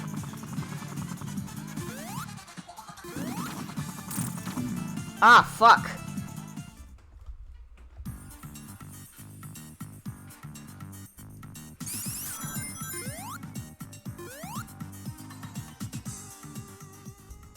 Yeah, Kamina 2.0 is my friend.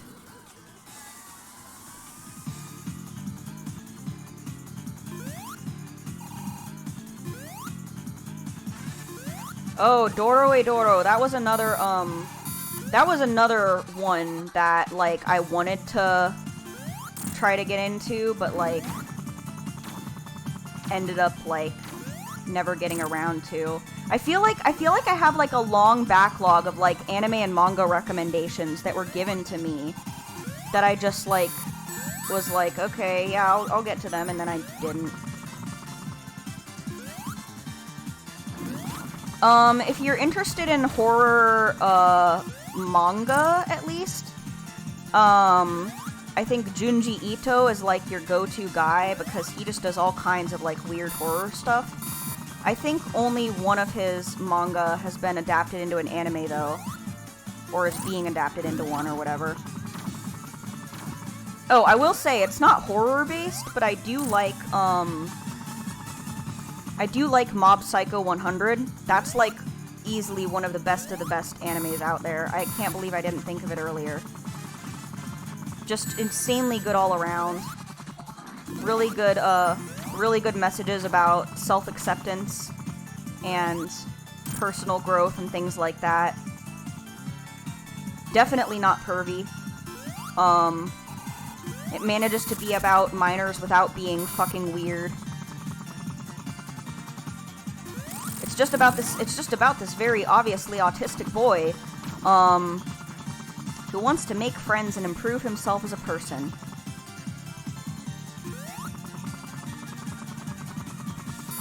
I think Mob Psycho 100 is, like, enhanced a lot if you just think about,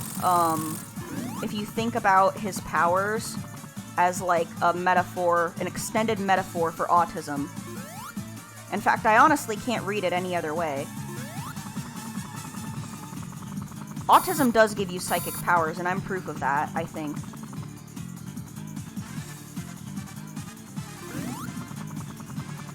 Bitch!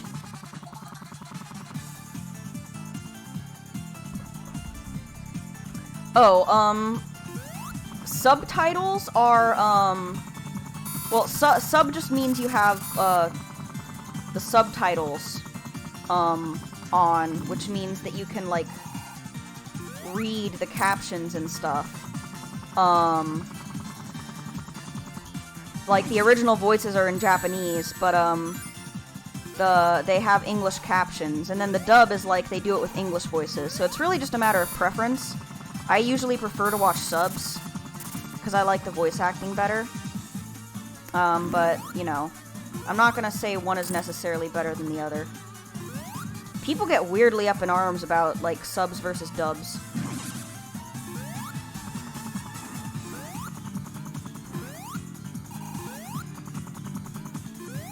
Subs this, dubs that.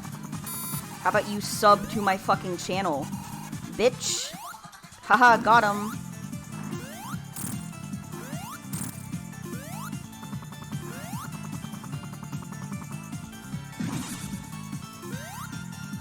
Yeah, subs also tend to be a bit more accurate.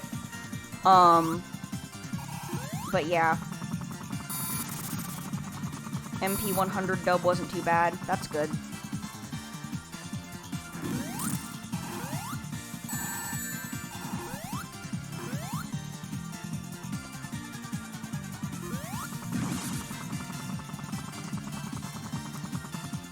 My god.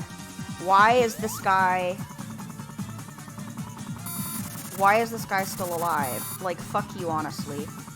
The audacity of this bitch.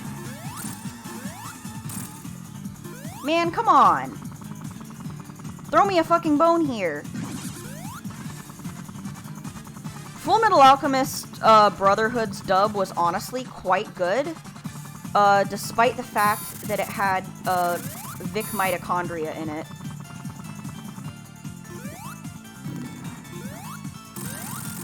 Ho! Got him! Got him! Haha! Oh yeah, and as full as I feel like I just kind of assumed you'd watched Full Metal Alchemist Brotherhood because I kind of assume everybody has seen the best anime ever created. But watch Full Metal Alchemist Brotherhood, because that is a damn good anime that is not weird about minors. It's because it was written by a woman. And an incredibly skilled and insightful woman.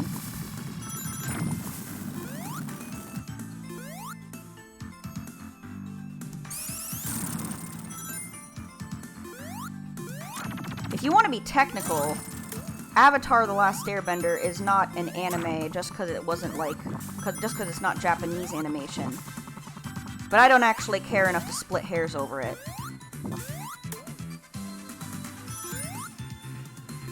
People consider it an anime because of the style. It was a hell of a show, though. They just don't make them like that anymore, honestly. Although I do think it was almost a bit of a mistake to put it on Netflix. Just because that, like, awakens so many old arguments about it. I was like, damn. Stop arguing about cartoons on the internet. Stop it. Homestuck is my favorite anime. Don't fucking invoke that name around me. Oh my god. Have I really not beaten this one yet? I thought I'd beaten this level already. I remember, that's a fucking ages-old joke. Whew. Very old humor. From a different time.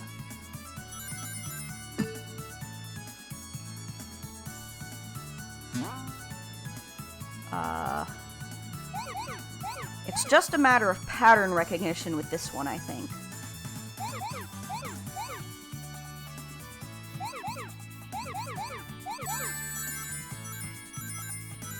Still heavy in the brain rot? My god, how recently did you read it? It's terminal. That's so sad. I read it first when I was like 14 and remained into it till I was 16, and now I mean, it did sort of, like, it's one of those things that because it was in my teenage years, it definitely left an impression on me, that stuck with me and kind of defined a lot of my taste. But, like, I moved past it. I'm a different person now. I'm a different dog. I've never read Homestuck. Keep it that way. It's not good. Cory in the House is my favorite anime. Yeah, I know a few people who managed to entirely avoid the somewhat universal online experience that was Homestuck, and I'm glad for them, honestly. Genuinely, truly glad for them. It was definitely, for me, one of those you had to be there sort of experiences. In the sense that, like, you just kind of don't understand a lot of the culture surrounding it if you weren't there to experience it. And I think that's, like, it's probably for the best that you just kind of don't try to get into it now. Mostly because, Well, the author is like a very, weird and spiteful person with an open disdain for fans. And there was like so much like weird drama that happened, with, like the creative team that worked on it and stuff. It's like a whole mess. Go to the right?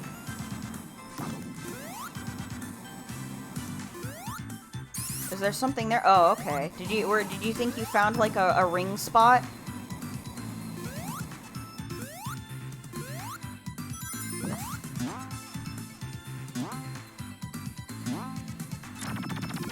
I think it's like really like people have talked about this before. People have talked about how like Toby Fox was there to see like everything Hussey did and understand. Okay, I'm going to make an incredibly influential piece of media on the internet, and I'm not going to be weird about it and ruin my online reputation. Like, okay, King.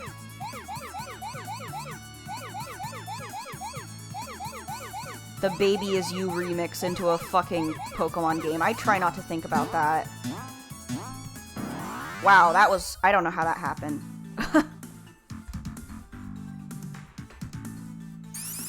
Oh, a lot of his older stuff absolutely has not aged well. I mean, even the beginning of... like, even the beginning of Homestuck, like, really has not aged well. Like, you look back and you still see fucking slurs and stuff.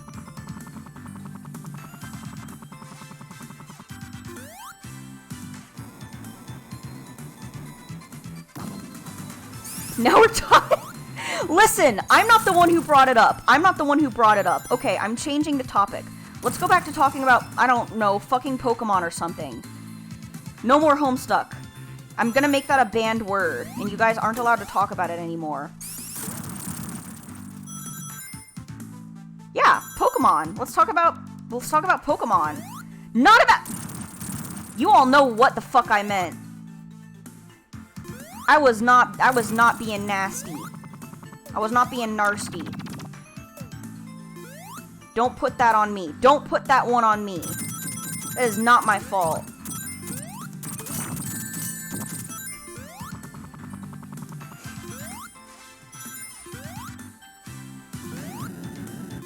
No, don't say, I'm not trying to fuck the Pokemon. I'm not trying to fuck the Pokemon. I'm not one of those people. You know what I meant. You know that I was using fucking as a modifier and not a verb. What was my team in Sword Shield in the end? Finally, a good fucking question. If I were to open up my save file right now, right at the head of my team, you would see Cardigan, my level 100 Yamper, that I absolutely refused to evolve at all costs. And then there was,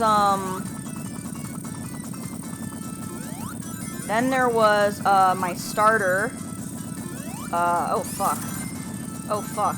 This is so scary, actually. I forgot about this part.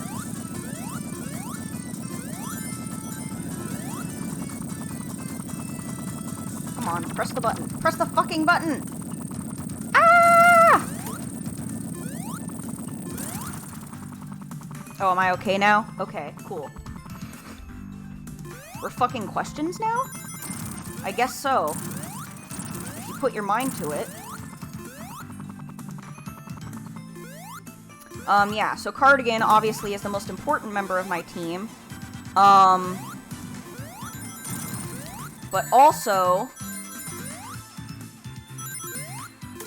I have to give a shout out to my starter, who was there with me from the very beginning.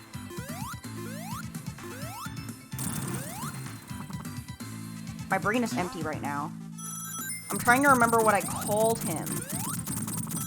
What were my fucking Pokemon's nicknames?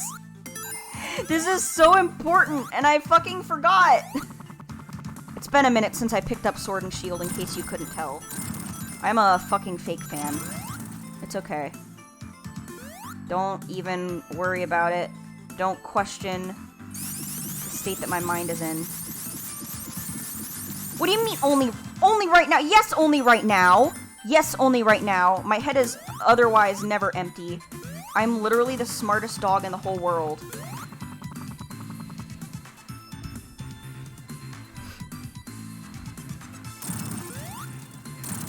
Yeah, normally I tend to choose water starters, but Cinderace was actually another exception for me. I was very torn. I kind of wanted to choose Sobble, but I ended up picking Scorbunny, and my Cinderace is named Kix.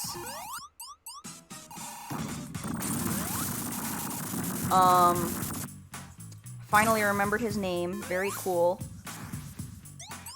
Uh-oh.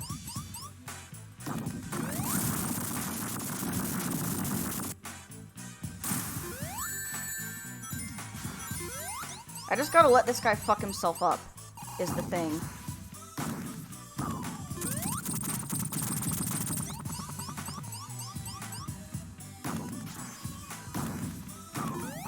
There we go.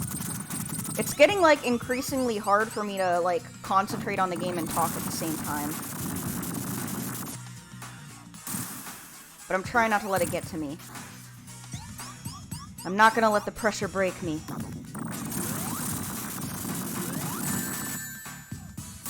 No, my rings!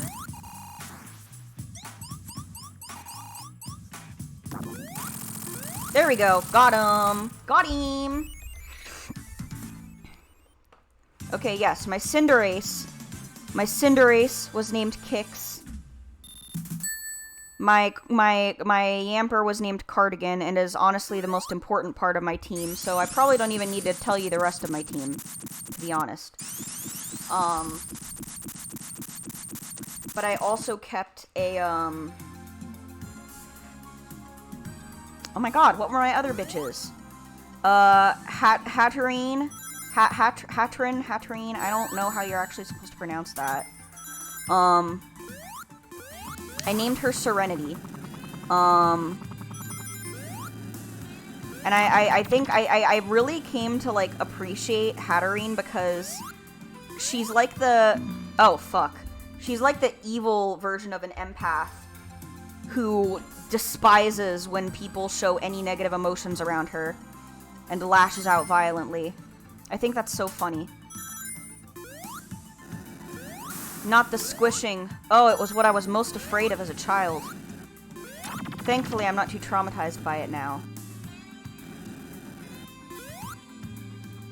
The hat Pokemon that will fuck you up if you have a mental illness. Yeah. If you show any symptoms of mental illness around Hatterene, it is over. You're done.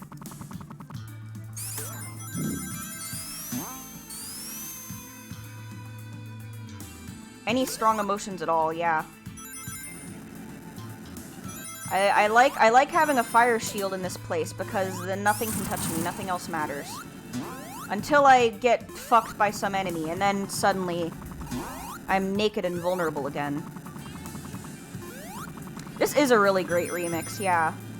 I like what they did with a lot of the remixes in this game in general.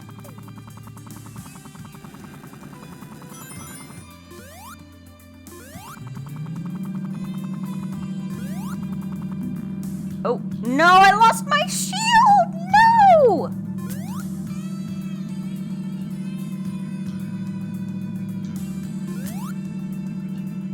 Hat Lady murders you for having syndromes and symptoms.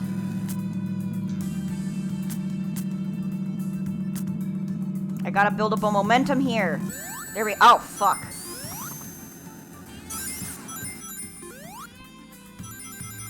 Okay, now we're getting somewhere. Maybe. Wait, hold on. Wasn't this something? I feel like this was something. Okay, I was imagining things.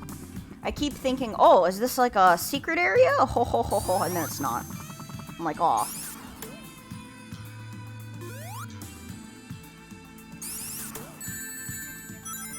Oh, I forgot about these fucking things. I know, I can't help it. I see spikes, and I'm like, I gotta dive headfirst into them. I'll literally fucking die if I can't bash my head into these spikes right now. But for you all, I will try to resist the urge. The shameful and all-consuming urge.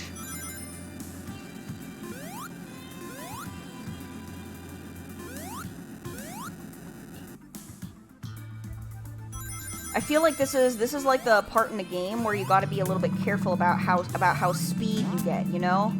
Because if you get too much speed, if you speed too much, then the game kills you.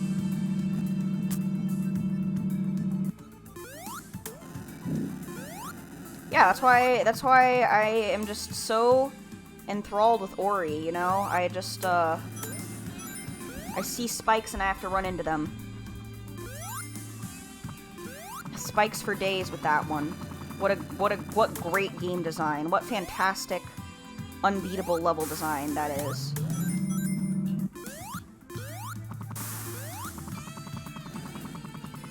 Oh god, spikes. I have to run into them. No, I don't.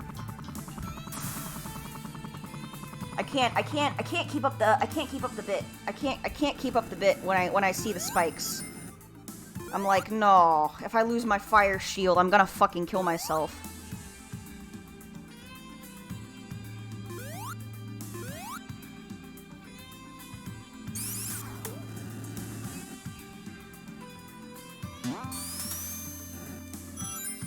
Understandable.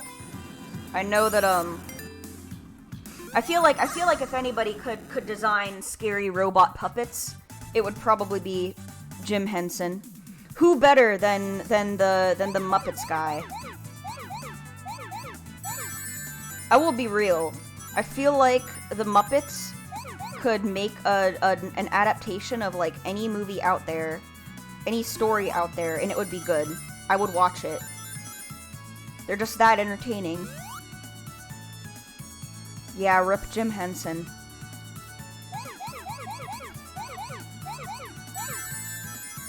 I feel like I don't even know how many times like I've been on this level by now. I feel like it wants me to get it perfect so bad. And I'm like, I don't know what to tell you, but nobody is perfect. Not even me. I try so hard, but you know, in the end it doesn't even matter.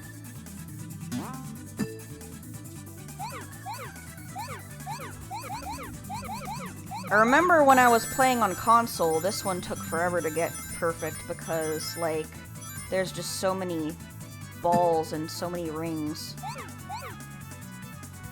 So many orbs to ponder. And by the time you find them all, you're going so fast that you can't possibly hope to get them, and... oh, I feel a little cramp in my fingers! No!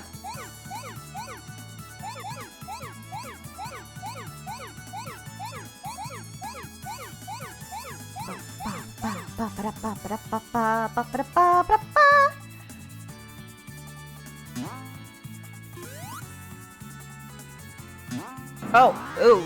I forgot that it catapults you right into a red one if you've already gotten those. Okay. Ooh.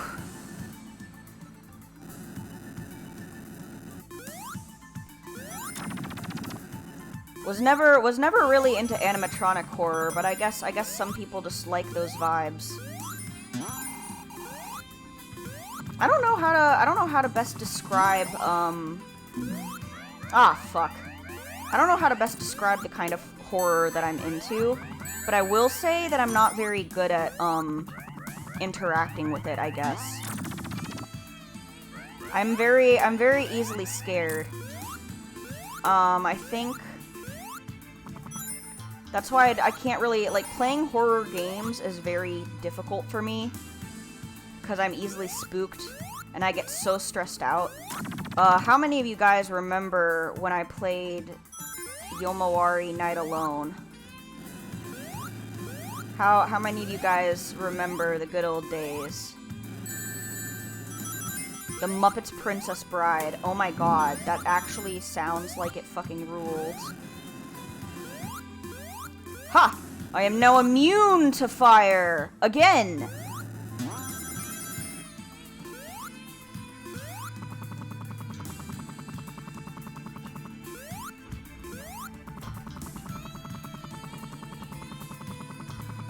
Thank you. I do look much happier than my old model. I feel like my old model looked exasperated a lot.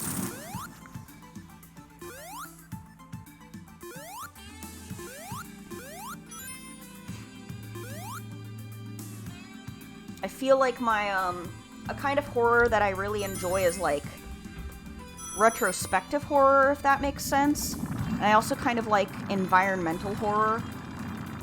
I don't really know how to articulate what that means. Oh, Little Nightmares. Oh my god.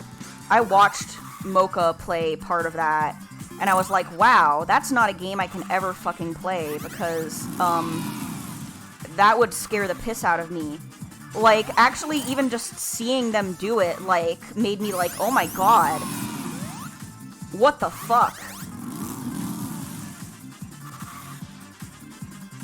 This dude wanna be a show-off? Fuck you. Fuck you and your little rubbery wheels, bitch.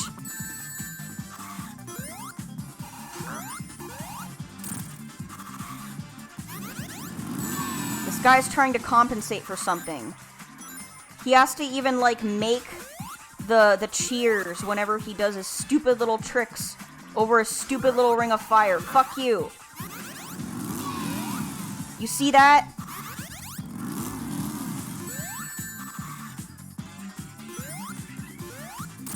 Okay, when it comes to difficult horror games, definitely. I feel like the thing about Yomawari,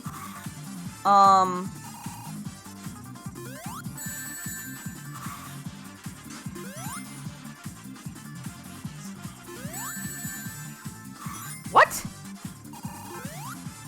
They got woman robots?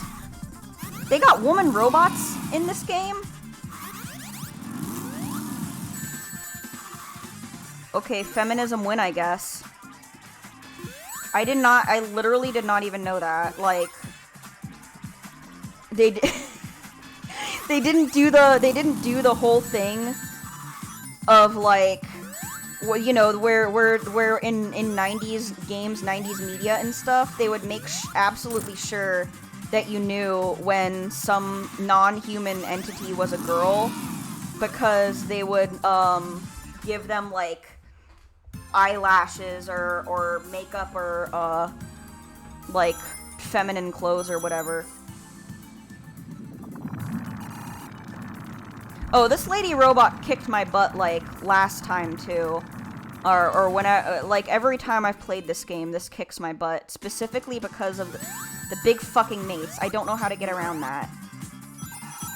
Like, objectively, it just kind of seems like there's no way, you know? Like, you're obviously supposed to try and get on top of it. The pointy cone bra. I didn't notice that. Y'all think I'm looking at the robot titties? I'm not trying to scope out no robot titties. Oh shit, it's the death egg. Or whatever the fuck Eggman calls this stupid apocalypse ship.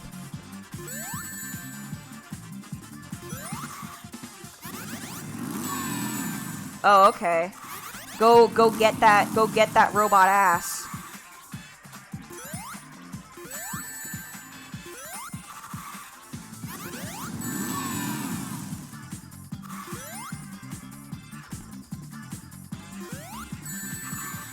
No, I lost my one ring again. Fuck you.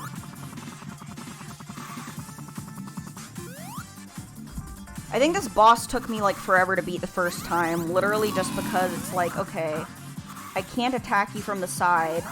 I'm forced to attack you from, like, the top, and you're swinging this big stupid flail around.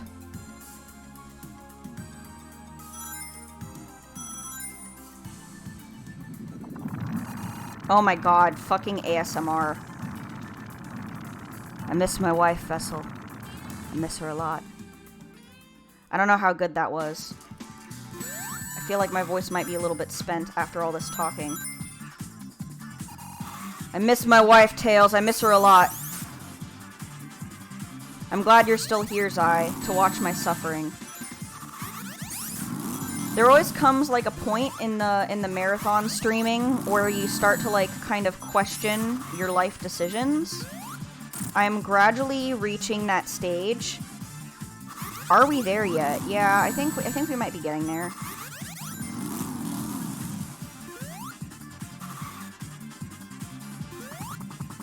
Oop.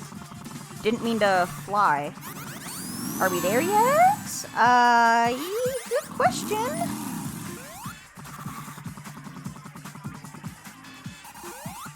I am like almost at the final level at least. Final area. Almost.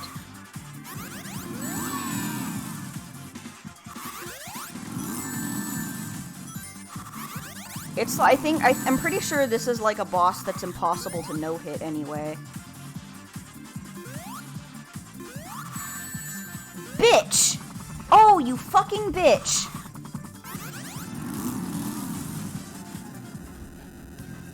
Oh, game over to...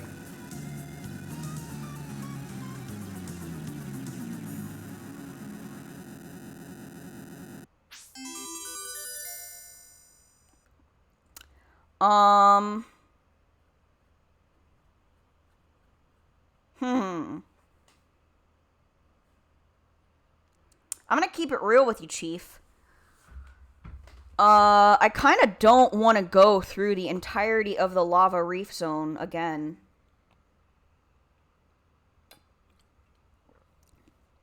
That kind of sounds like, ass to me.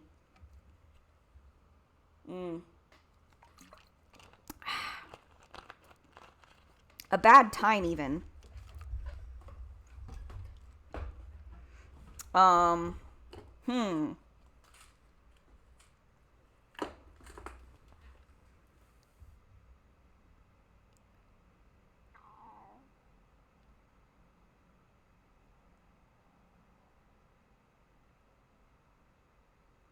I'm like looking at the time and realizing that like I think when I started I was like, yeah, what if I just went until midnight? We're moving on to the next stage. We won? Maybe. Perhaps.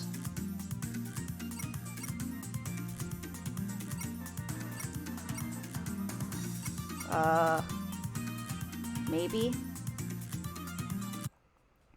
I will be honest, I know that I said, yeah, I'm gonna do a whole playthrough of Sonic Mania without stopping.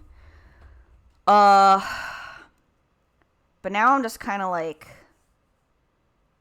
what if I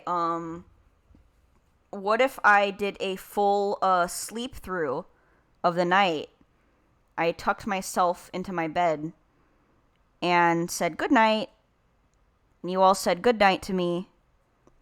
And then I went sleepy time. Sleep percent. Oh, you should name the Piplup Slushy. That's actually a fucking awesome name for it. Oh, thank you for the hydrate, Wormtown. I will drink.